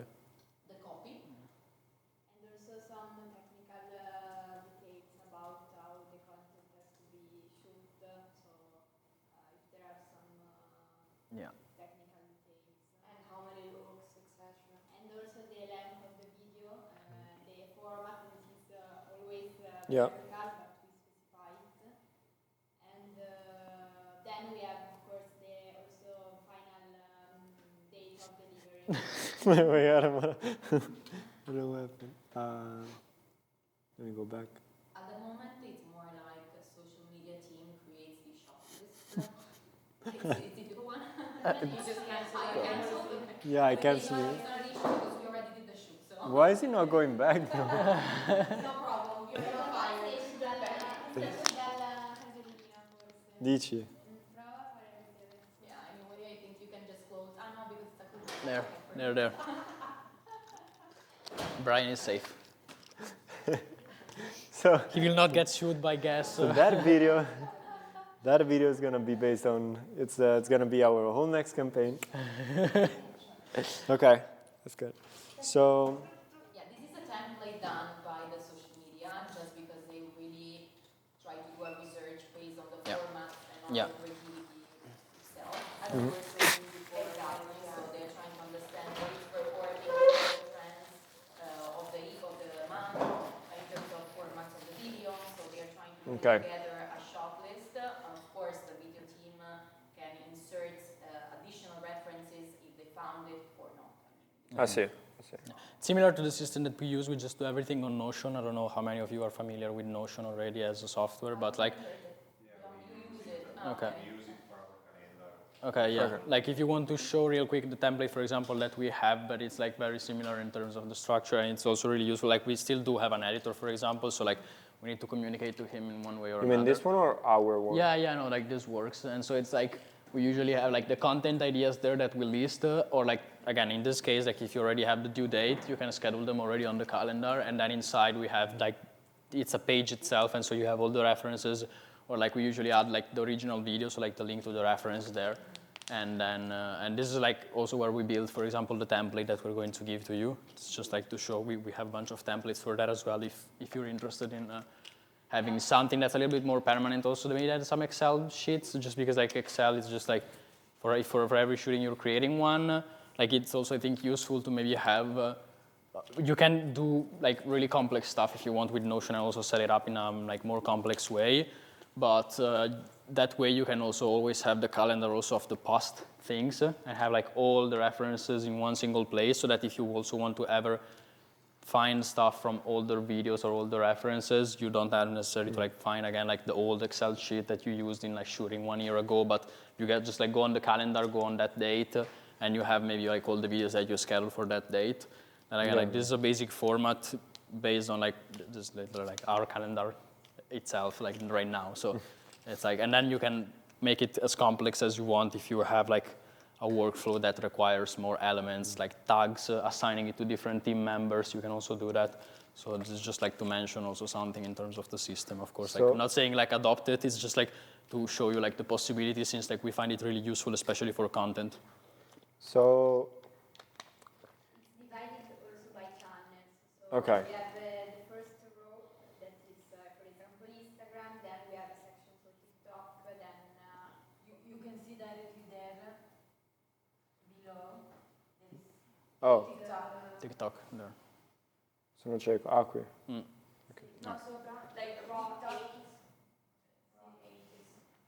I got it now. How can you see the numbers? I just recognize 7 and I thought it was 8. And then when we have stories, we put also the dedicated row for stories. Yeah. Let's see. Okay. Sorry, I don't use Google Sheets if it's not clear. Okay. So the thing is, these two, were they emotional or emotional? Okay. And we have the same format, let's say, for the campaign. So basically, for a campaign, as I said, the creative director does the creativity. So he decides basically if we're going to Marrakesh or to Rome. And after that, we work together with the photographer, because of course the photographer in that case, let's say, signed the campaign, because also his name or Yeah. it's in the advertising page. So we work together with him to understand what he wants to do, basically, which props, which posing, etc. And then together with the social team, we try to create and build a short list. This is very recent, actually, as I said, because before, during advertising campaigns, we just realized content for institutional usage. Let's say a 60-second video and a ETS video, but it was really like for corporate usages. Yeah. We also published in the YouTube channel, but of course it was not social media oriented. Yeah. So now we are trying to work with them as well to create like a short list for campaigns as well. Of course, taking into consideration limited amount of time, because for advertising campaigns, as I said, a little bit more difficult to have time to do all these assets. Yeah, you might not do like dedicated content that maybe you can pull off in the emotional ones, but again, we still can then play with the behind the scenes stuff that doesn't require like posting the campaign or like having a dedicated moment in that sense. Okay. So question for the social team. Once you have a mood board like this, okay, how do you go like from this to finding these content ideas? What's kind of like your process right now? Basically, what we do is visualize and also put ourselves in the mood of the shooting. Okay. We Yeah, I've seen that. contents. We use Instagram and TikTok, of course.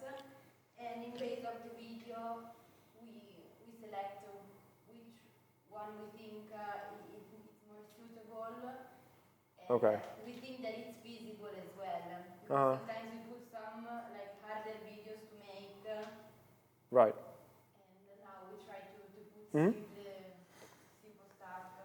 Yeah, Right. and I think it's also a little bit different depending on the shooting, because if the shooting is more important and also we can record more contents, what we do, it's also thought at a strategic level and creative level. So for example, we will see later, but we will have a specific shooting for social media in Mykonos, Okay. where would be beach club, I guess beach club. And for example, in this case, we made a more in-depth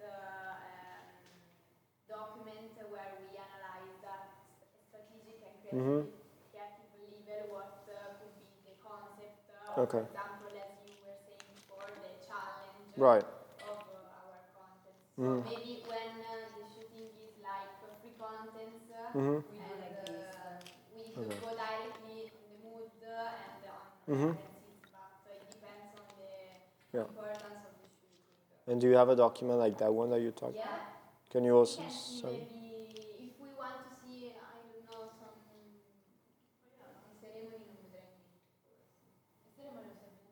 No, dico But maybe that's a cool and a different shoot, maybe just to give the guys an idea Okay. of final contents, because this I will show Rome, is actually very because we recent. were talking about Rome. Yeah, let's show the shot list of the advertising campaign that we shot in Rome for gas and accessories. So at least you can see the shot list, so the first shot list that was requested by the social media team, and the videos that were actually done and during the campaign. So Okay. it's easier, because these unfortunately were done last week, and so they are still Right. Yeah, fair enough. Okay. Okay. As For Rome, for example, what we did is, considering the fact that it's an advertising campaign, we don't have like a creative concept at the social media level. Okay. Because Got you. there is, a bigger creative concept. Right. But later we can see the example of Mykonos, where we have also a creative concept. Perfect. Also. Okay. That's great. Also because the Mykonos one is just social contents. Because we will do the beach class, we do the setup, but for us, socially talking, we just do that. Okay. I see. So this is specifically tailored for that occasion. Okay. So. Greta should have sent you. Yeah, I sent you now an email and also on WhatsApp or whatever it's easier.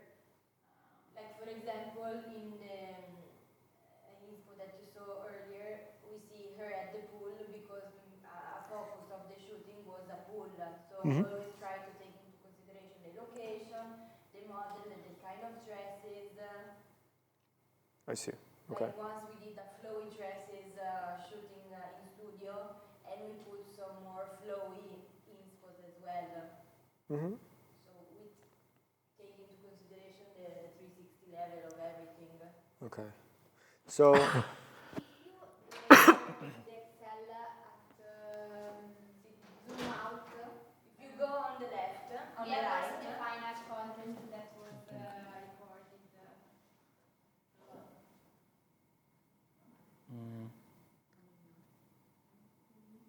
Because I think we're still seeing the ceremony. Oh yeah, I am. This is background the city, this is the correct one. You should go to the right, yes. The last link is exactly the final content. Okay. That was our reference and this is what we have. Okay. Yeah. Got you. What they did. We usually also put the link to of the music. I see. Okay. So right off the bat, I can tell you what's the biggest problem that you have right now, which is I think your workflow is not bad at all, and then we can like go into it more in depth and understanding exactly how we can optimize it even more. and we were actually talking about with Gianmarco earlier, the problem is it really starts from the kind of content ideas that you're selecting. Yeah. In the sense that it's not like these are bad piece of content, it's just they're not performing on social media, right? So like think about it this way. As your reference to create, you're taking stuff that is not really performing well on social media, right? So even if and that's the distinction between idea execution. The execution might be even better than the one they shot, right? The possibility is that maybe you get a little bit more likes than them, but it's not like you're taking inspiration from a winning piece of content. Yeah, that's like, that's your best case scenario. Right, so the thing is, everything has to start, and this gives us a lot of clarity because we can understand what we need to work on the most. The biggest bottleneck right now is actually like the research, right? How can we optimize the research? So based on the campaign, based on the shooting, how can we select the best pieces of content that we can take inspiration from, and recreate them based on the type of shooting that we have? Because like, I'll show you something. If we go to this is literally the content that we're putting out right now, okay? And I see a video like this. We have the same stuff. It's like, all right, content URL. Let me see the reference video that we have. All right, it has this is a video. 230,000 likes. Right? So in the past, what we thought about is to have the info logically inspired to the kind of shooting we never saw we never saw likes. Yeah. Maybe the most challenging part now is to finding the correct video formats that we want. Yeah. Translated in a language that for the brand is correct and related to the shoot. Yeah. Right. Yeah, the thing I see the idea in the workflow, which is more of like, you know where you're going to shoot, and so you search for ideas that match where you're going to shoot. And instead it should be, you know where you're going to shoot, you have a viral content idea, and you think how to adapt the viral content idea on where you're going to shoot. This is what we should do. Yeah, exactly. But, what we did in Rome, I mean, now our approach is a little bit mixed. So, Okay. for example, now we saw the reference of Bulgaria that maybe doesn't have a lot of engagement. But, for example, we selected it because at the moment, again, we're trying to adopt, an approach a little bit of a creator, but also keeping the approach of a brand. Right. So maybe this reference was more branded one. Yeah, of course. But in the document we find maybe also others. Yeah. But the thing is also like, maybe the green one is. even for branded ideas, like you can still find viral ones. That's the thing that I'm of like.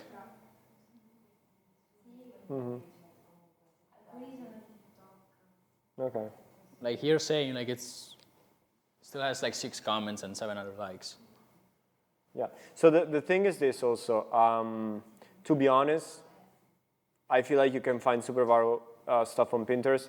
We're not familiar at all with Pinterest content, so all the content research that we would do is either on TikTok and Instagram moving forward. Just because, like, personally, I wouldn't recommend it because we never done it. But also, I feel like Pinterest, is not purely like a video platform. So, like the thing I know, like, I'm not saying you're doing a bad job. You're doing a hard job right now for like on yourself, and is literally what we were talking about, which is like you're doing this process and you should do it the other way, which is what we were talking about, which is like, all right, you know that there's going to be a stair and you're going to be in Rome, and right now it's like, oh, I need to find a content that includes stairs in Rome and can be connected to it's super hard to do research like that, right? Your goal, and that's what we're going to work on, should be more like, oh, I see an aesthetic video like, I don't know, whatever it might be, like this one, okay, and it's super viral. And now you think, oh, okay, close by or in the stairs, is there an angle that we can use to recreate something similar to this, right? So you start from the idea that is super viral, and you try to adapt a little bit more on that rather than taking the exact location and everything and then building on top of it, right? We start from viral content ideas, and then we think on how we can adapt them based on the shooting that we're going to have, right? That would be the biggest shift right now in the strategy that you're using. So something else that I wanted to ask you is, we talked about this together, okay? And I would like also different part of the teams to add if they feel like they could add something to it. Right now, looking at this, I try to put it as clear as possible. I don't know if I'm missing something, tell me. But this is like the order that you gave me from top to bottom of the process. Is there something that you feel like could be improved, like from, for example, this part to this part? Sometimes there's too much friction or whatever. Like looking at your flow from A to Z right now, would you say that everything runs smoothly, like 90% of the time? Or where do you think there could be some improvement in the workflow that you guys have? For sure, the last part, the reworks Okay. for the video. Okay. There are too many steps for the edit. Okay. Like back and forth with comments on like change this, change that. So a lot of revisions after the first, after the first draft, there are a lot of like back and forth revisions. Okay, version 2, version 3, version 4. Okay, I see. Another thing you were saying is that at the moment for the shot this releasing, we have like a differentiation of contents across channels. So as we were saying, probably sometimes we could merge eventually TikTok and Instagram and even like have shorter like amount of views, because obviously at this point it's a consequence of the fact that we have like maybe 7, and when we like are especially outside, outdoor, and we have many video references with many changes of outfits and the pictures to be done, it becomes everything really confusing. So we need to assess like even afterwards in terms of metric what actually it is really worth it, or if it's better to concentrate our energies like in less videos, more precise, or even in terms of formats, what you were saying, more behind the scene videos, or what kind of sense, I think. Okay, I see.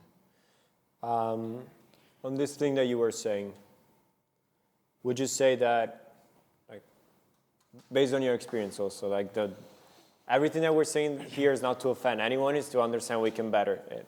Would you say that is because maybe from our experience also working with editors, that usually happens when there's not super like clarity at first when you edit the video. So it's like, oh, you do a draft and then we go from there, and that causes usually a lot of revision because it's not like you start working and you know exactly what you're supposed to do on the project. Would you say that it's a little bit of problem like beforehand in knowing exactly what you're supposed to do, or? For sure, the problem is before, meaning the pre-production. Yeah. Part. Okay. Yeah. And for the 3 steps, the last 3 steps, the problem is that too many heads. Okay. Too many comments, different view. We need only one view.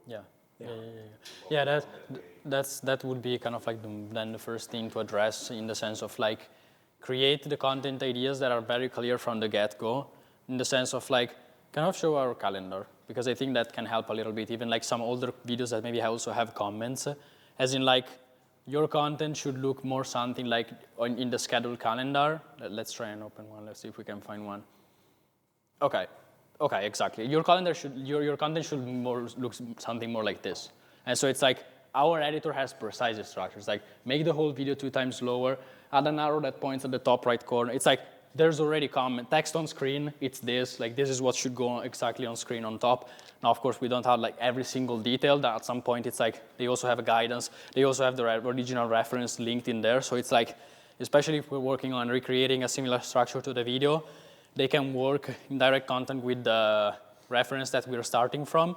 But if you take this approach, then it's like, for example, even for us, there's very little communication and back and forth with our editor. It's usually maybe one revision if it's something that like we're not perfectly aligned. And so like even in terms of this, if like all the different teams have to communicate and like have all the different takes on the video, that should happen before you actually start editing the video. It's like you know already the idea of the content, and especially if we start from very precise references, then we can be like, okay, from the creative team, let's say, the creative director or whatever it might be, it's like, if we're doing this content, we have to make sure that this, and this is in place. And you already write it down in there. So it's like, then whenever they're editing, they already know what they're doing. And it's like, the only revision that should happen is usually like just one, in which maybe there's something small and technical that needs to be fixed, and then it makes sense. But it shouldn't be like a back and forth, especially if it's like the concept behind the idea, or like the shots that you're including or stuff like that. That should be already decided, like clear before you even start shooting. That like, for sure. Like the. Sorry, just for me to understand, do you think that this type of details have to come from the social media team? I think everybody has maybe a voice in that and Yeah. in their own part. So, for example, the creative direction should say what is the language of the brand according to the mood board. The social media, I'm just suggesting. Yeah. Yeah. Please to treat Yeah, to me it should be something like a practical example of how we go about it. It's like, okay, we have these shootings for the month. The social media team starts looking for the content ideas based on what we say. So like viral content ideas, they put them down already in the calendar. They have all the references. And they already have maybe like, for example, what text will go on screen, what kind of shots are needed for sure. And it's like, once you have that in the calendar, and so you have a clear shot list, you have like the text hook that will be on screen, the reference of the content idea, so like the basic elements that we talked about in the presentation as well, then it can be sent over, like presented to all the other teams so that they're like, cool, we can't really say this on video, and so it's like we have to change this, and so like you change it, you fix it up. But it's like most of the work then starts from the social media team so that there is already like a skeleton of it, and then it can get filtered by the other people of the team. So that's still like, once you have this calendar, it's like when you're going on set to shoot, you already have the finished video itself. Like in terms of the idea, you know, like shot by shot what's going to happen, what will be on screen, what text will be on screen, what elements will be added on it, if there's anything that needs to be added. And then it's like also for the editing side of things is like, they get the material and they have like instruction that it's like, you literally have just to follow like step-by-step instructions so that it's like, you already had the filter of the creative team or the creative director, whatever it might be, beforehand, before like you even start the production of the social media content. Yeah, the main thing to me would be like when I'm looking at this, especially the last part, what I like the least is this, right? In the sense of, because that should be like, I know what he's talking about is like, there should be clear responsibilities and everybody should be aligned on everything, but that should start from the bottom of it, like from the start of everything. So they select all the ideas. There should be something that decides if that is aligned to the social media, or maybe if it's something has to change from the content idea in order to be aligned. But once that's done and that's approved, then there should be only like, for example, the social media making sure that those aspects in the editing are correct, right? But what we want to avoid is that on every single step of this, everybody from all the different teams have a saying on it, because like you come from different places, you have different priorities also, so that will reflect also in the feedback. Like I can imagine what he's saying. We much rather be like, oh, okay, we're aligned with everything when we start. Now it's the social media responsibility to add comments because they know they have very clear the reference of social media, so they should be the one adding the comments, right? Yeah, actually, like I was looking through it, like this should be here precisely, I would say. Like that, like comments, then the final shot list gets created, shooting, like through all of these things, there shouldn't be like any comments needed because it's like the video is already decided. Like we have clear in mind what is going to happen in the video. Yeah, I think it's super correct. I agree on that, and we need a precise, let's say, ideas before, so the comments and the reworks are less.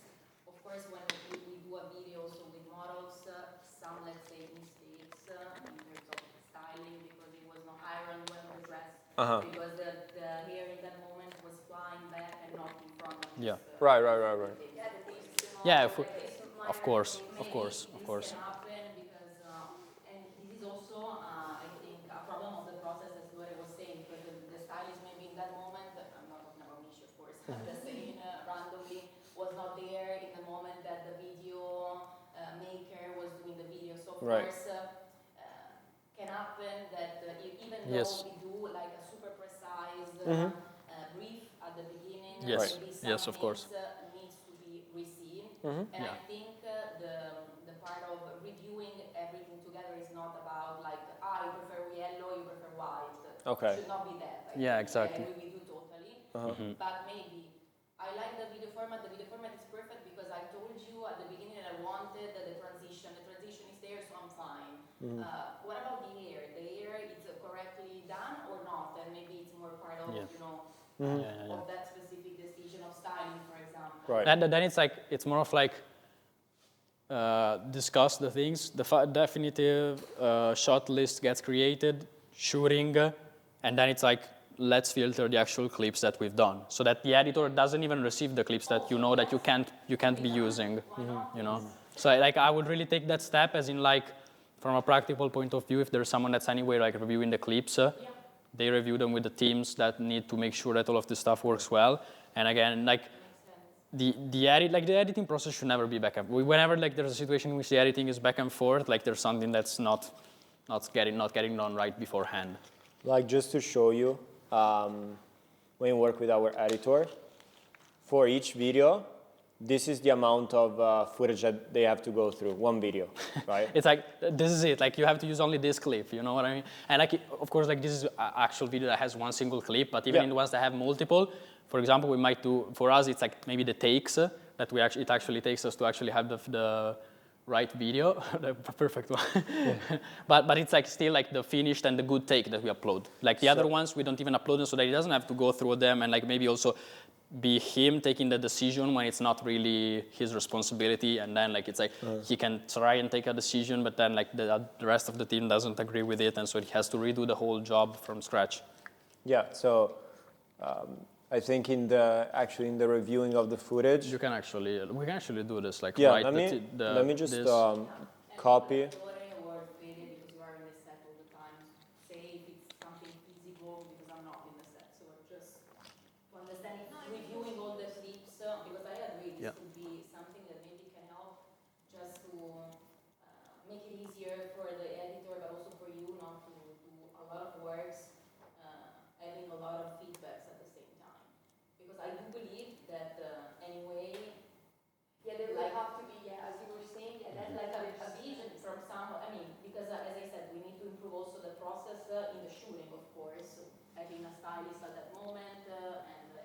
Like this one here, right? This before the definitive shot list. Which one? Before definitive shot, before that. Sì, ma quale dico? The different teams had all the comments. And the video format is correct because you know that you need to do a transition. There. So You can maybe put it in red. A person, Fede, for example, Marty, and you, at the end of the shoot, clips that and we then done, are they okay? Perfect? after this, We put it in the before the video team, before that, and as soon as they arrive, we add they should be correct. From what I assume. What do you think? Is it visible? You're in a set? No? It's like a picture that we get, no? When Fede does the selection at the end of the shoot. I mean, it's the same process.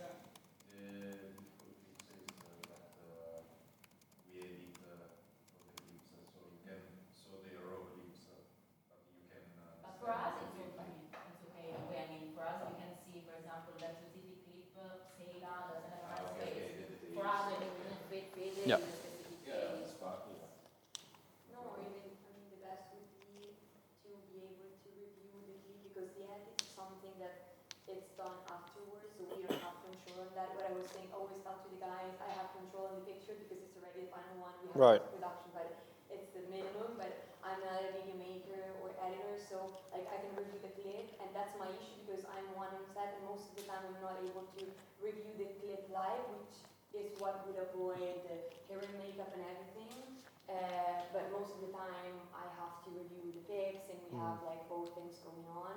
But like for the edit, we need to be as clear as possible in advance because it's hard for me to visualize the final work. So as you guys were saying, maybe in this we can review the process in terms that we already know how the content, the specific references will be adapted to the actual shooting. So they don't have to get crazy with me. It becomes really like subjective then. Right. How would I interpret that specific references? And then the final comment can really change because it was not really specific already. How, the references, because like sometimes the location changes and like, or like there's a specific ref, like maybe in studio, which is really different. So how are they going to adapt that references, like in a location in a vintage car, for example? So this is something that I think we need to have a precise brief before about the formats of video that we need, like which kind of trend we want to do something storytelling, with which reference, with which music, etc.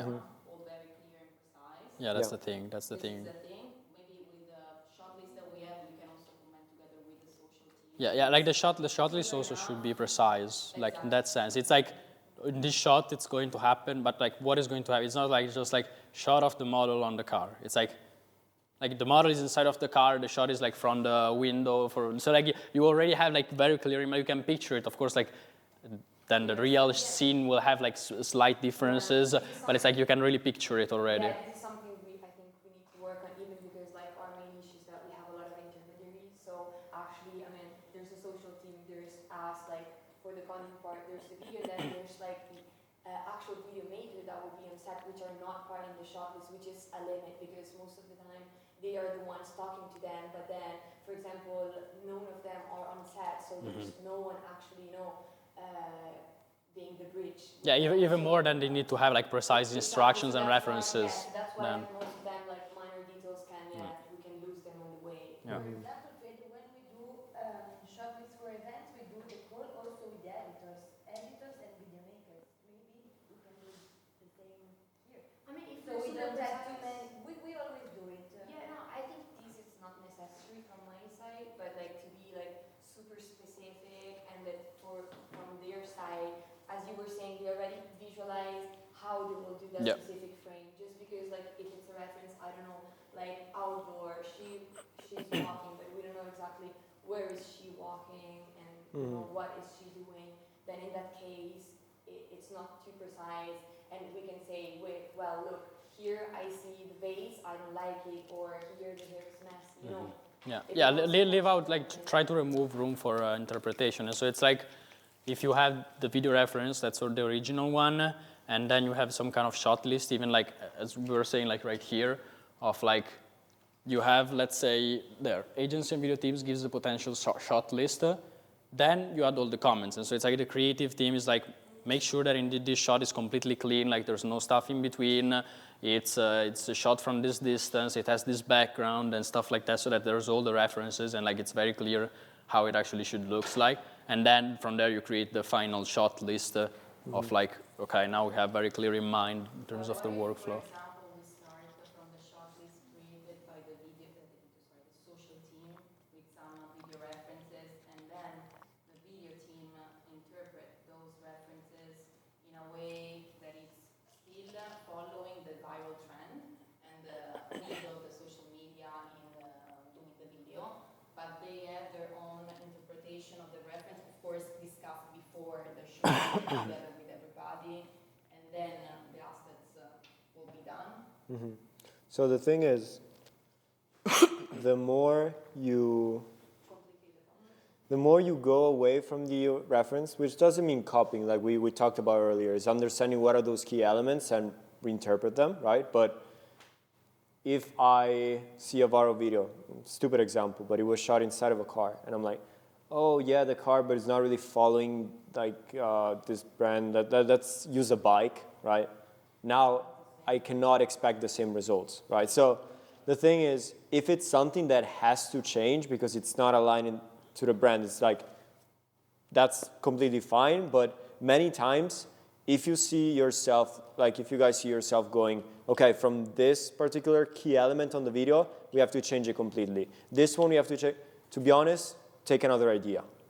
The thing is, like, the more you detach yourself, like the more you go away from those key elements that we were talking about that made something go viral, the more guesswork you introduce, pun intended, and the more like you cannot expect any type of results, right? That's the thing. And the thing is, like, if you do this job, maybe like in the sense of then the social media team finds the ideas and then the creative team filters the ideas. It's like then you already have content ideas as like clear references that are also already aligned in terms of like how the shot will actually look like.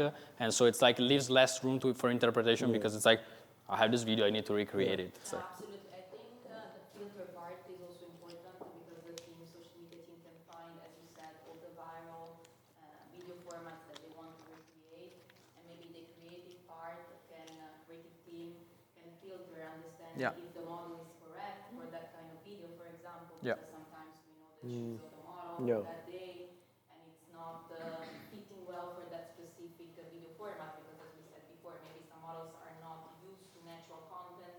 are not spontaneous, so maybe it doesn't make any sense. Or Yeah. even if the reference doesn't come the language of the brand, also that filter, yeah, makes sense. And then the filtered selection is really well explained in a short list and discussed with the video team and Yeah. video editors.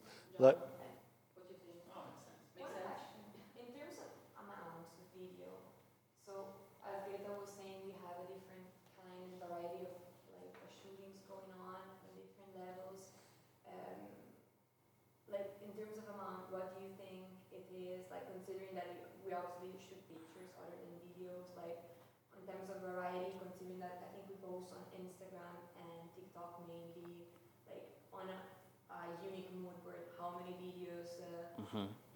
Yeah, I think then when it comes to that, you will have to see, like, based on kind of this part that we said, of like how many are we actually doing and how much do we want to fill out the calendar. And so based on that, be like, okay, this month we have, I don't know, for example, the 3 emotional shootings.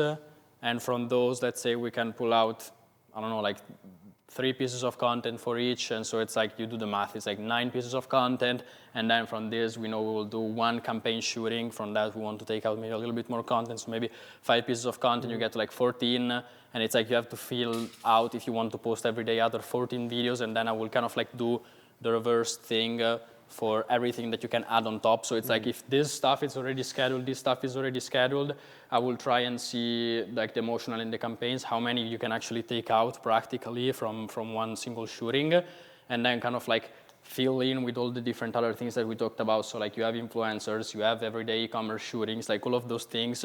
You have monthly events, so even like 1 event a month, and trying to see also from those then how many you can actually pull out. So I think this could help the workflow, especially for the emotional part eventually, because as for now, we usually fluctuate between 7 and 8 videos per shooting, which are actually a lot, even because we have like change of outfits, and most of them are not for re-editing, and we have different kind of content for both Instagram and TikTok. So this could be like ceremony, we already took off because now, as you can see from the Google Sheet, we have 2 Instagram and 3 TikTok for each, so it's 5 contents. Of course, we can reduce. Yeah, no, what I would say, it's more of like now we are starting from the TikTok, and so it's like that we are collapsing the ideas fundamentally, as like we were saying. Like the goal will be more of like you create content that's adaptable to both platforms, and so like in the first place you're doing less work.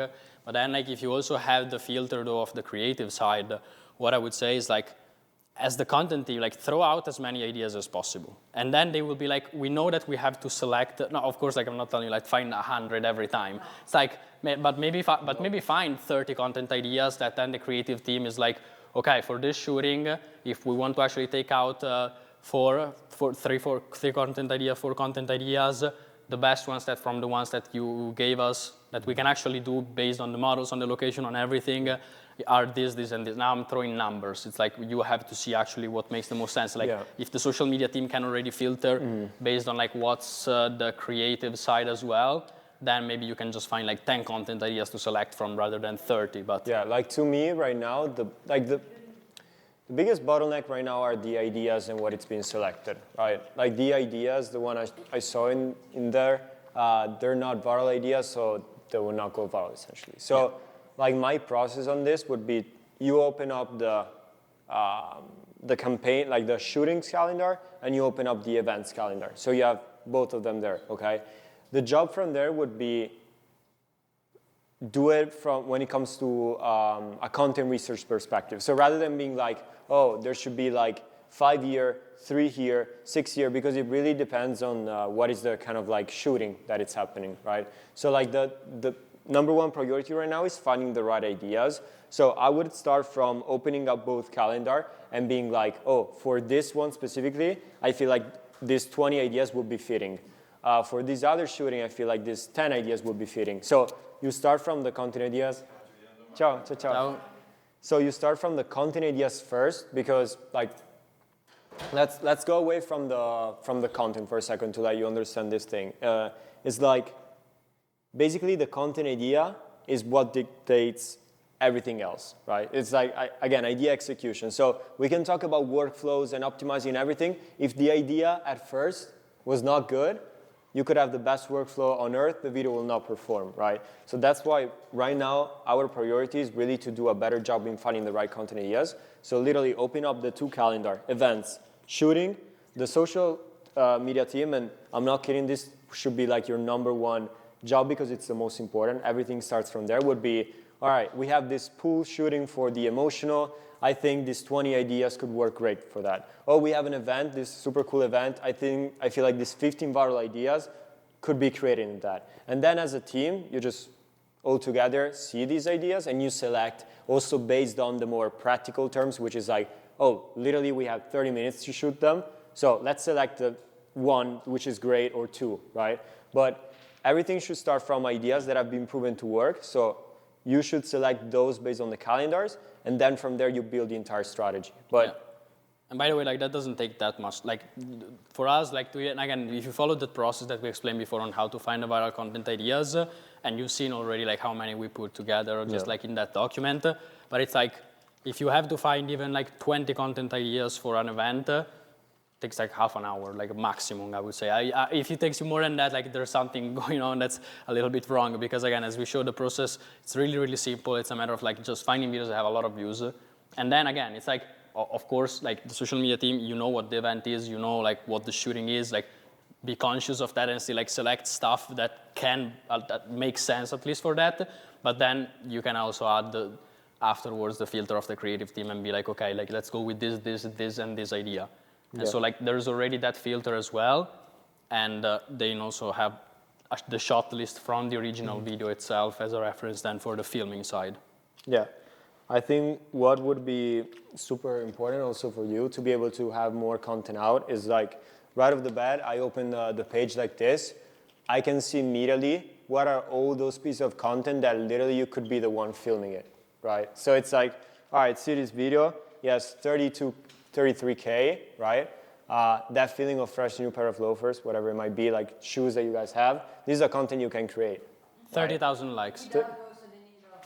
Right, exactly. This is you, right? Like, so the thing is, there are also a lot of content ideas, especially in fitness, that don't require to have fashion every single time. Oh my God, fashion ideas that don't require every time to have a model, right? So like, this is literally how I would find content ideas. This is why your algorithm should always be optimized and trained on what actually you want to see. But okay, great. I know that there's gonna be this type of shooting next week. Let me select from here content ideas that I see it, and of course based on the vibe, what's gonna be shot in there, what kind of clothing, where it's gonna be. You should always base yourself on viral videos, but try to understand, like your skill set should be to try and match the viral ideas to the type of shooting that it's being made. That should be like your #1 skill set right now. Because that's gonna dictate literally the success of your guys' strategy. Because if I give to all the other team the wrong ideas, it's not to put a massive like pressure on you, but you're basically like, the moment you select this idea or that idea, you're dictating the whole performance. The maximum performance that the video could have. Like even if they do all of their job right with the bag video, if the bag video at maximum has 400 likes, like best case you can expect that. Right. And so like the job of the social media team in that sense should really be like, you look at the calendar and based on that you find an excess amount of content ideas so that then they can filter and select. Like the most of the attention of the social media team itself then at this point in this process and like in the steps that we explained should be in finding the viral content ideas. Then like also because on the technical side, the specific shot list, how they write it down, how they communicate it will be more on the filmmaker side. All of the different elements that are involved in the video that we have to make sure that are there or that are not there will be on the creative team side of things. And so like this way, if you're just focused on finding the content ideas and you're really present on social media, like that's like the fundamental step 1, and that also again doesn't take that much time once you're in the process as we showed. By the way, we have shown Instagram so far, also for the strategy that you guys are using and the type of content. Also look for content ideas on TikTok. That's perfectly fine. You should look on TikTok and Instagram. Don't do it on Pinterest just because it's better. But TikTok and Instagram, plenty like fashion, not fitness, is actually a huge huge niche, so there are a lot of pieces of content ideas. Yeah. Yep. Especially for big brands, can you recognize what is sponsored rather than like organically went viral? Oh, the stuff that has a lot of views and So- that just looks corporate. So if Most times it's, You do the example on our TikTok, you can see immediately. When yeah. We push You the sponsor thing. that? Yeah, like open up gas Just to... because sometimes I do like research on more than average. We had like 4 million of views when we have like an average of 1. Yeah. Yeah, exactly. That's sponsored, that's sponsored. it's not sponsored. Like, A lot of brands, I think on TikTok they sponsor more than us Okay. because you can see like at least 3 contents per row that are sponsored with a high engagement, but the rest you see that it's lower. So it's usually like this for everybody. yeah. So like, be honest on this, and is not to be like, it's not to be harsh, but you always need to like see from a viewer perspective. You're all consumers of TikTok. Would you see this type of content and think that 4 million people saw it, and would you stay until the end? Me personally, no. It's just a continuous shot of the same thing. There's no story to it, like where to next. Okay, I see the message. This could have been a picture. And that was fine with me because nothing else is happening after that. It just continuous shots of the same thing without any type of story. Why should I, like, what is my goal to stay until the end? Is it gonna reveal to me where he's actually, like, where is the country that is, I don't have any type of, how can I say? Because we put actually in the copy, like comment the destination you want to visit next. Right. I mean, it's a beginning, but of course, if we really put ourselves in the mood, Right. it's like a starting of conversation. Yeah, But yeah. I mean, for example, the text hook and the external copy, but Yeah, yeah. of course, there are, for example, the 2 videos that we saw previously. From an aesthetic point of view, it makes sense, you know? Like, that's like, again, here is like in the idea. And so it's like the aesthetic and the filming part is perfect, I Yeah. would say. You know what I mean? Like, the text hook, even though, like, again, it doesn't start from an idea that could work, probably, so... Put something else more like interesting. More than that, it's like, and then again, I don't know like the creation of this content, where it came from, but it's like, again, like we're starting from the idea. It's like, did you see a content in which they had like a luggage and the text that said where to next that went viral from someone? If yes, then could I? Not at this point. Okay. And that is, We have the reference for this, yeah. but it wasn't viral. Yeah, that's the biggest problem, you know. And so it's like that when it comes to that in the research of the content ideas, it's like, unfortunately, most of the big brands are not on this stuff yet, and so you will have to go more maybe with smaller creators, but because that's the stuff that people actually consume. And this is like the creators that we show you that have 100,000 followers and their videos get 5 million views. Yeah. And it's like 5 million views without sponsoring the video or anything. And so it's like, you could get this result with a video that actually people want to watch, that connects people to the brand, and that gets you the same amount of view without paying. It's like, Also, I think that with what the team is doing is trying to optimize as much as possible the opportunity they have to shoot something. yeah. So Yeah. maybe also could be a little bit forced where to next in that situation because it's not an airport, it's not. Right. So they are trying to make Yeah, as yeah, much as possible in the locations that they have. So maybe this is also an issue because I mean we don't have a lot of occasions and a lot of opportunity to do something related to social media specifically. So or we do more fitting research on what the location is. Exactly. And Yeah, that's kind of what we were saying then in terms of like doing the content research based on what you know that. So it's like, again, like the process will be like, you look at the calendar, the social media team looks at the calendar, what's going on in terms of shootings and events. Okay, take this event, take this shooting, let's find at least 10, 20 content ideas. 10, 20 content ideas that could technically be created in that situation. Okay, so that at least you have like, this is possible to do in this situation. Then you submit it to the creative team, and the creative team is like, cool, of these 20 ideas, we actually can do just like this 4 or 5 because of like the brand and the image, or like what we want to communicate with this campaign, or whatever it might be. And so it's like those 20 ideas are all technically like something that you can create in that context. Then you pass it through the filter of the creative side of things. Yeah. And the other thing is I want to quickly go over since we're talking so much about content research, so it's going to be a huge one. What are the actual data that you should look at to see if that could be potentially a good idea or not, right? I'll show you when it comes to understanding if an idea could be a good one or something that you shouldn't take, okay? Well, now I'm not referring to if it's in brand, if it's out, I'm talking about like KPIs, data to look at, okay? So a big mistake that a lot of people make is, okay, I see this video. Wait, let me find, for example, another one. I see this video. He has 15K likes. All right, viral video. Let me just take it, okay? What's the problem a little bit with that is that you're not considering where this video is coming from. So what we usually do is once you find, and this, we're not trying to overcomplicate it. It's a very like linear and easy process. What we just do is simply, okay, 4.3K, okay?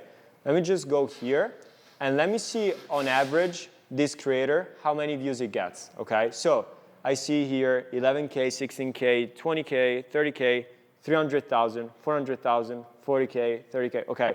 So his baseline, usually where it starts from, is around 30K, right? Like his worst performing videos, but also like the ones that don't pop off, really fall into that 30K, 26K, 35K, right? If something doesn't pop off, he's in that range. What this tells me is like, this is his average, let's call it that. So everything that it's an outlier, meaning something that is way more than its usual, okay, is something that I can take into account for an idea. So he's getting like 30K average like bottom line. A 300,000 video is 10 times his average views, right? That's a very powerful content idea because it means that he performed 10 times his average content, right? Same thing here. This would be a good content idea, right? Same thing. Let me see. I go here, like 11.7 million views curls tutorial, right? Now, I'm not saying you're not specialized in that, but right, but for example, this could be advertised, right? For the principle we were saying before. This could be a sponsored ad, right? From Garnier. yeah, I was actually looking at it as we were saying, and you can clearly see that from the amount of likes, okay? Yeah. This was sponsored by Garnier, or they asked me to sponsor that because it has 11.7 million views and 2.5K. You usually see it from the interactions. That's like the easiest way to spot it. 300,000, 14K, right? So that was clearly sponsored, okay? And of course, that's where you need to be a little bit smart and attentive in noticing that because, okay, 200K, 8K likes, I know this is probably not gonna be sponsored. So in general, you wanna make sure that the ratio makes sense because like, okay, here he got, 300,000, it has 15K likes. How is that possible that here he got 12 million likes and 12 million views and 2.5K likes? So you got to be a little bit attentive to this stuff, but you can clearly see what are these the outliers in someone's content. Like, for example, if I stop here, dumb question, but what would be the idea that makes the most sense to take? 130K, right? Because it's an outlier. In general, I'm saying this because in fashion, a lot of people go viral.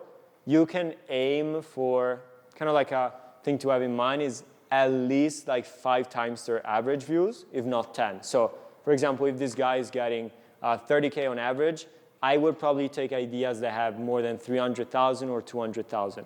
So the best case scenario is 10 times his average views. So if I go to a profile creator and he's getting 10K, everything that is above 100,000, it's a super viral idea for him, right? Why are we doing this? Because many times you could see a content that has like, oh, 30,000 likes, that's crazy, okay? Let me just take this idea, and maybe that content got 500,000 views. But then you go to the creator's account, and you notice that on average, that creator, because maybe it's a super famous celebrity, gets 2 million views per video. Now, guess what? That 500,000 views video, it's actually a low-performing video, taking the context, okay? So that's why every single time we find a good, an idea that could be valid, without like wasting and over-obsessing, without wasting time, but you just double-check that it's over their average views, okay? So again, let me just find another one. All right, 3,000 likes, for example. I go here. I just watched this one. It's 100K.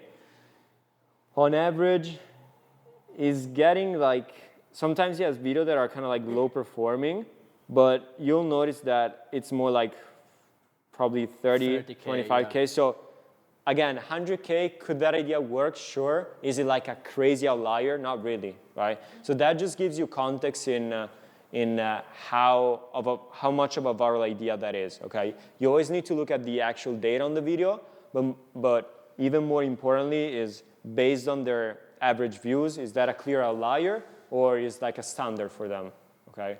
Because you always need to consider that on Instagram, these people have big audiences, so because of that reason, they automatically get pushed to some of their followers, right? So 20K views for someone that has 200,000 followers, it might be not a super good idea to take, but if a creator, and sometimes there are crazy examples, like there are creators, and it happened to us, that gets like 1,000 views on average. For them, a video that gets 25K has so much more value than someone that gets like 25K, but on average gets 20K. You always need to look for the outlier.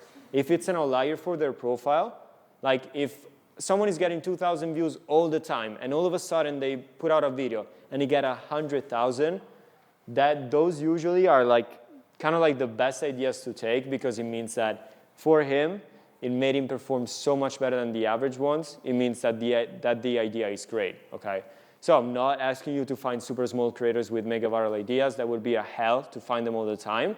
It's just very good when that happens. Just make sure that you're not just like limiting yourself to looking how many views it gets. Just quickly look at the average views. If it's something that performs better than their usual, so you have that check, then you can clearly take that idea.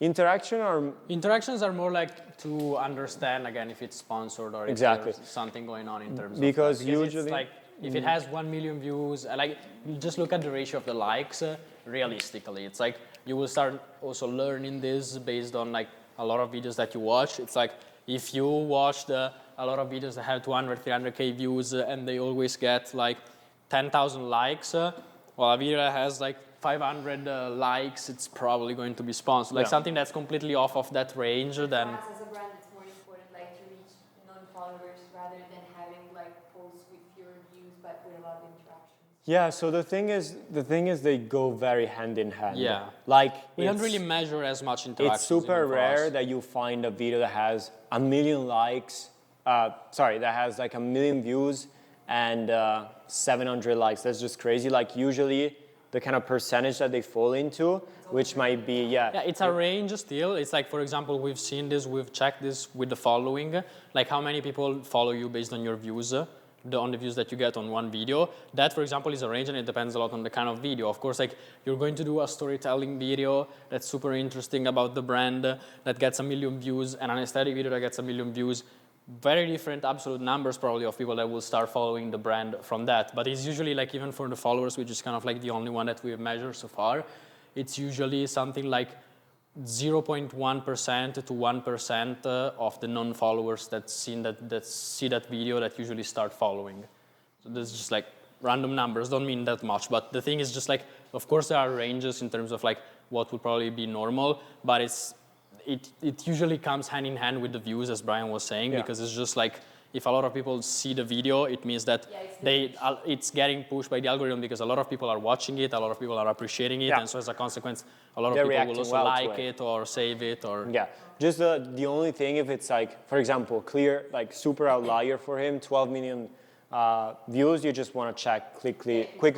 And you notice it before me, actually. You said, but look at the likes, right? So it's something that you notice when it's crazy off, right? Yeah. So, but that's literally how we decide if it's, not talking about in-brand, on-brand, I'm just talking KPIs and data. This is the only check that we make when we're looking for content ideas. Very easy, right? Okay.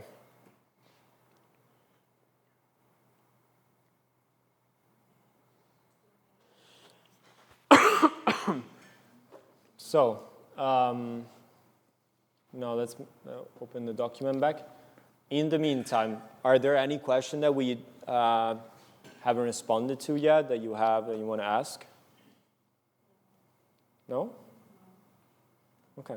Then tomorrow we're going to go through the actual practice of this, and so like we're going to see together also then how will the team operate, how will they interact with each other, and what I would try to do tomorrow is kind of like try and create one video for each format at least, so that we can test out the different things and also see like then for the different teams how much creativity is involved for each one of them and how much back and forth, hopefully not a lot, there needs to be on the more complex videos with a creative team and like making sure that everything is still aligned and on brand. Yeah, so based on this, I just want to build together, so we have it for tomorrow. I just want to build together the actual steps that we're going to go through together and who will be responsible for that, so it's super clear. So basically, the thing is this. Now, let me just list quickly the task that has to be performed, and based on that, we can connect it to your workflow and the people that work on it. So basically, we will have to find the right content ideas, okay? So there will be a finding content ideas. After that, and then we'll put in the middle the things that we have to add for the brand. But this is usually the task, which are like finding the content ideas, which is scripting / shot list, right? The actual shooting and the editing, okay? These are the actual tasks. Now, I want to include in this because I want to emulate and simulate what you will have to do. So once we find the content ideas, I want to add in the middle the thing about like checking and making sure that they align for the brand, okay? So how can we call it? Creative check. Yeah. Okay, creative check. Okay. So then we have the scripting and the shooting. Let me see if we're missing something. Okay.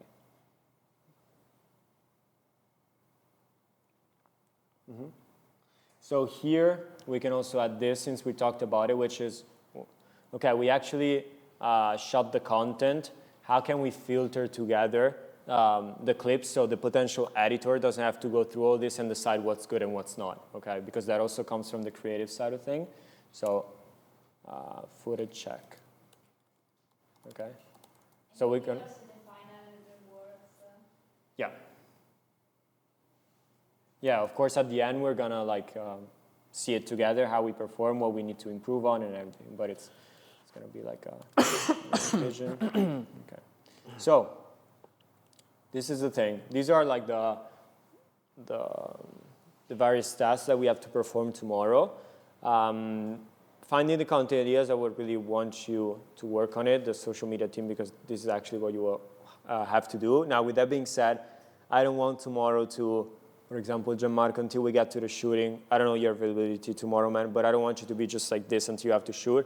Actually, I feel like tomorrow could be a great way for everybody to understand what's behind the process, because that would help all of you guys. So there's going to be like protagonists that have to work on it. You're going to be pressured because we're all around you, like looking at you, doing the thing. No, but we're also there to to help you and make sure that you're understanding everything. So don't worry about that. But I want to be able to. We'll have a timer so that we're. we're gonna have representative for all tasks, but I want you guys to be all part of the process, so everybody knows what's behind it, and that will also give you a lot more clarity when everybody has to perform a single task. Okay, so finding the content ideas will be done by the social team. The creative check, you guys tell me, is this something that you think later on will have to be done by the content team, more specifically like you, or yeah, okay. More of a content team. I think what's like interesting about tomorrow's test and could be useful to understand is like according to the ideas they find, we understand the kind of format, and like maybe there's like a mid step in between just to understand like if there's something we as video and content team need to work on provide support, for example, for the behind the scenes or storytelling, because it's something like super specific and viral, as we were saying, that it's defined already, so it's more like about creating a detailed shot list. But if it's something instead in which we should work on beforehand, maybe it can be useful, for example, like the video support to say, hey, look, you want to create a story, but maybe we should like, interpret it in this way. Okay, got you. So basically the creative check, also from what you're saying, would definitely, the creative check and the scripting and shot list, who works on it, it also depends on the kind of format. I would say, Yeah. there's definitely a creative check that has like us, a content team, me and Rita, Yeah. from the technical point of view, but it's more about, as she was saying, like if it's fitting to the kind of mood board, Yeah. the kind of aesthetic we have, and Yeah. to the kind of like specific shooting. Uh-huh. And then there's like another check that it's more about the shot list, which I think depends really on the format. Yeah. Defining. Gotcha. Yeah. So me personally, and of course, tell me if you feel like that should change.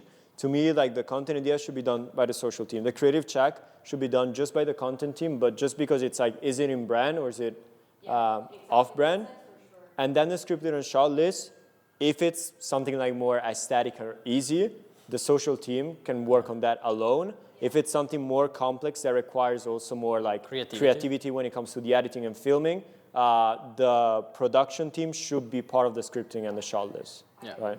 At the end of the day, like what we were saying as well, it's like in terms of then the actual content that you will create, like the storytelling videos will not be the videos that you make every day. And so it's like if you're making 3 a month, it's maybe doable to have all the teams working on them. Of course, like the aesthetic ones, if maybe like you're producing them together with the e-commerce as well and you're shooting them every other day, then it's like, no, we don't want to like stop all the other teams to always check on that stuff. So yeah. Yeah, and this a lot really depends on the calendar, but as you were saying, just to split.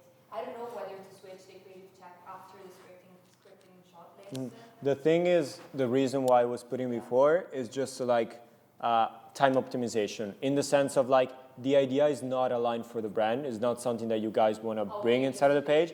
They did all the work already with the shot list, and you don't think it's good and like it's not good enough. You don't think it's aligned to the brand, and basically they wasted time, right?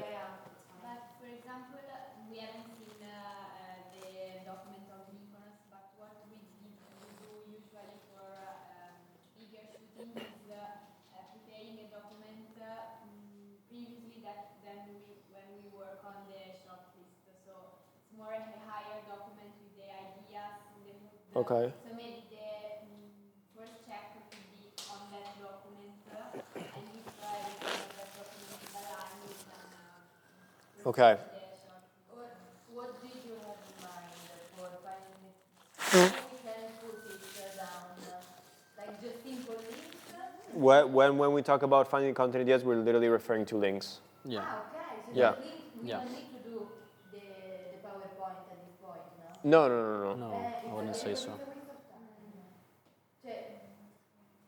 For our teams, yes, Like the only thing that you can add when you find the content ideas and the links, if you feel like you need to clarify something or you thought of that idea specifically for something, you can add some type of comments.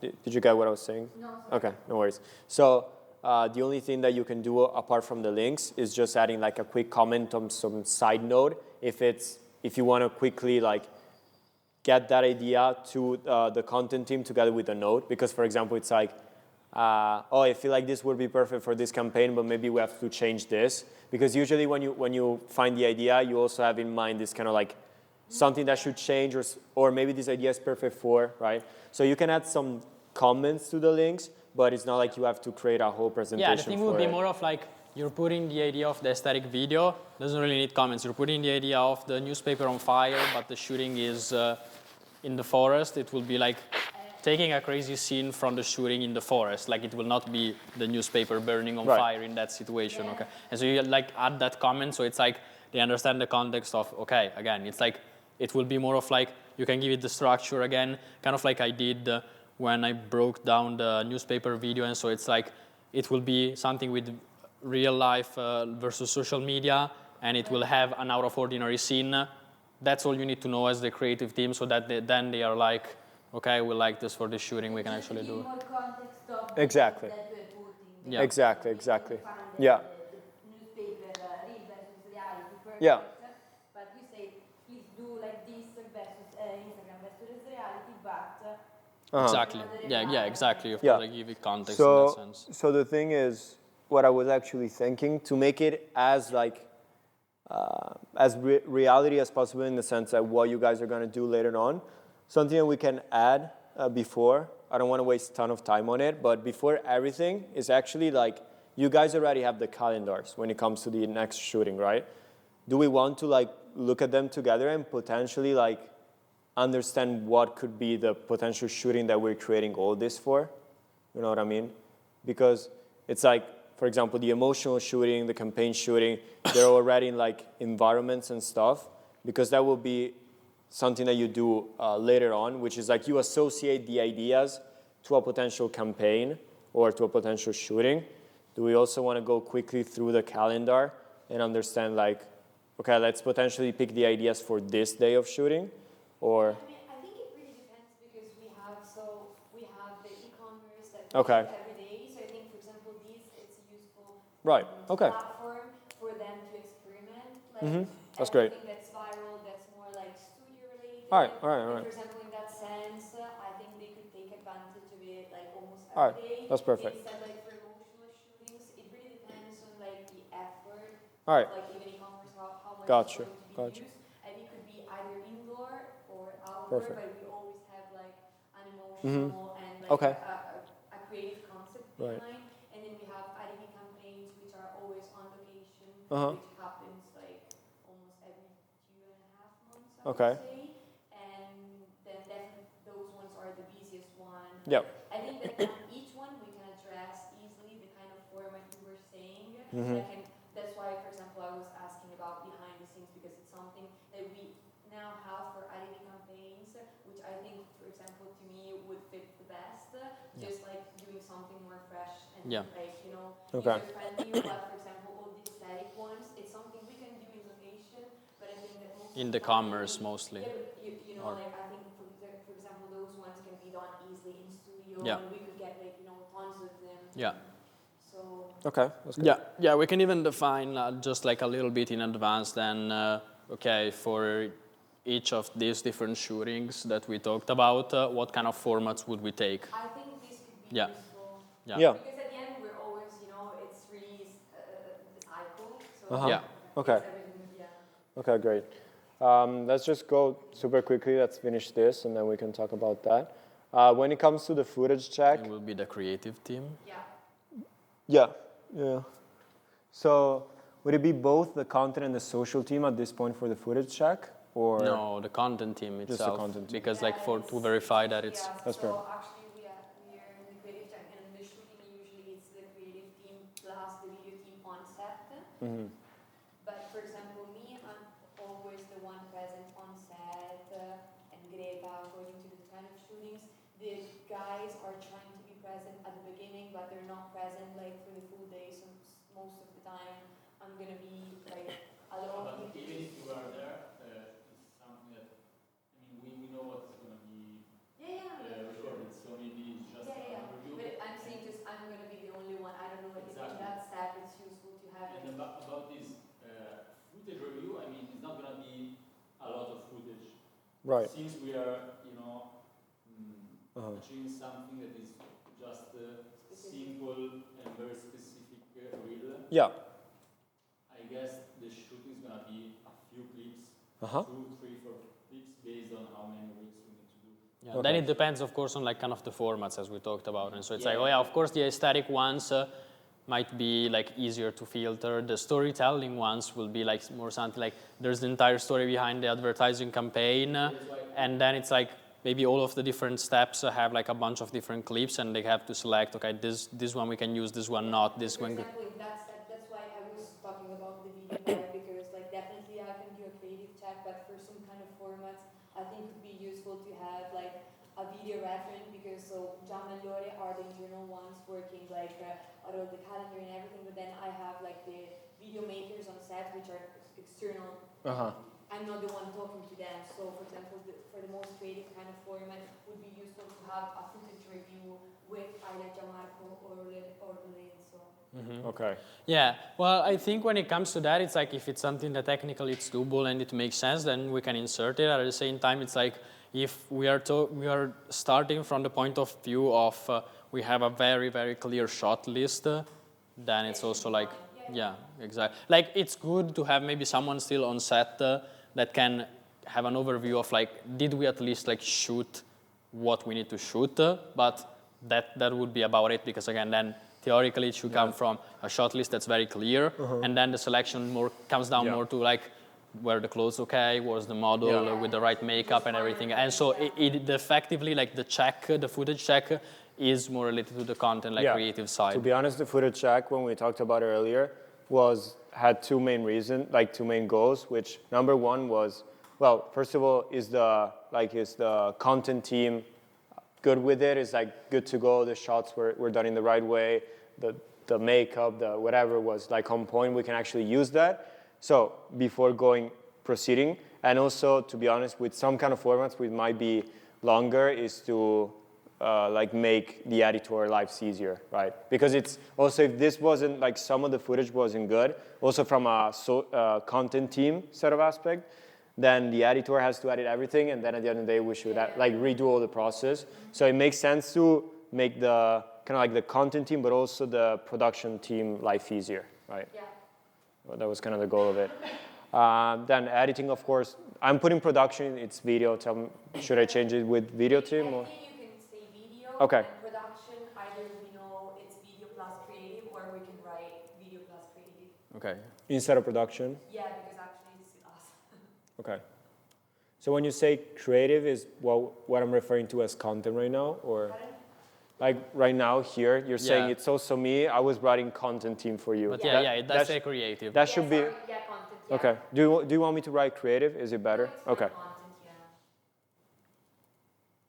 I don't know if maybe it could be useful to add also for the editing part. I mean, there are maybe some exceptions sometimes. For example, I explained before the trends issue, where maybe it's directly the social media team, because we have Julia that she's in art direction with also some video skills. So maybe for the editing part could be some cases where sometimes it could be useful also on the shooting part. Okay. So the thing is, right now, like right now, our goal is to make it as easy as possible, not to overcomplicate it. So the thing is, like, I totally agree that sometimes for a specific video, there might be the need to be like someone else on top of that because it's a very particular video. Like right now, our goal was kind of like to build the kind of like evergreen, everyday kind of like workflow. Like totally, there might be a time where it's super important that like for example, you have to be there during the shooting because there's something very specific that has to happen. Sure, we can also talk about that, but this was a little bit more of like an evergreen kind of workflow like between who you. always needs to be there in that phase, in that sense. Then it's like anyone can be added to it. Yeah, exactly. Right. Like here we just put like video and content team if needed, just because like if it's a little bit of more challenging video with more shots, it makes sense that also the video and the content can actually be in there. Yeah, again, because as we were saying, like the scripting and the shot list in itself is like the most important part, because theoretically it's where the video itself is born. Then the actual execution is way simpler if you have very clear ideas in mind. And so that's why it's important if, like especially for the most complex videos, that all the teams come together in that scripting and shot list part. Yeah. So, okay. Now, when it comes to the final revision, I want to ask you this. Like, of course, tomorrow we will do it, all of us, like together as the rest.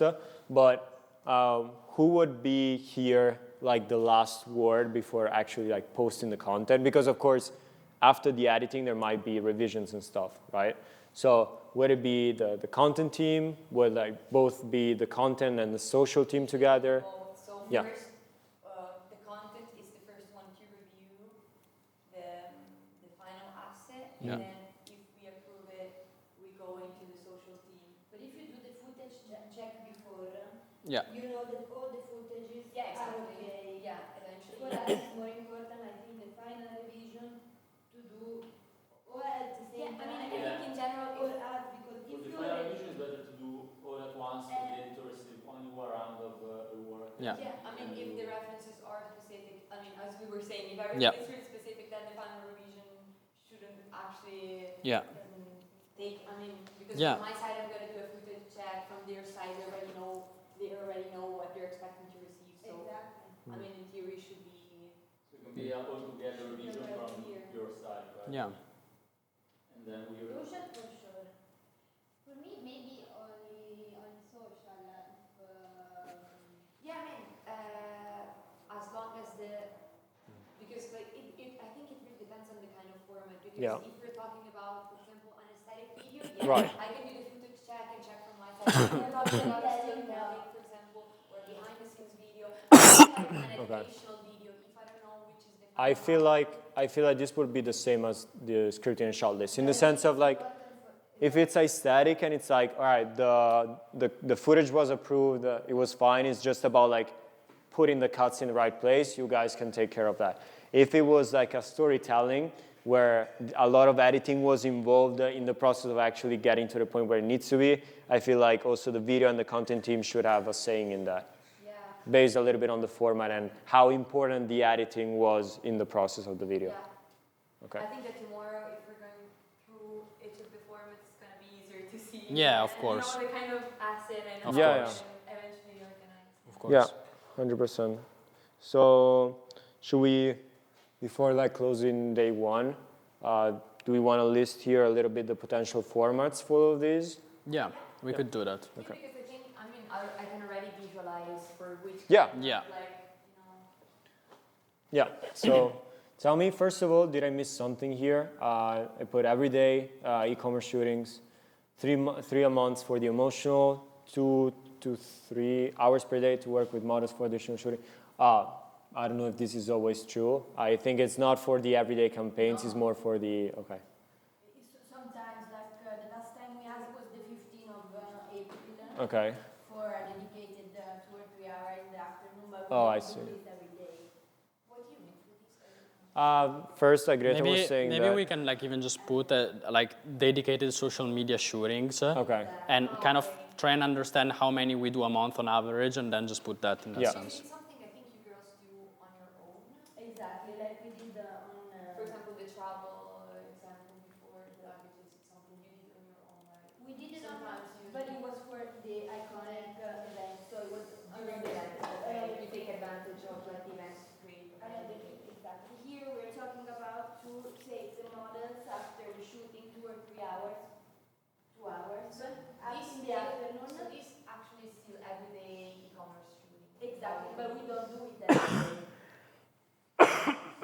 What do you mean? I mean, I'm saying that the dedicated social media shooting, we could do them In the afternoon of every of the day. e-commerce. Exactly. Or So- you're saying that you would like to do dedicated days. No. Because we said, also as we did on the 15th, we took 2 hours in the afternoon after the shooting. For the bats, you're saying. No, for social shooting. Oh, okay. After the e-commerce, we took 2 hours with the models. The model was just Maria Chiara, and we did it in the afternoon during e-commerce, but it's not something that we do every day. Yeah, so then Okay. if I understood correctly, and we could merge the first point with the last one, it's including the first one. Right, but the thing is, how often does that happen? Very rarely, but so we want to start to do it often. Okay, but it's very it's like, rarely. is it- Some a month. Okay, it's very rarely right now. Like, why? Because you're not doing it, but you could? Because we didn't implement it yet. Okay, but potentially you could every day. We would love. Okay. I mean, I think it's Not every day, of course, but maybe Okay. twice a month, let's say. Also depending on our need of contents and also the availabilities of models and how they are with the e-com. yeah, I mean, it's just like this last point, the first one and the last one. I think now we need to merge. Yeah, It's just that like every day we have e-commerce shootings going Yeah. on, and if there's like any hole in the calendar or any need of doing something in studio, Okay. we can eventually take advantage of our models working, but we're shooting something else because we're shooting e-commerce. So it's just that it's something that needs to be organized in advance. Okay. It's not going to be dedicated just for social media. Right. We can eventually insert in the calendar some just social media. Yeah. What we did on the 15th was just social media. Okay. It's something we actually don't do at the moment, but it's something we can eventually Okay. include. All right. So then I would start by focusing more now on like on the shooting, especially to outline the calendar. Then in practice, I would start from the emotional and campaign shootings, which is like that's going to happen, and that we need to take also social media content out of it. And then same thing goes for monthly events, same thing goes for influencers. And then it's like whenever like every month you sit there and you create the calendar, it's like you fill out all the potential, like how many content. Also in this, like you will need to discuss it and test it out in the beginning. Okay, realistically, how many pieces of content can we take out of each and every one of these shootings? And so it's like from the emotional, maybe we can get out like 5 for each. For the campaign, maybe we can get 5 out of each. And so it's like you fill out the calendar based on how many campaigns and emotional shootings there are that month. And then you're like, okay, we have to find 10 more content ideas and like create 10 more pieces of content. Then we will need to plan, you know, I don't know, 3 or 4 days in which after the e-commerce we are actually shooting those 10 content ideas, like 10 pieces of content that are missing in the calendar. But in terms of like then, this is just like for us to have kind of an understanding, but then in terms of the actual formats that we're going to create, it's still relatively simple in the sense of like, we will probably have in those e-commerce shootings situations, the aesthetic ones. In the campaigns, you will have the behind the scenes and the storytelling ones. And I would say other than not only the aesthetic ones, but also the educational ones together with the e-commerce actually. Here. So they're also the educational, That could be either like during e-commerce shootings or during dedicated social media. Yeah, right. According to the amount of videos they want to create. And then we actually have 3 to 5. It really depends on the okay. month. And then like we have mainly in-dog shootings, but we also have like not too many, but I would say 2 per season still life shootings, so just dedicated to still life products. Okay. And those ones I think are the hardest to address in terms of like the social media, content, Okay, can you explain a little bit more in depth what those are? So we have like a certain periods of the year, such as Valentine's Day or like the gifting seasons, which we have both during like the holiday season and for example now with Mother's Day and everything. So we have these commercial moments where we really need to push all the accessories part, which is mainly still life, so it's not index at all. Okay. And in those occasions, I see where everybody really struggles to take out the video part because most of the time it's like clearly less emotional. So, I mean, for example, in this occasion for Mother's Day, I engaged with a model to have like a mix of content. So, accessories which were worn by the model, if you couldn't see her face, which I think that for the video part could help. But here we need to understand if there's any like kind of viral content that can be. Yeah, I mean, like I think even in that, like UGC type of content in which they showcase some products, like can be found for sure. Like that's. Outdoor, because if it makes sense, because on emotional shootings it really depends. So it can have more the shape of an ad campaign in a minor way, or it can be something more like studio, just like it really depends if you're pushing something like commercially important. So for example, we have denim we need to showcase like the product. So it's gonna be more commercial. We can do it in the studio, so it's gonna be more about e-commerce instead of, for example, the ceremony. Maybe you have more of a story. The ceremony which is like the weekend getaway, and then you do something more campaign. Yeah, those like they know, and so based on that they can find content ideas that can be created. Like that goes back to what we were saying of like the social media teams should find content ideas based on like we know what we're going to do, like what the location will be, what is technically doable in that location. And then you select the ideas and the creative team will be like, okay, we like this, this, this, and this. And those will be the actual ones that we create. For us, what is very important to know also the location before, because like for example here, ceremony guests, we didn't know exactly the location.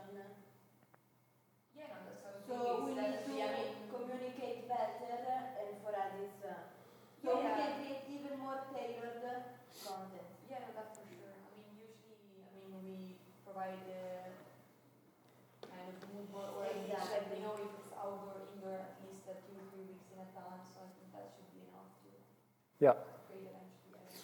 Okay. Yeah, with the mood board is more than enough, I would say, to understand like if the idea is doable at least or not in that context. So.